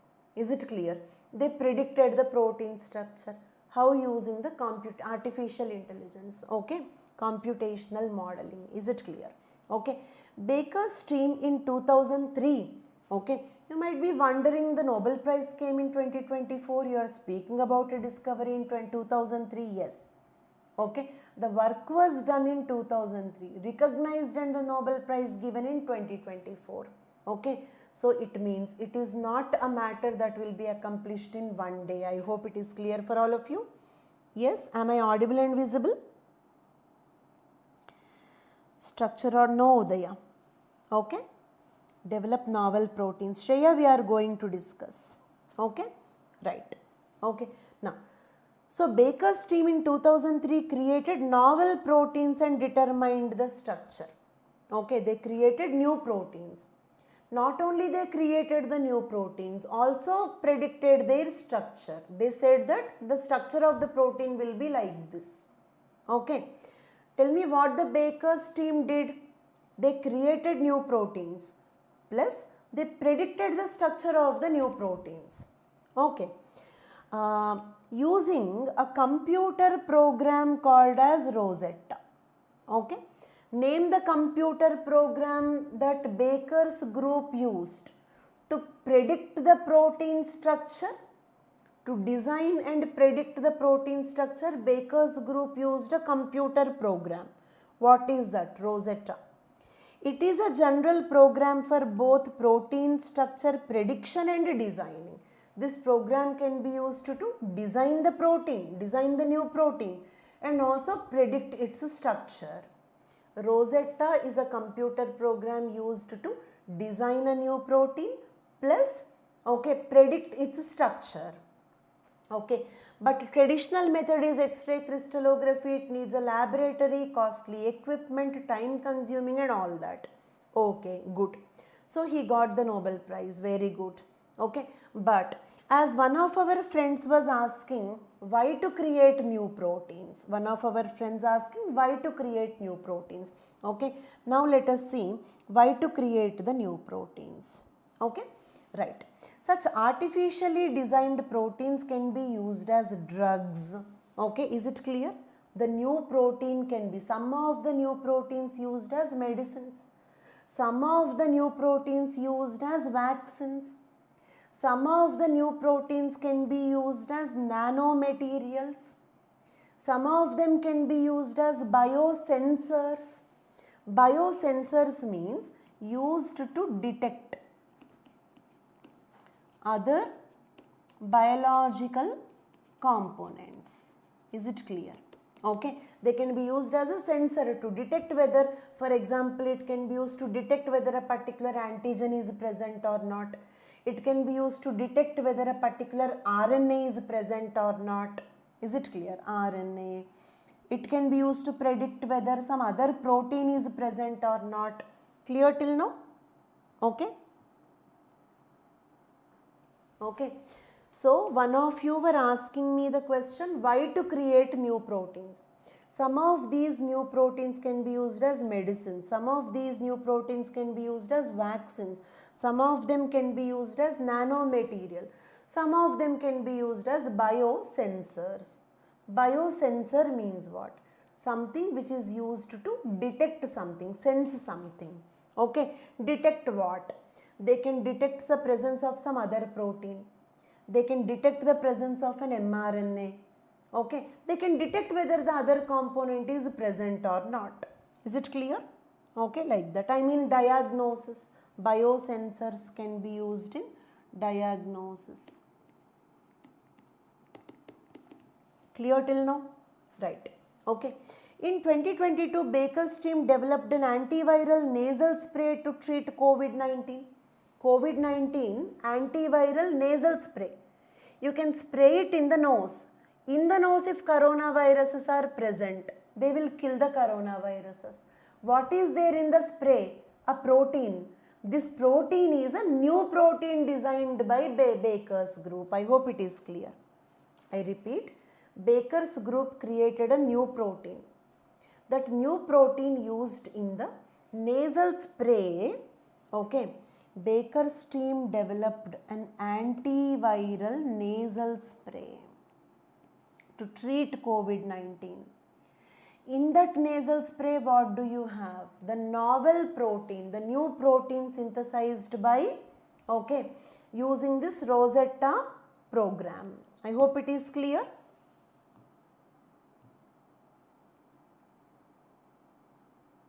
Yes, novel protein for the novel virus, correct. Okay, keep responding, keep answering. Baker's group created a new protein.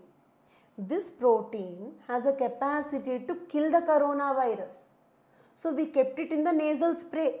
If you spray that, the novel protein will go into the nose and kill the coronavirus. So prevent the severe infection. Is it clear? Recently, scientists have been exploring novel protein designs for use as biosensors to monitor blood glucose levels. These proteins can also monitor your blood glucose levels. The new proteins synthesized by Baker's group can monitor your blood glucose levels. Biosensor. Why this is called biosensor? Because the new proteins will sense or detect the presence of glucose level. They will sense how much glucose is present in your blood. They will sense how much glucose is present in your blood. So it is a biosensor. So finalizing, okay, the new proteins can be used as drugs, vaccines, example nasal spray, or nanomaterial, biosensor, example it can sense how much glucose you have in the blood. Okay, so can be used for diagnostic tests. Clear for all of you?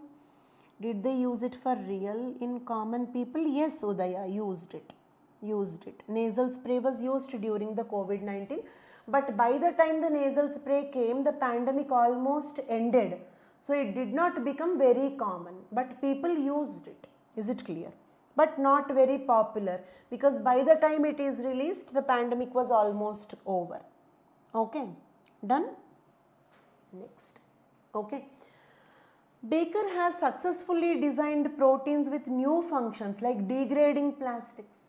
Is it clear? Okay, not only drugs, not only vaccines, not only sensing the amount of glucose in your blood, okay, also a new protein that can degrade the plastic. Clear for all of you?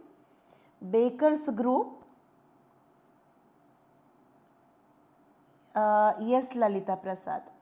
Okay, Baker's group also created a new protein that can degrade the plastic. Using what? No X-ray crystallography, no instruments, no laboratory, only computer programming, only artificial intelligence. Is it clear? Okay, next. Contribution by Demis Hassabis and John Jumper. What they have done? Okay, all these people, Baker, Demis Hassabis, John Jumper, all of them shared the Nobel Prize. So we have studied what Baker did. Now let us see what Hassabis and John Jumper did. Okay, done. Can we continue? Right. Scientists found that a protein does not try to fold in different shapes. Somehow it knows the shape into which it should get folded. Okay, I mean the protein is having something like a sixth sense. The protein is not doing trial and error method. I mean, first I will try to fold like this, then I will try to fold like this, then I will try to fold like this, then I will try to, no, it is not trying. The protein somehow knows, okay, how it should get folded. But we don't know, okay, how the protein knows. We call this as protein folding problem. It means it is mysterious to know how the protein knows into what structure it should get folded. Is it clear? It should fold like this, or like this, or like this, or like this. Okay, so it should fold like A or B or C or D. Which structure it should attain? Okay, so proteins mysteriously know how they should get folded. But it is a mystery for us that how the proteins know this. Is it clear? What is the mystery? Intuitive, gut feeling, yes. The proteins have an intuition, gut feeling that I should fold like this, I should not fold like this, okay, or I should not fold like this, or I should not fold like this, I should fold like this only. How the proteins know that, we don't know. That is called protein folding problem. It is a mystery to be solved. Okay.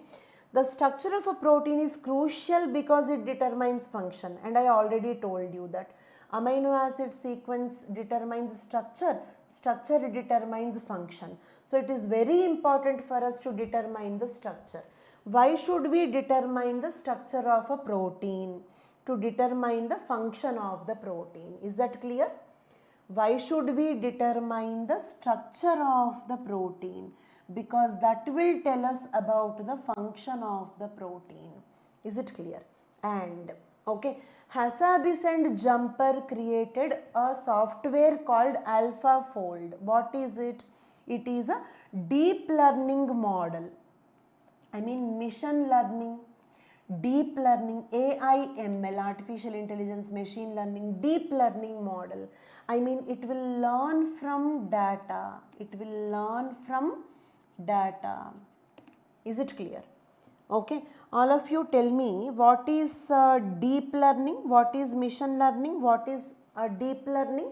Okay, it is learning from data, isn't it?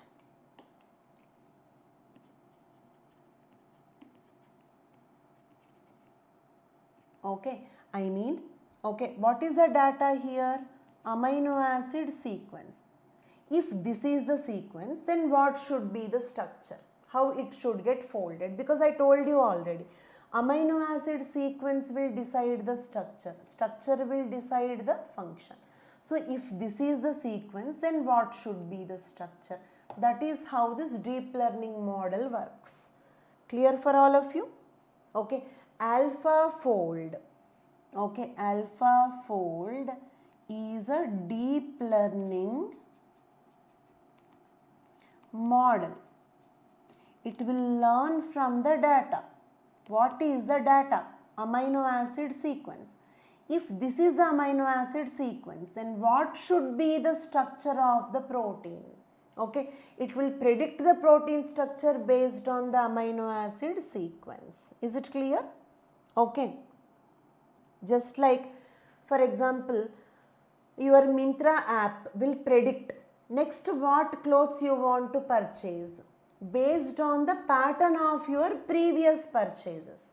Same way, AlphaFold will analyze previously when the structure was like this, when the amino acid sequence was like this, what was the structure? So now, if amino acid sequence is slightly changed, then what change you can expect in the structure? Is it clear? Okay, so it is basically a deep learning model, okay, to predict the protein structure. AlphaFold 2, AlphaFold 3 are the new versions of it. Okay, so what is summary is AlphaFold 1, 2, 3. Okay, next one is this okay, Rosetta. What they will do? Okay, they will use amino acid sequence as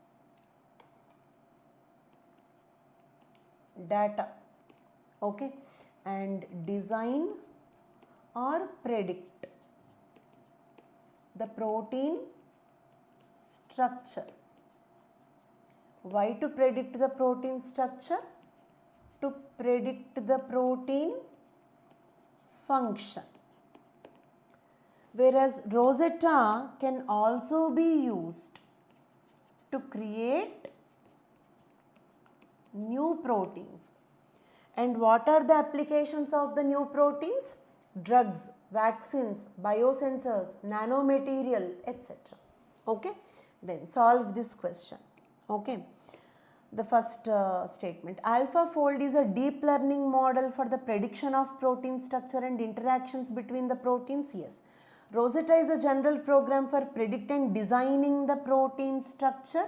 Yes. Function of the protein depends on the sequence of amino acids. Correct. Rosetta and AlphaFold can explain why the protein prefers a particular structure. No, it is a mystery. Okay, they can predict the structure, but they cannot say why the protein took this particular structure only. They can predict the structure of a protein, but they cannot explain why the protein took this particular structure. So that is wrong. Okay, correct answer using the following code 1, 2 and 3. A is the right answer. 20th question, A is the right answer. Done? Okay, moving on to the next topic. Marburg virus. Marburg virus is one of the most dangerous viruses. Okay, and it causes up to 80% death rate, 24 to 88% death rate. Okay, let us suppose in developed countries the death rate will be around 24%. In undeveloped countries where medical infrastructure is not well developed, the death rate can be up to 88%. Okay, why this is called Marburg virus? Because it was first time found in a place called Marburg in Germany. Therefore, it is called as, okay, this type of sequence. No, Lalita Prasad, that is DNA sequence. Proteins have a sequence of amino acids.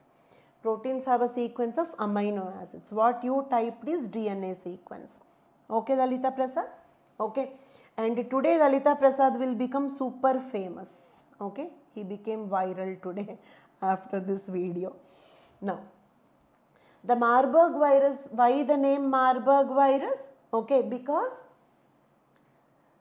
This was found for the first time in a place called Marburg in Germany. And Marburg virus is closely related to Ebola virus, right? Okay, Marburg virus, very dangerous. Reason for the name, because it is first time found in a place called Marburg in Germany. Death rate is 24 to 88%. It is a cousin sister of Ebola virus. Ebola virus and Marburg will belongs to the same family called as Filoviridae family or Filovirus family. Is it clear? Filovirus or Filoviridae family. And Marburg virus originally spread to humans from Rosetta's bats. Okay. It is also zoonotic disease spread from Rosetta's bats. Done? Clear for all of you? Marburg, death rate 24 to 88%, close relative to Ebola virus. Okay, first time identified in Marburg, Germany, close relative to Ebola virus, belongs to the same family called filovirus, originally spreading from Rosetta's bat, so it is a zoonotic disease. If a person is infected, then it can also spread from one human being to the other human being. It mainly spreads through body fluids like blood, vomit, urine, etc. What is the main mode of transmission? Body fluids. If you come in contact with the infected person or infected animal, then you will get Marburg infection. Symptoms usually last in 2 to 21 days. Okay, I mean this is incubation period. What is incubation period? The time gap between the virus entering into the human body and the appearance of the first symptom. Is it clear? And the symptoms are high fever, headache, muscle pain, diarrhea, stomach pain, vomiting, etc. In severe cases, it can lead to hemorrhage. Hemorrhage means bleeding. Okay, internal bleeding. Internal bleeding. Okay, and within 8 to 9 days it can even lead to the death of the person if proper treatment is not received. Right? Clear? Okay. So human to human transmission is also possible, spreads through body fluids. Incubation period is 2 to 21 days. Symptoms are high fever, headache, muscle pain, diarrhea, stomach pain, vomiting. Severe cases hemorrhage, can lead to internal bleeding, eventually death. That is Marburg virus. Then solve this question. Okay. Okay. Then with reference to Marburg virus, consider the following statements. Marburg virus spreads through Anopheles mosquito? No, spreads through body fluids. Next, it is closely related to dengue chikungunya? No, it is closely related to Ebola.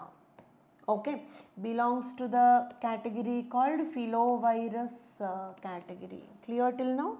Next, originally spreading from Rosetta's bats? Yes. Which of the above are correct? Okay, 3 only is the correct answer. 21B is the right answer. Done? 21B is the right answer. Moving on to the next topic. Okay, Haber-Bosch process. What is this Haber-Bosch process? Simple. Okay.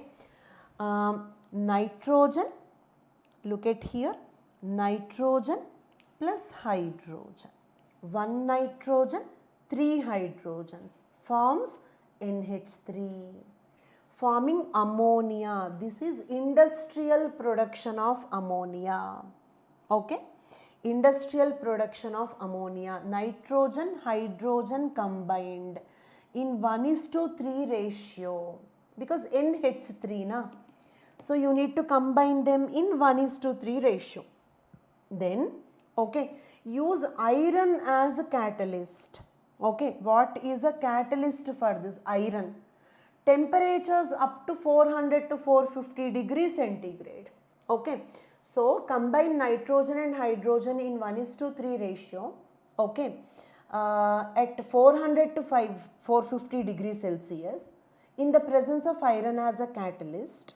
Okay, and then what happens? They will combine to form liquid ammonia. After the gases are cooled, you will get liquid ammonia. Clear? After the gases are cooled, you will get liquid ammonia. That's it. That is Haber-Bosch process. Okay. Then what is the environmental impact? Okay, despite the benefits, Haber-Bosch process is energy intensive, okay, because the production uses greenhouse gases, okay, releases greenhouse gases. Is it clear? Haber-Bosch process is good, okay, but the problem is, it releases greenhouse gases, global warming. Clear till now? Okay. Then why this is important? Because ammonia will act as a key ingredient in the fertilizers. We use ammonia in the fertilizers. Okay. I will summarize it. Haber-Bosch process. Industrial production of ammonia. Okay. Why ammonia is needed? We need it for fertilizers. Is it clear? How it works? Nitrogen and hydrogen combined in 1:3 ratio at high temperatures in the presence of iron as catalyst, and then cool down the gases, you will get liquid ammonia, which can be used as fertilizer. Very good. But what is the problem with this? Okay, this will release greenhouse gases contributing to the carbon emissions, contributing to the global warming. Okay, efforts are underway to make the process more sustainable by using green hydrogen. In the Haber-Bosch process also, if you use green hydrogen, then the carbon emissions can be reduced. Okay, then solve this question. Okay, consider the following. Haber-Bosch process is an industrial process for the production of ammonia. Correct. Iron can be used as the catalyst. Correct. Okay, which of the statements given above are correct? Both 1 and 2. C is the right answer. 22C. Done. Moving on to the next topic. E. coli outbreak. Outbreak means what? Outbreak means epidemic. Okay. I mean short duration, more cases. Escherichia coli. Okay. It is a very common bacterium that reside in the intestines of the human beings. Is it clear? We all have E. coli in our intestines. We all have it. It's a very common bacterium. Most of the E. coli strains are harmless. They are not harmful. Okay, clear till now? Okay, most of the E. coli strains means varieties. Okay, they are harmless. But few strains produce a toxin called Shiga toxin. Use the word once. Name the toxin that is produced by E. coli bacteria. Name the toxin that is produced by E. coli bacteria. Shiga toxin. Do all E. coli bacteria produce that, or only few strains, few varieties of E. coli bacteria produce it? Yes, it is recently added in the escape list. Okay, only few strains. These strains cause severe infection even if you consume them in small quantities, because this is highly toxic. Okay, even if you consume small quantities of these strains of E. coli, it will lead to severe infections. The pathogen is found in 23.19% of all patient samples. If you take all samples from the patients, 23% of the people, okay, found E. coli. Is it clear? So E. coli is very common. But not all strains are harmful. Only few strains that produce Shiga toxin are harmful. Done? There is nothing like permissible level of E. coli in the rivers. Okay. Yes. Rivers, that there will be some factual number, you can just Google search it and memorize it. Done. Okay. Then symptoms include diarrhea, stomach pain, cramps. But do all strains of E. coli cause these symptoms? No. Only those strains that produce the Shiga toxin. Severe cases can lead to bloody diarrhea called dysentery. Blood motions is called dysentery. Okay. And even damage to the intestinal lining. Okay. These E. coli can also damage the intestinal lining, can cause blood motions, stomach pain, stomach cramps, diarrhea, etc. They can even migrate from the gut to the urinary tract and can cause pelvic pain during urination also. From the intestine, it can go into the urinary bladder and can cause urinary infection and pelvic pain, that is lower back pain. Clear? Then E. coli can also enter into the bloodstream and cause severe inflammation. Okay, in the intestine, it can cause damage to the intestinal lining, blood motions, loose motions, vomiting, okay, cramps. Plus it can go into bloodstream and cause severe inflammation all through the body. Plus it can also go into urinary bladder, cause urinary infections. But not all E. coli strains, only those strains that produce the Shiga toxin. Mode of transmission: eating undercooked raw food. Okay, several nutritionists advise on consuming the raw food, salads and all, but it is not at all healthy.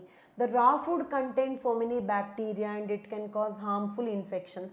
At least you have to steam the raw vegetables or partially cook them if you feel that the nutrients will be lost. Raw vegetables are raw.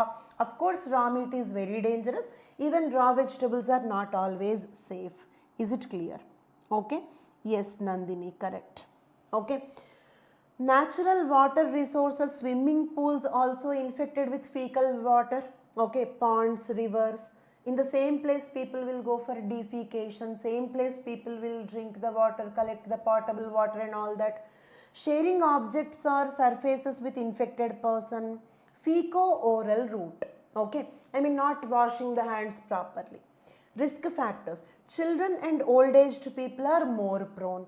Treatment: antibiotics can be used, but some strains developed antibiotic resistance. Clear? Now, solve this question. Question number 23. Yes?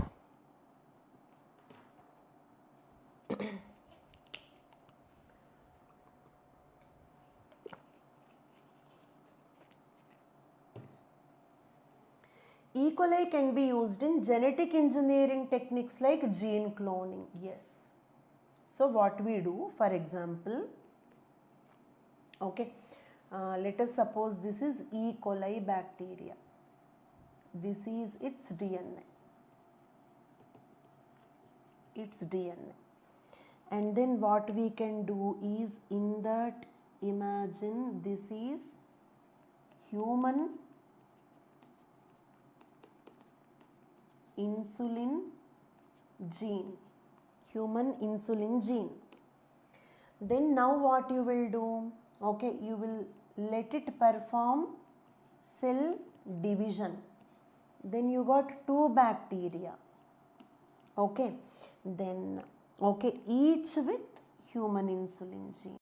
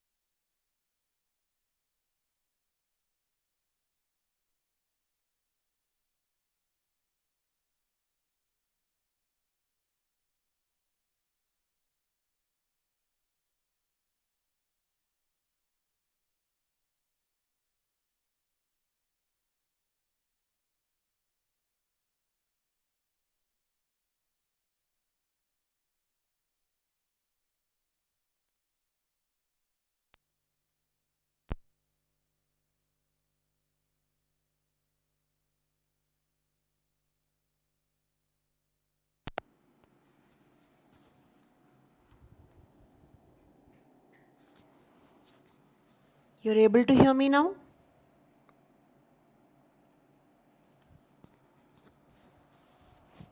Okay, okay. Right. Okay. So this process is called gene cloning. Okay, I hope this is understood. Okay, this is E. coli bacterium. What is this? E. coli bacterium. What is this? Bacterium's DNA. And what is this red color one? Human insulin gene. Is it clear? And then you let this bacterium undergo cell division. If one cell divide, you will get 2 cells. If 2 cells divide, you will get 4 cells. Okay. Whenever the bacteria multiply, along with that bacteria, our insulin gene also multiplies. We call this process as gene cloning, because the word clone means copy. You are copying the genes. Okay. So we can use E. coli for gene cloning purpose. I hope the first statement is clear for all of you. We can use E. coli for the gene cloning purpose. Certain strains of E. coli produce Shiga toxin, correct. Okay. E. coli is the model organism for prokaryotes, correct. Very important. Okay. E. coli is the model organism for prokaryotes. Okay. I hope you know the word prokaryotes. Prokaryotes are the cells without a true nucleus. Cells without a true nucleus are called as prokaryotic cells. Shiga toxin, that is the name of a toxin. Okay. That is the name of the toxin produced by this E. coli strains. Okay. Right. No true nucleus. No true nucleus. Okay. And example for this, bacteria. What are the prokaryotic cells? Bacteria are the prokaryotic cells. Okay. And when you want to study about prokaryotic cells in general, in what cells they studied? E. coli. E. coli is the model. Okay. Based on this only most of the prokaryotic cells are studied. I hope you understood this. Okay. E. coli is the model organism to understand the structure and functioning of the prokaryotic cells. Certain strains of E. coli are resistant to antibiotics, correct. Okay. See, it is given here. Certain strains are resistant to antibiotics. Certain strains will produce Shiga toxin. And other 2 points are not mentioned in the notes, but they are correct. E. coli is a model organism. Plus, E. coli can be used in genetic engineering and gene cloning. To get multiple copies of whatever gene you want, we can use E. coli as a Xerox machine. E. coli kind of used as a Xerox machine. Understood? So, which of the statements are correct? All the above are correct. 23D is the right answer. Okay? 23D is the right answer. Done? Can we move on? Next topic. Next topic is new satellites for SpaceX. SpaceX means what? Space docking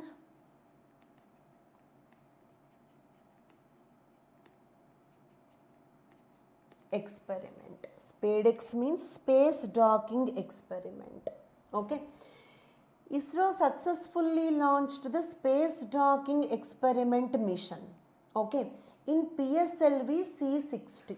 PSLV Polar Satellite Launch Vehicle C-60 is the name of the mission. Okay. And in this, their docking means what? What do you mean by docking? Look at here. Okay. There are 2 satellites sent. First one is SpaceX-1. This is called as chaser.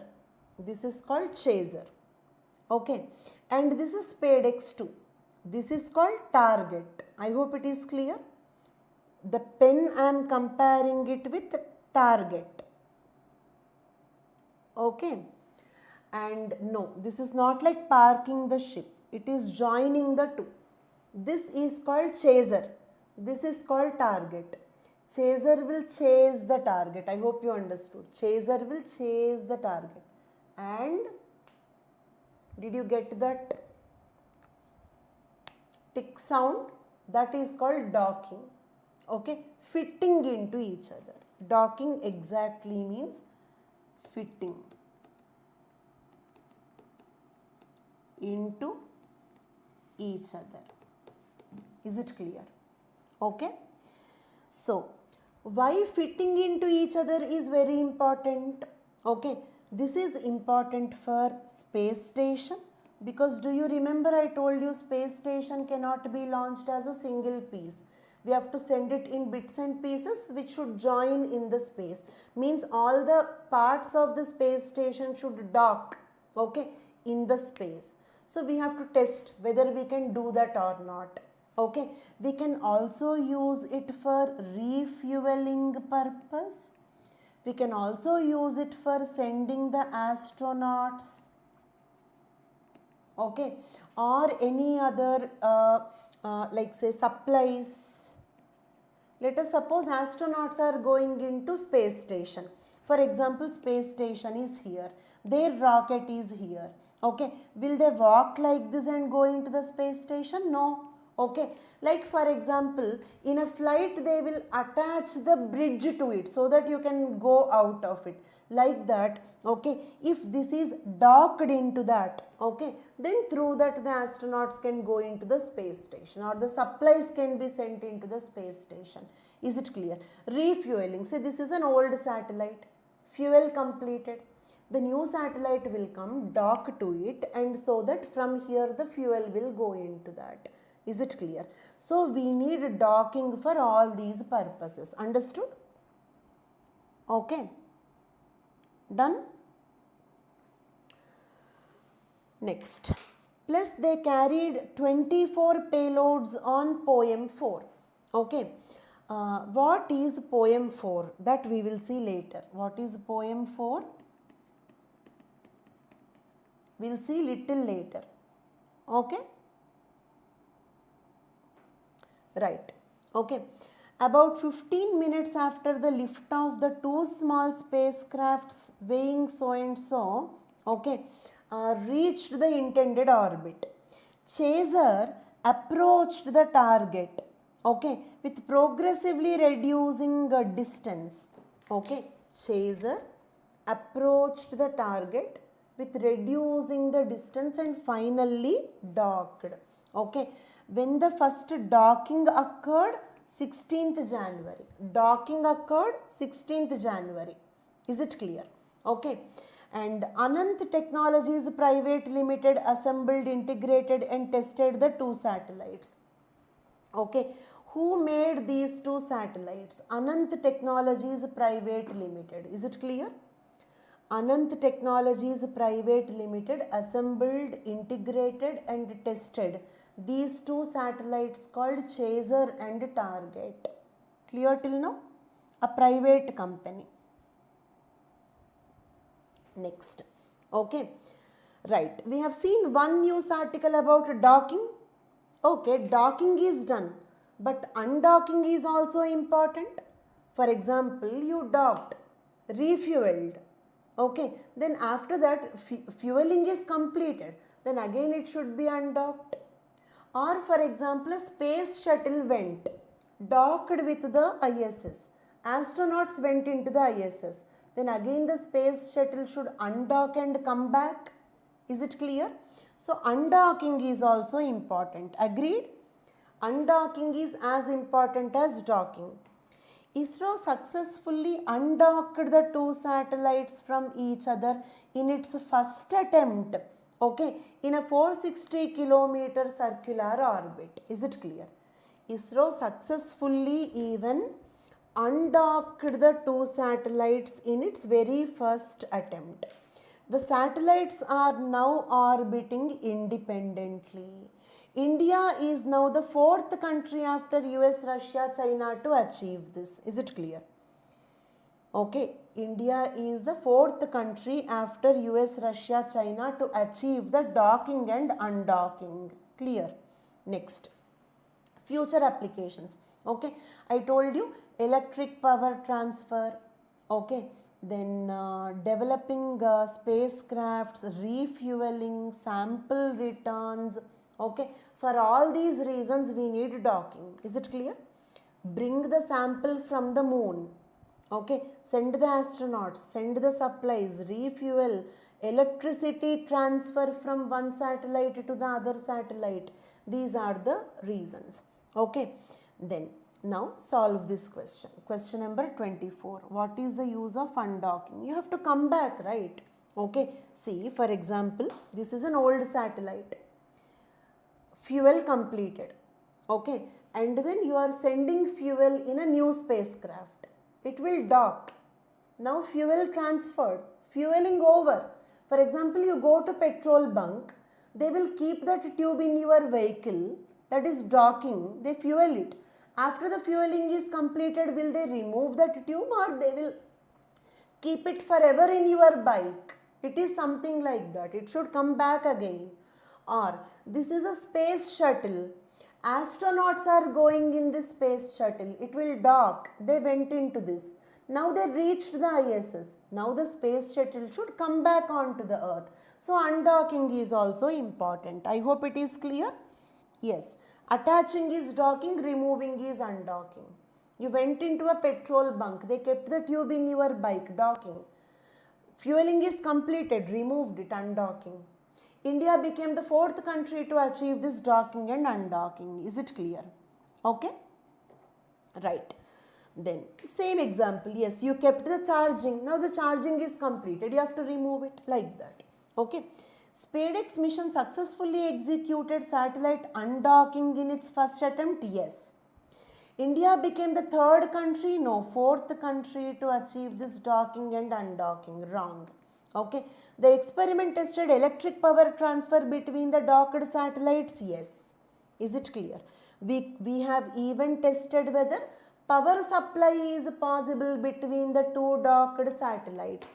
The two docked satellites can supply the power exchange from one satellite to the other satellite. Is it clear? Understood? Next. So which of the above are correct? 1 and 3 are correct. 24th question, A is the right answer. Then next one. I told you about poem 4 and I said that I will explain about the poem 4 later. Do you remember? Okay, I said poem 4 I will explain later. So now let me explain what is poem 4. That is 25th topic. Okay, right. What is a poem? Poem is PSLV orbital experimental module. Okay, see, PSLV is having total 4 stages. PSLV is having total 4 stages. Stage 1, 2, 3, okay, 4. Is that clear? Right. We ignite the ground, we ignite the stage 1 during the launch. Then the burnt stage 1 will ignite the stage 2, the burnt stage 2 will ignite the stage 3, the burnt like, okay, 1000 wala garland during the Diwali celebrations. One cracker when it is burnt, it will ignite the second one. Like a laddi it will go. I hope it is clear. Okay. Then after that, okay, what will happen to this used up stages? Used up stages will become the space debris.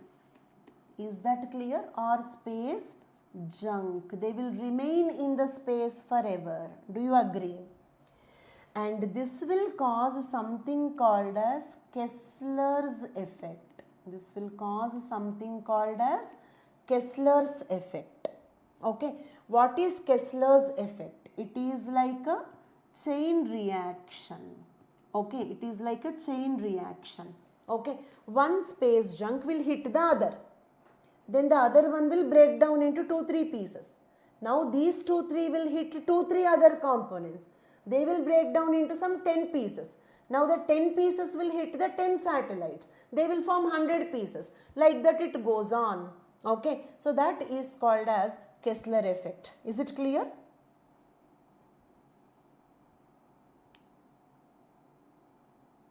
Clear till now? Right.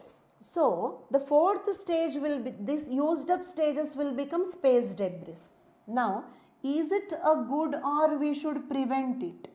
Should we prevent the or reduce the space debris? Should we reduce the space debris? Everybody?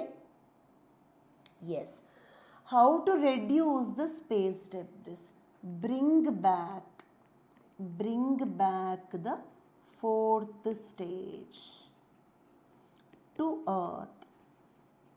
I hope it is clear. Bring back the fourth stage to the Earth, but not for reuse. Please remember, not for reuse.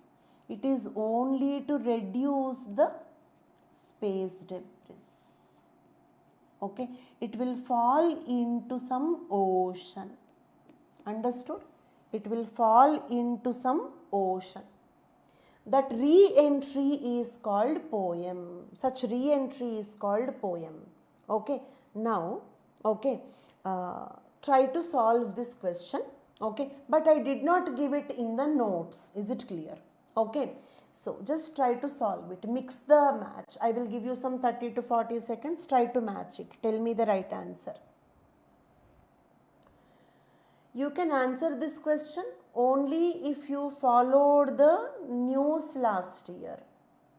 I did not give this information in this notes. In my notes, I did not give this information. If you have studied it from the newspapers, you can answer it. Okay? Yes, C is the right answer. Actually, I just tried to simplify it. Okay? Because I just wanted this to be like a notes for you. Is it clear? You can directly use it as a notes. Okay? Poem 4 is associated with SpadeX, the fourth stage of SpadeX mission. Poem 3 is the fourth stage of XPOSAT mission. Poem 2 is the fourth stage of PSLV C55. Poem is the first such re-entry, is the fourth stage of C53. Okay, you can easily guess it because 53, 55, okay, the numbers are explaining that obviously this comes later.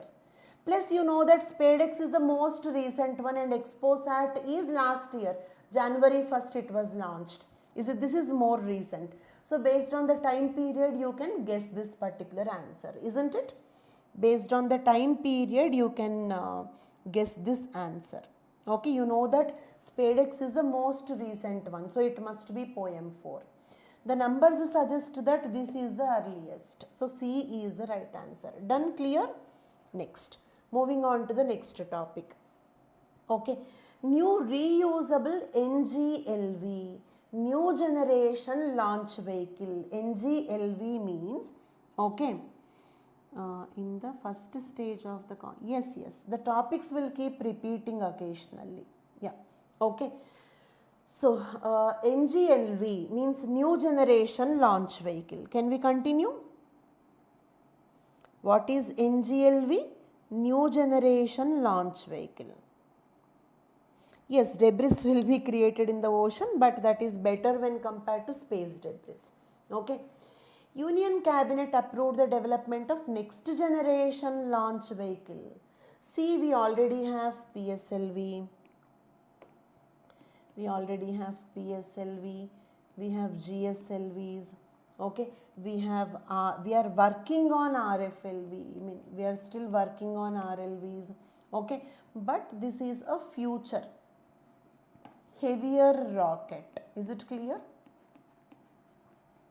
What is NGLV? It is a future heavier rocket. Clear till now? Right.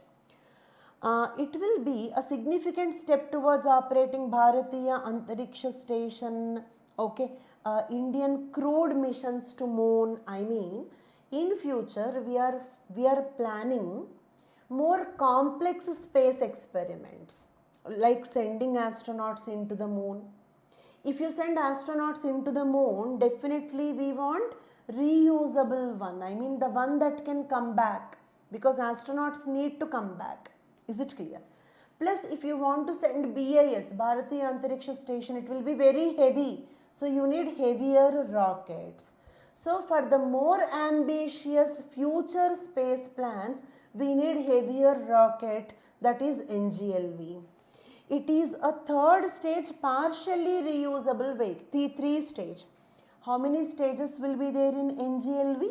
3 stage. Partially reusable, not completely reusable. I will tell you why. And I told you that it is heavier. It is 3 times the present payload capacity at 1.5 times cost when compared to LVM3. When compared to what is the presently available heaviest rocket with ISRO?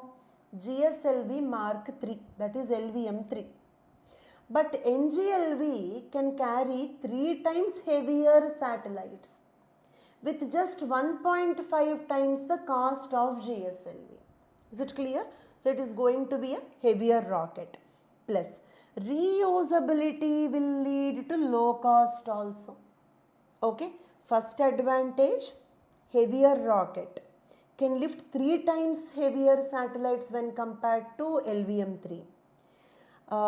Plus cost will be less, just 1.5 times the cost of LVM3. Plus low cost because it is partially reusable. Plus less polluting because it uses green propulsion systems. Less polluting. I hope it is clear. Less polluting because it uses green propulsion systems. NGLV will have a maximum payload capacity of 30 tons to the low Earth orbit. Currently, India achieved self-reliance in space transportation up to 10 tons to low Earth orbit, 4 tons to geosynchronous orbit. I mean, without NGLV, what is our present capacity?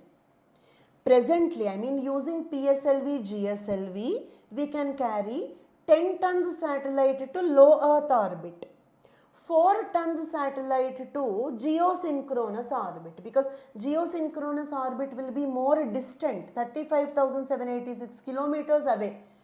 So, you cannot lift heavier satellite till there. 10 tons satellite up to LEO, 4 tons satellite up to GEO, GSO. But NGLV can increase that 10 and 4 to 30 tons. That is the reason why I told you 3 times heavier satellites when compared to LVM3 at 1.5 times cost of LVM3. I hope it is clear. Okay, next. Okay, NGLV will be demonstrated 3 developmental flights. What are they? They are the test flights of NGLV. Test flights of NGLV. Is it clear? Next. The total fund approved is 8,240 crore rupees. Okay. The development of NGLV will enable national commercial missions. Commercial missions how? If we have a heavier rocket, the other countries will launch their satellites using our rocket. If we have NGLV, other countries will launch their satellites using our NGLV. So these are called commercial launches. Is it clear? Okay. Examples of RLVs in the other countries. Okay. NGLV is a reusable launch vehicle that we are developing right now. But some countries already have such RLVs. What are they? SpaceX company's Falcon 9 rocket is reusable launch vehicle. SpaceX company's Starship is also reusable launch vehicle. So our NGLV will be comparable to this Falcon 9 and Starship. I hope you understood. Clear till now all of you? Right. Okay. Then solve this question. With reference to India's satellite launch vehicle, consider the following statements. NGLV will be a 4-stage rocket that use, 4-stage rocket that use fuel mixes such as methane and liquid oxygen. Wrong. Actually, this is correct, but 4-stage is wrong. It is 3-stage. Okay. It will use green propulsion system, I told you. Because methane is a natural gas. natural gas. So therefore less polluting. Understood? Methane as fuel. Methane as fuel. Liquid oxygen as oxidizer. Okay, that is correct. That is the green propulsion system, but not 4 stage. It is only 3 stage. LVM is a 3 stage rocket with first stage solid, second stage liquid, third stage cryogenic, correct.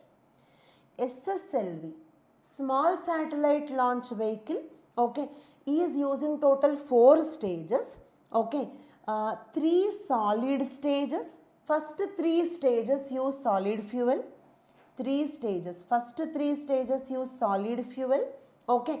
Final stage, 4th stage uses liquid fuel. Is it clear? Small satellite launch vehicle, total 4 stages. First 3 stages solid fuel. 4th and final stage liquid fuel. LVM first stage solid, second stage liquid, third stage cryogenic. NGLV total 3 stages and they use methane and liquid oxygen.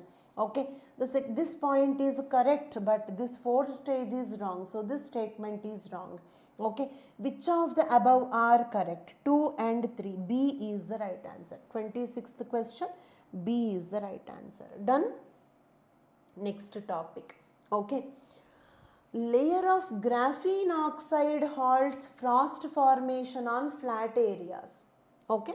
Simple. There is a flat area. Okay. If you keep in extreme cold condition, it will get frosting. Okay, I mean snow will be deposited on this. But if you give graphene coating, I hope you all remember graphene. Okay, what is graphene? 2-dimensional, 1 atom thick sheet of carbon atoms, right? If you give a graphene coating to it, then okay, you can prevent frosting. Is it clear? Simple topic. If you keep any flat surface in cold area, it will develop frosting on that. But if you give a graphene coating on that, the graphene coating will prevent the frosting. Is it clear? Okay, metal is Goldene, yes. Okay. This is 1000 times longer. Okay, I mean, if you give it, okay, 100% frost can be prevented for 1 week. Okay, for 1 week if you keep it in the extreme cold, frosting will not happen. After 1 week, slowly the frosting develops. This is 1000 times longer than the earlier methods. Clear till now? Yes? From poem 4, all are 3 stage only. Not like that, 1 minute fact. It is not like that. Okay.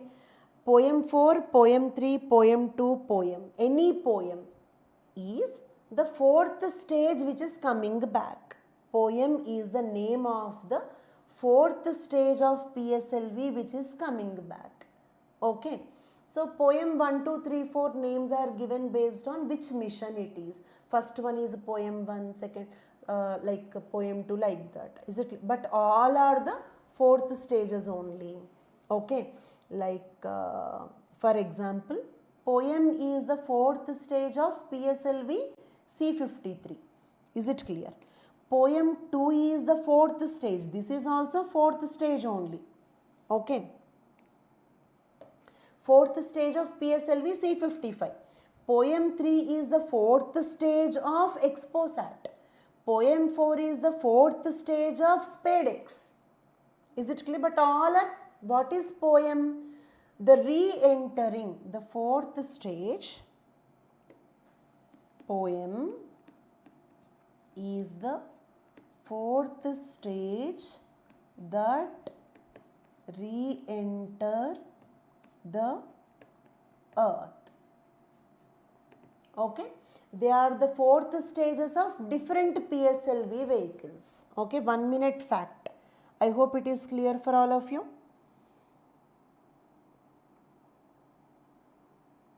Right. Okay. So what is poem? Any poem, poem 1, poem 2, poem 3, poem 4, whatever it is, all are the re-entering fourth stage. But they are the re-entering fourth stages of different missions. Okay, that is the only difference. Okay. Include anti-gravity experimental apparatus in the fourth stage? No, not like that. Nothing. Okay, done. So now coming back to this NGLV. Okay, SSLV rocket will use. Okay, we came back to graphene, right? So what is graphene? One atom thick shield of carbon. Okay, look at here. This is graphene. All of you focus here. This is graphene sheet. Let us suppose if this is the graphene sheet, okay, and if you fold it like this, then this is called carbon nanotube. Is it clear? Flat sheet is called graphene. Rolled up sheet is called as carbon nanotube. Is it clear? Flat sheet is called graphene. Rolled up sheet is called carbon nanotube. Okay. If you just make it like this, for example, if you just make it like this, like a ball, okay, like a ball, like a soccer ball, like a football, okay, this is called buckyball. This is called buckyball. Is it clear? Flat sheet graphene, okay, and rolled up sheet carbon nanotube. Soccer ball like structure, football like structure, buckyball. What are they? They are all allotropes of carbon. Then what are allotropes? Okay, allotropes differ in the arrangement of atoms. I hope it is clear. Here atoms are arranged, in the graphene atoms are arranged like a sheet. Here atoms are arranged like a tube. Here atoms are arranged like a ball. But, okay, same atoms. Okay, different arrangement of the atoms of same element. Same element. All are carbon atoms only. But the difference is only how they are arranged. Understood? They are called allotropes. All are made up of carbon atoms, but the only difference is in how the carbon atoms are arranged. Okay? And these two, buckyballs and carbon nanotubes, they both are called as fullerenes. What are fullerenes? Tubes, okay, spheres, ellipses are called fullerenes. Okay, flat sheet is called graphene. Is it clear? So tell me, is graphene a fullerene? All of you please, is graphene a fullerene? Answer a few questions, everybody. No. What are fullerenes? Tubes, spheres, ellipses. Flat sheets are not fullerenes. Okay, and all of them are allotropes of carbon. All of them are allotropes of carbon. Yes, all of them are allotropes of carbon.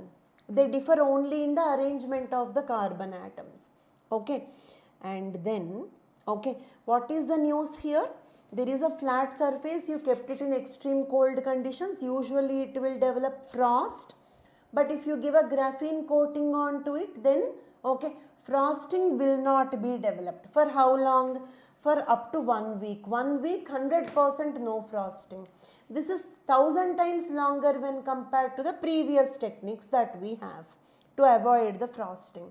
Okay, then solve this question. Okay, consider the following statements. Graphene is a single atom thick flat sheet of carbon atoms arranged in the hexagons, right? Yes. One atom thick flat sheet of carbon atoms arranged in the form of, see, look at here, you can find hexagons. Next, graphene is one of the allotropes of carbon which can be kept under category called fullerenes. No, you cannot call it as fullerene. But this is okay. This is wrong. Graphene is one of the allotropes of carbon, but not fullerene. So this statement is wrong. Clear? One of the allotropes, but not fullerene. Graphene is 3-dimensional? No, 2-dimensional. You will have length there, breadth is there, but depth is absent because only one atom, okay, only one atom thick. Depth is not absent actually, negligible depth. I hope it is thickness, depth or thickness. Okay, graphene is stronger than the steel and conductive than the copper, yes. Okay, it is 100 times stronger than the steel. Graphene is 100 times stronger than the steel, but much lightweight, plus more conductive than copper. So we can also use it for electrical wiring to replace the copper, because copper is a soft metal. So you need a lot of maintenance. The electrical wires will be frequently broken. Okay, but if you use carbon, then what happens? It will be 100 times stronger than the steel, but more conductive than copper. That is the beauty of graphene. We call graphene as wonder material. Yes, clear for all of you? Okay, so which of the above are incorrect?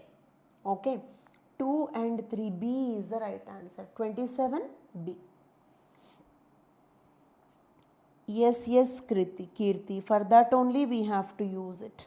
Okay. Then next topic. DNA analysis in the newborns. This is also about genome sequencing. This is also about genome sequencing. Is it clear? I mean, okay, knowing the nucleotide sequence, of the genome, that is total DNA. What is genome? Total DNA, right? Okay. Early results from a study called Goldene show that DNA analysis picks up many more preventable serious health diseases in the newborn screening. Okay, newborn screening. Use the word once. Newborn screening. So let us suppose a baby is just born, looking quite normal. Okay, I mean no symptoms, quite normal. But sometimes some newborn babies may have some genetic diseases, okay, which will start expressing later. I mean 30 years age, 40 years age, like that. Okay, so most of the diseases in the newborns are going undetected. We are unable to detect them. We are thinking that they are normal, but actually they have genetic diseases. Understood what is the problem? So what you have to do? Okay, see, screening test is different. Screening test is done on all, whereas diagnostic test is done only if symptoms appear.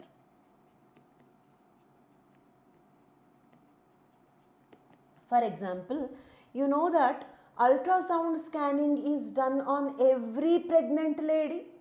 Therefore, it is called screening.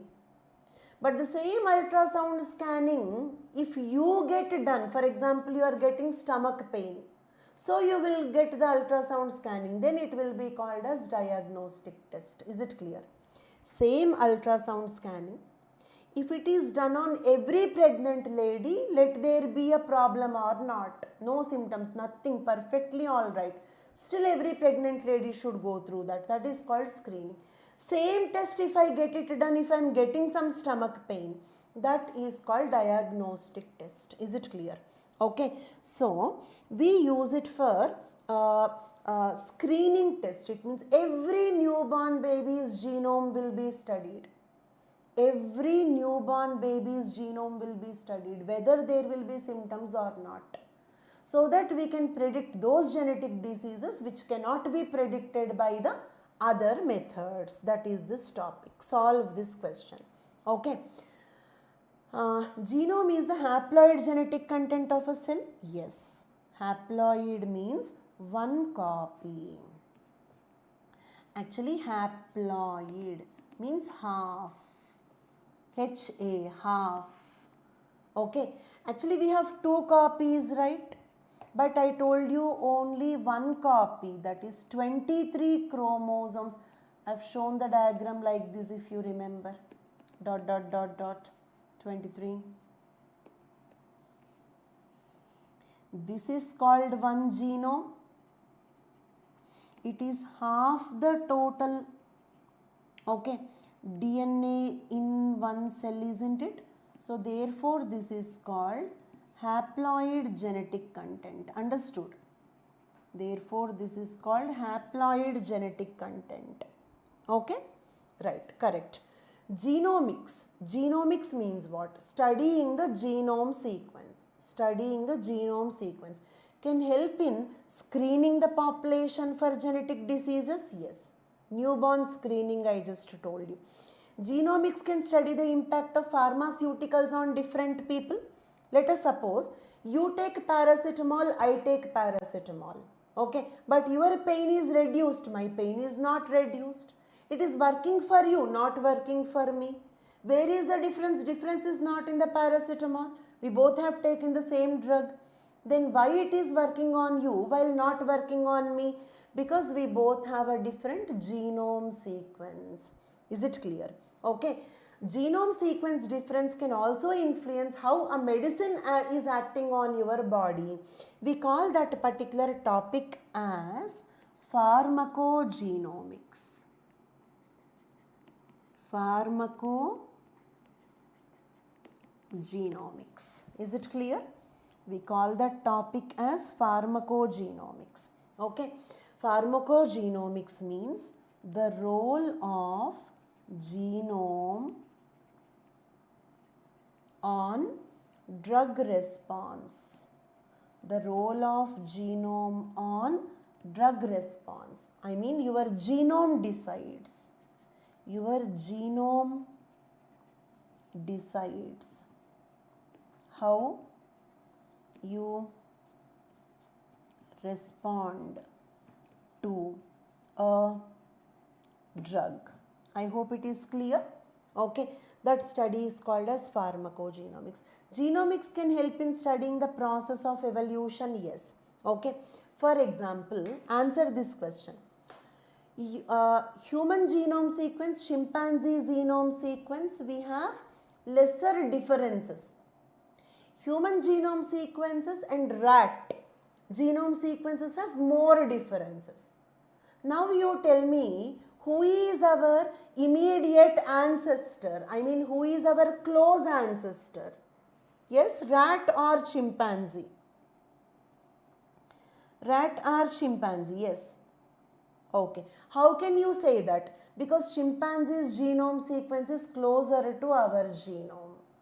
Chimpanzee's genome sequence is similar to our genome. So by studying genomics, we can also say the evolution mechanism, I mean which is close relative, which is distant, who is our ancestor, such things also can be studied based on the genetic similarities. Okay, so which of the following are correct? All the above. 28D is the right answer. Okay, then next question, next topic. Okay, long range land attack cruise missile. Okay, see, usually missiles, one type is ballistic. They will follow a parabolic path. Okay, like this. Okay, second type are called as cruise missiles.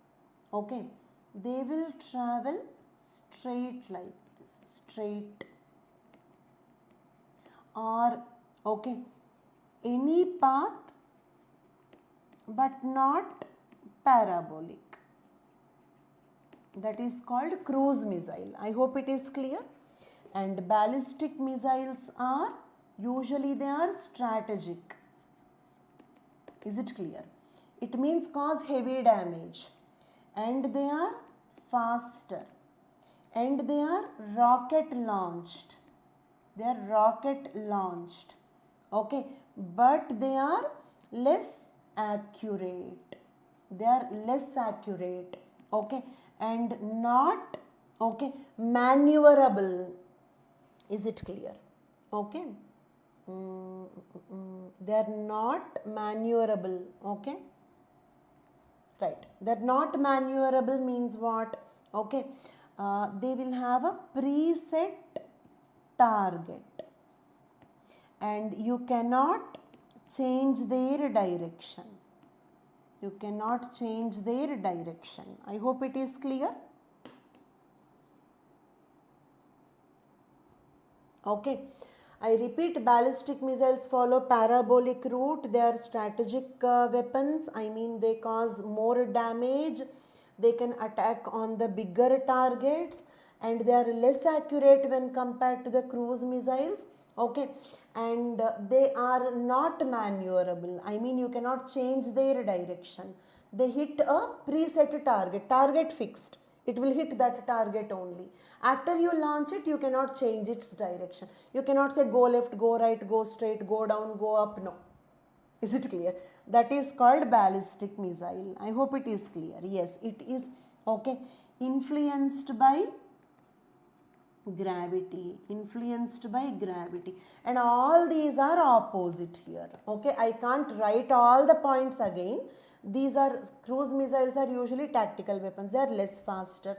Okay, they are not always rocket launched and they are more accurate. They are maneuverable. Is it clear? Okay, they can be navigated throughout the journey. I mean, at any given point of time, you can say go left, go right, go up, go down, little up, little more up, little left, like that you can say. I hope it is. They are maneuverable, not a preset target.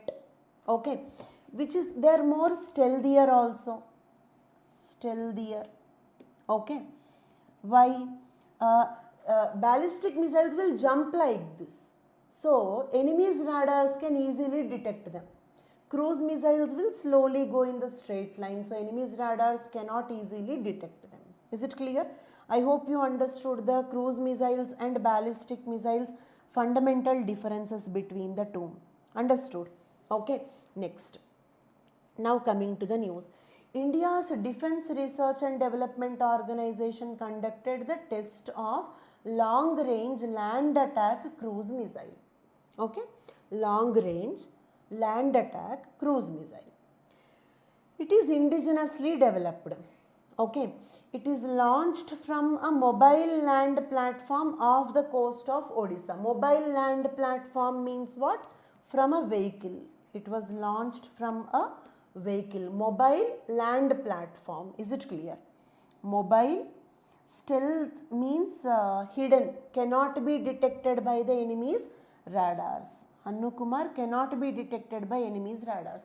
Of course, they can be detected, but ballistic missiles can be more easily detected. Cruise missiles are more stealthier, not 100% stealthier. Okay, but okay, they are more safer ones. I hope it is clear. No, movable means, maneuverable means movable, change the direction. Maneuverable means movable. Okay, stealthier means safe, cannot be detected. Okay, stealing, you know, I have stolen the pen. Stealing, stealthy. Okay, so chupake they can go. Is it clear? Like that. I hope it is clear.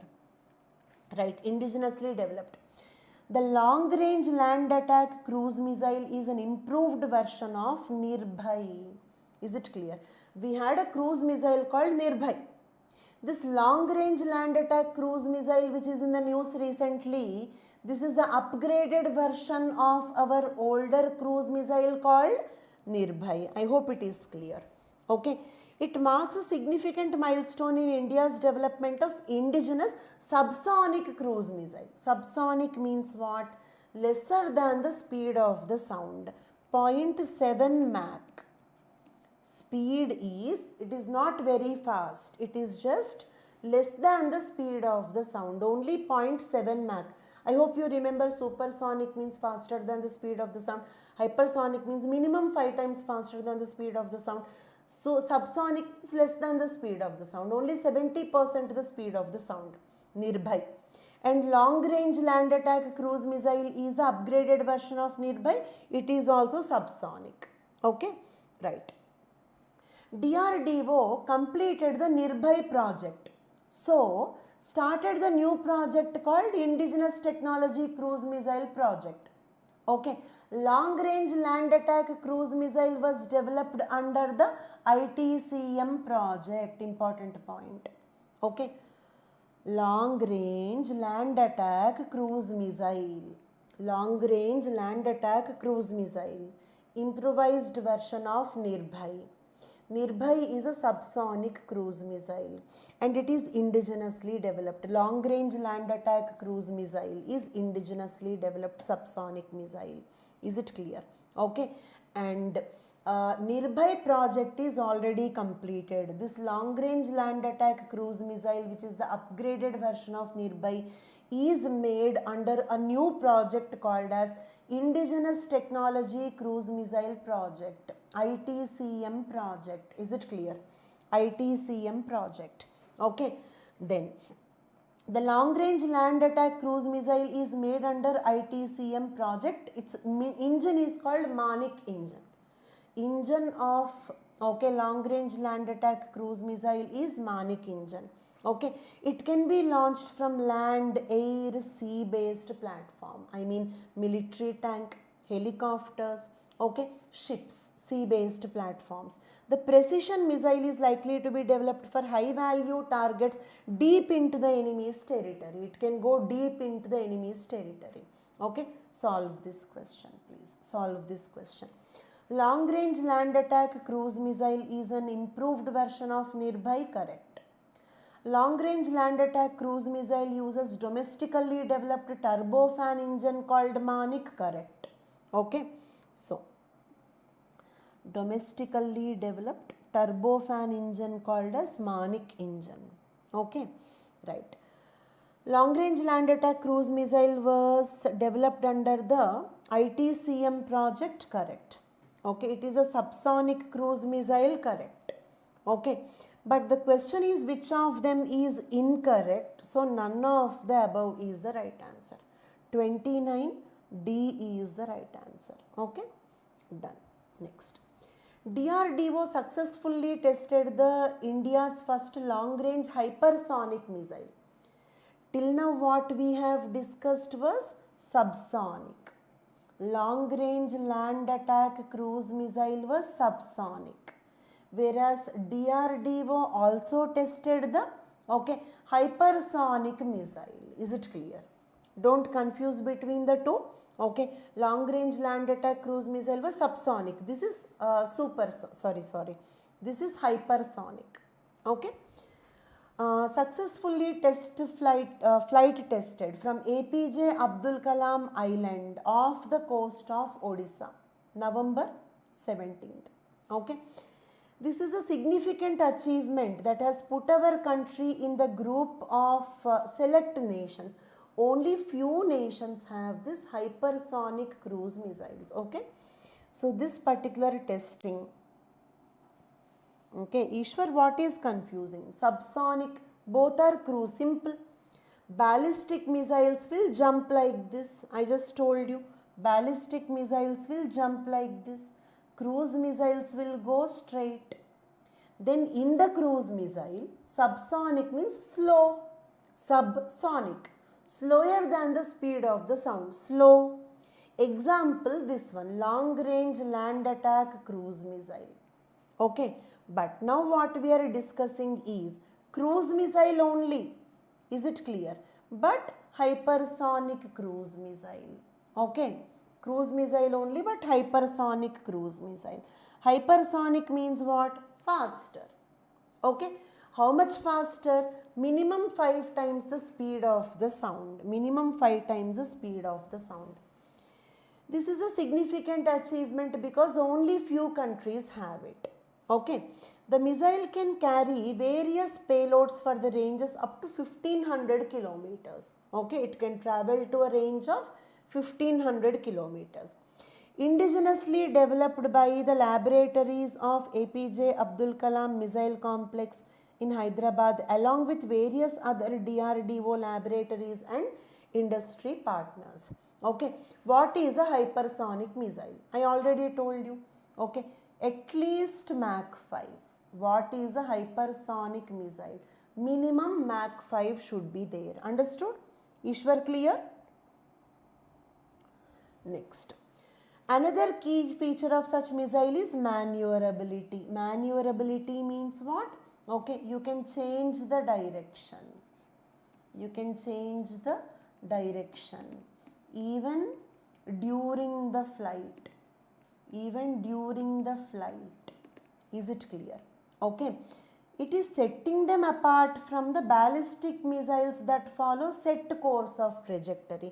I explained that here itself. Ballistic missiles will have, okay, preset target. You cannot change the direction during the flight. But cruise missiles can be navigated throughout the journey. During the journey you can direct it, navigate it, you can give commands, go left, go right, like that, slow down, pick high altitude, low altitude, like that. Is it clear? Okay. So, what is setting the cruise missiles apart from the ballistic missiles? What is the main difference? Ballistic missiles will have a preset target. You change your mind, you don't want to hit the target anymore, but still it will hit. Okay, it will not listen to, once it will fix the target, it will not listen to you. Okay, I hope it is clear. Once I commit, I will not listen to my own commands also. It is something like that. I hope it is clear. But cruise missiles are not like that. You can change the direction in between. Okay. The two types of hypersonic weapons are hypersonic glide vehicle, hypersonic cruise missile. In this hypersonic, we have two types. Hypersonic glide vehicles, hypersonic cruise missiles. Glide vehicles are launched from the rocket intended target. I mean, this is more like ballistic. This is little like ballistic. Is it clear? Hypersonic, but not like cruise. Whereas hypersonic cruise missiles are air-breathing high-speed engines that use scramjet. Air-breathing means what? Okay, they can take atmospheric oxygen. I mean, no need of adding oxidizer. I hope it is clear for all of you. In the space technology, I told you, in the rocket fuels, we should add the oxidizer. But here we don't have to use the oxidizer. They are air breathing. They take the oxygen from the atmosphere. Is it clear? For the combustion purpose. Okay. So HCMs are powered by air breathing scramjets. Scramjet means supersonic ramjets. Is it clear? Okay. Once they acquire their target. They fly at lower altitudes. Okay. Unlike ballistic, I told you ballistic missiles will jump. Cruise missiles will travel like this low altitudes. So stealthier. Okay. Cannot be detected so easily. Like that. What are the challenges of hypersonic cruise missiles? Is it clear? Okay. Heat generated due to friction and air resistance. See, they are hypersonic. 5 times the speed of the sound. So they travel very fast. So when they travel this much fast, there will be huge air pressure. Okay. Friction due to the air pressure, isn't it? The air ahead will pose resistance to the movement. Atmospheric air will pose resistance to its movement. The faster the missile is, more will be the resistance of the air. So therefore it will create friction and the vehicle can get heated up. That is one problem. I hope it is clear. Okay. Abhi, PDF of this annotated PDF will be provided. Okay. In the first 1 to 2 minutes of the class, I kept the link of my Telegram channel. You can follow the link. I will keep the annotated PDF in my Telegram channel. Okay. right? Okay. Then due to the high speed, okay, and like it must be operated with incredible degree. Let us suppose you are traveling your car very fast, then changing the direction is very difficult. Same problem here also. I told you that they are maneuverable.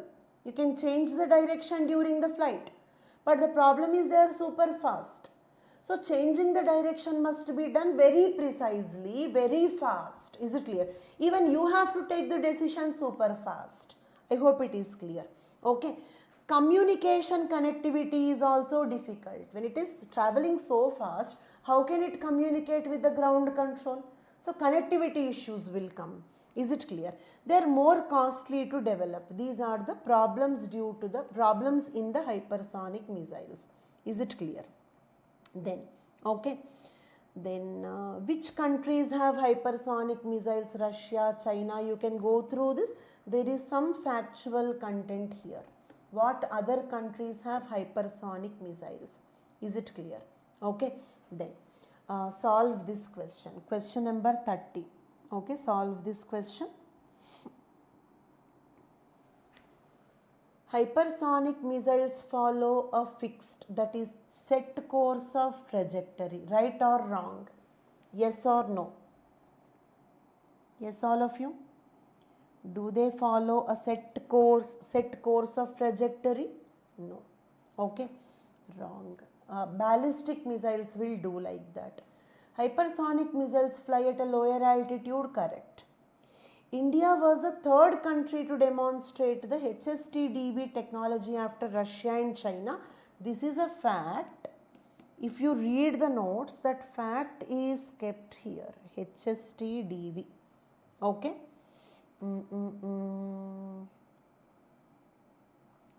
Okay. India is the fourth country to demonstrate this technology after USA, Russia, China. Okay? Fourth country, not the third country. Fourth country. So this is wrong. Okay? India is the fourth country to have this technology. Done?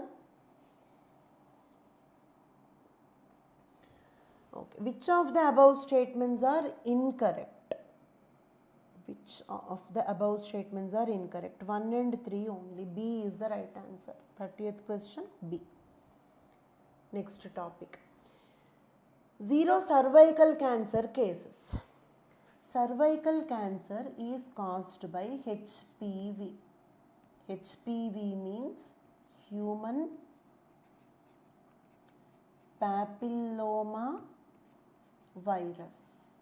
Human papilloma virus. Okay. And we have vaccines for it. We have vaccines for it. Okay. And if you give these vaccines for the girls who are 12 to 13-year-old, it is giving, okay, 100% protection. Is it clear? 100% protection. If a 12-year-old girl is given the HPV vaccine, 100% cervical cancer can be prevented. Clear? Okay. But if you give it, okay, 14 to 18 years age, little later, the vaccine's efficiency reduces. But, okay, most probably the vaccine should be given before the girl starts her sexual life. I mean before marriage. Okay. Because after marriage, due to the sexual life, okay, there is a chance that human papilloma virus already entered into her body. Then the vaccine will not work. You have to give the vaccine before the virus enters the body. So before you start the sexual life, before you get married, this is to be given. Okay. Now let us see, okay, the types of vaccines, the types of these vaccines. There is one Indian vaccine called Cervarix. Use the word. Indian vaccine for cervical cancer is called as Cervarix. Use the word once. Right. It is bivalent. Bivalent means what? it can give protection against two variants of HPV. Is it clear? Bivalent means it can give protection against two variants of HPV. HPV 16, HPV 18. Is it clear? Okay. But it can still give some cross protection against HPV 31, 33, 45, 52, 58 variants also. Is it clear? Cervarix is bivalent. It will mainly give protection against 16, 18. But to some extent it can give protection against the other variants also. Is it clear? And we have another vaccine called Gardasil. Is it clear? We have another vaccine called as Gardasil. Okay? Gardasil is not Indian one. Okay? This is an international vaccine. Right? Yes. Ballistic missiles are very fast. Okay? Yes, 1 minute fact. Gardasil is quadrivalent. I mean, it can give protection against 4 variants. Is it clear? It can give protection against 4 variants. There is another vaccine called Gardasil 9. There is another vaccine called as Gardasil 9. Right? Gardasil 9 is nonavalent. It means it can give protection against 9 variants of HPV. Clear? Right? And I repeat, Indian vaccine called Cervarix, which is bivalent. International vaccine called as Gardasil, which is quadrivalent. Gardasil 9, which is nonavalent, that is that can give protection against 9 variants of the HPV. Is it clear? Okay. Then now, okay, Gardasil protects against HPV 6, 11, 16, 8. I told you quadrivalent. Gardasil 9, I told you nonavalent. These are the 9 strains. Gardasil, I told you it is bivalent, 16 and 18. Is it clear? And all these vaccines, Cervarix, Gardasil, Gardasil 9, all of them are subunit vaccines. Is it clear? All of them are subunit vaccines. Subunit vaccine means what? I hope you all know the basic principle of vaccine. For example, if you have to give a vaccine for HPV, should you inject HPV, virus itself, or a medicine for the virus? The vaccine contain the virus itself or a medicine for the virus? Yes, all of you?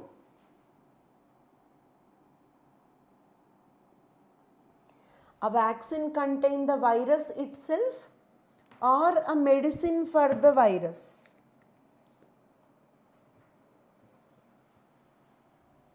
The virus itself. But why are we injecting the virus? Let us suppose if I inject the human papilloma virus into my body, okay, then what happens? My immune system will produce antibodies for it. It means I have weapons ready. If the HPV really comes, these antibodies can fight with that. I repeat, if I take HPV virus as a vaccine, okay, then what happens? Okay, my immune system will produce antibodies for it. These antibodies are weapons to fight with the pathogen. I hope it is clear.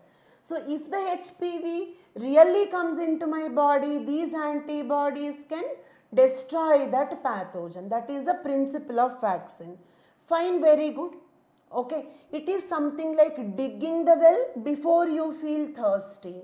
This is something like making the weapons before the enemy comes. Okay, very good. But When I am taking the pathogen, what if the pathogen itself will cause the disease?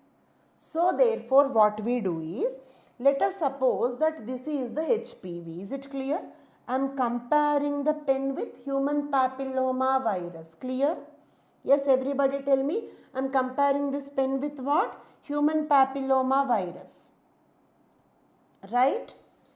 Now what you do is take only one part of it, subunit, and then inject it, so that my immune system can produce antibodies for the HPV, but it cannot cause infection because it is not complete HPV. I hope it is clear.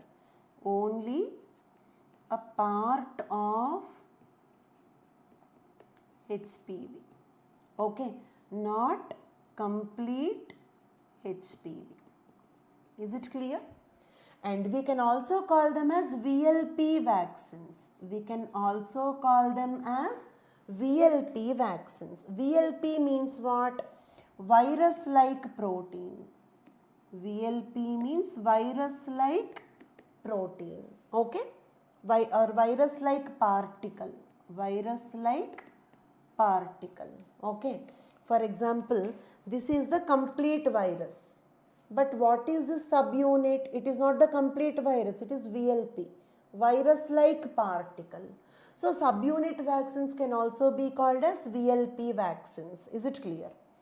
Subunit vaccines can also be called as VLP vaccines, virus-like particle.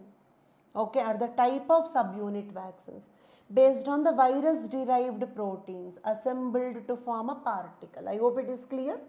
Plus, they can also be called as recombinant vaccines. They can also be called as recombinant vaccines because they can be made using recombinant DNA technology. They can be made using recombinant DNA technology. Is it clear? Okay. What is recombinant DNA technology? See, do you remember, like I said, we have this E. coli bacteria. It has its own DNA. And then in this what we can do is, you can inject, okay, you can add the HPV gene. Is it clear? Then what we have to do? Okay, so you should let it perform the cell division. You will get millions of E. coli bacteria having millions of copies of HPV gene. Did you understand? We call this as gene cloning. Is it clear? We can call this as gene cloning. And then the E. coli will also produce, okay, the protein from the HPV gene. This protein is used as vaccine. It means I am not using the complete HPV virus as vaccine. Only one protein of the HPV. But who produced that HPV protein? E. coli. From where it produced? From the HPV gene itself. We injected. This technology is called as recombinant DNA technology. Is it clear? I repeat this process. Take the E. coli cell. In that keep one gene of HPV, human papilloma virus, one gene, not the total DNA. Let the cell perform cell division. You get millions of copies of E. coli. With this you also get millions of copies of, okay, the HPV gene. Then the E. coli will also produce the HPV protein, not the complete HPV, one protein from the HPV. So we call this as, okay, technology as recombinant DNA technology. Why this is called recombinant DNA technology? Why this is called recombinant DNA technology? Look at here. This is a new combination. Recombinant. Recombinant. Recombinant means what? Okay, a new combination of genes, isn't it? HPV gene in the E. coli bacteria. It's a new combination of the genes. Just like I kept this cap to this pen. Did you understand? I kept that pen's cap to this pen. It is like a recombinant DNA. New combination of DNA. So we made the subunit vaccine using recombinant DNA technology. So consider the following statements. Cervical cancer vaccines are recombinant vaccines, correct. They are subunit vaccines, correct. They are VLP vaccines, correct. All of them mean the same. Okay, which of the above statements are correct? All the above. D is the right answer. 31st question, D is the right answer. Done, clear? Okay. Next topic. Quarter of the world's diabetes cases are in India. Okay. 25% of the total world's diabetics are surviving in India only. Okay. Means India became a diabetes hub. Is it clear? India became a diabetes hub. Okay. And by the way, this is the last question. I am going to end this session with this particular topic. Okay. Quarter of the world's diabetes cases are from India. Is it clear? Okay. Right. Now, okay, that is a small news. Okay. News is completed. It means what is the news here? India became a diabetes hub. 1/4 of the total diabetes cases are from India. Is it clear? So that is the point. But because the diabetes was in the news, let us in general know more about diabetes, types of diabetes and all that. Is it clear? Okay. Types of diabetes, okay, and other details. Can we continue? Right? Okay. So, what was in the news? 25% of the world's diabetes cases are from India. That is okay. Okay. But, okay, let us see more about diabetes. Okay. We are discussing about the types of diabetes. Right? Okay. Then, first one, okay. Type 1 diabetes is an autoimmune disease. Type 1 diabetes is an what do you mean by autoimmune disease?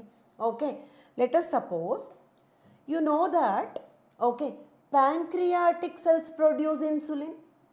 Pancreatic cells produce insulin. For example, if I produce antibodies for my own pancreatic cells, if I produce antibodies for my own pancreatic cells, that is called autoimmune diabetes. Okay. Type 1 diabetes is autoimmune diabetes. Correct. Okay. I hope you understood the autoimmune diabetes. I repeat, pancreatic cells produce insulin. And I produce antibodies for my own pancreatic cells. I produce antibodies for my own pancreatic cells. Is it clear? Okay. So, because of this, what happens? Pancreatic cells are destroyed. If the pancreatic cells are destroyed, okay, then the insulin cannot be produced. This is the type 1 diabetes. Correct. Okay. Second type of diabetes is neonatal diabetes. That is diabetes in the newborn babies. Diabetes in the newborn babies. This is because of a mutation in the insulin gene. Insulin gene produces insulin hormone. If that insulin gene is damaged, mutated, then insulin cannot be produced. Okay. And what is the role of insulin? Insulin reduces, okay, glucose levels. Is it clear? But insulin gene is mutated. If the insulin gene is mutated, no insulin. If there is no insulin, okay, then what happens? Blood glucose levels will increase. That is called as diabetes. But this is called as neonatal diabetes. Clear for all of you? Done?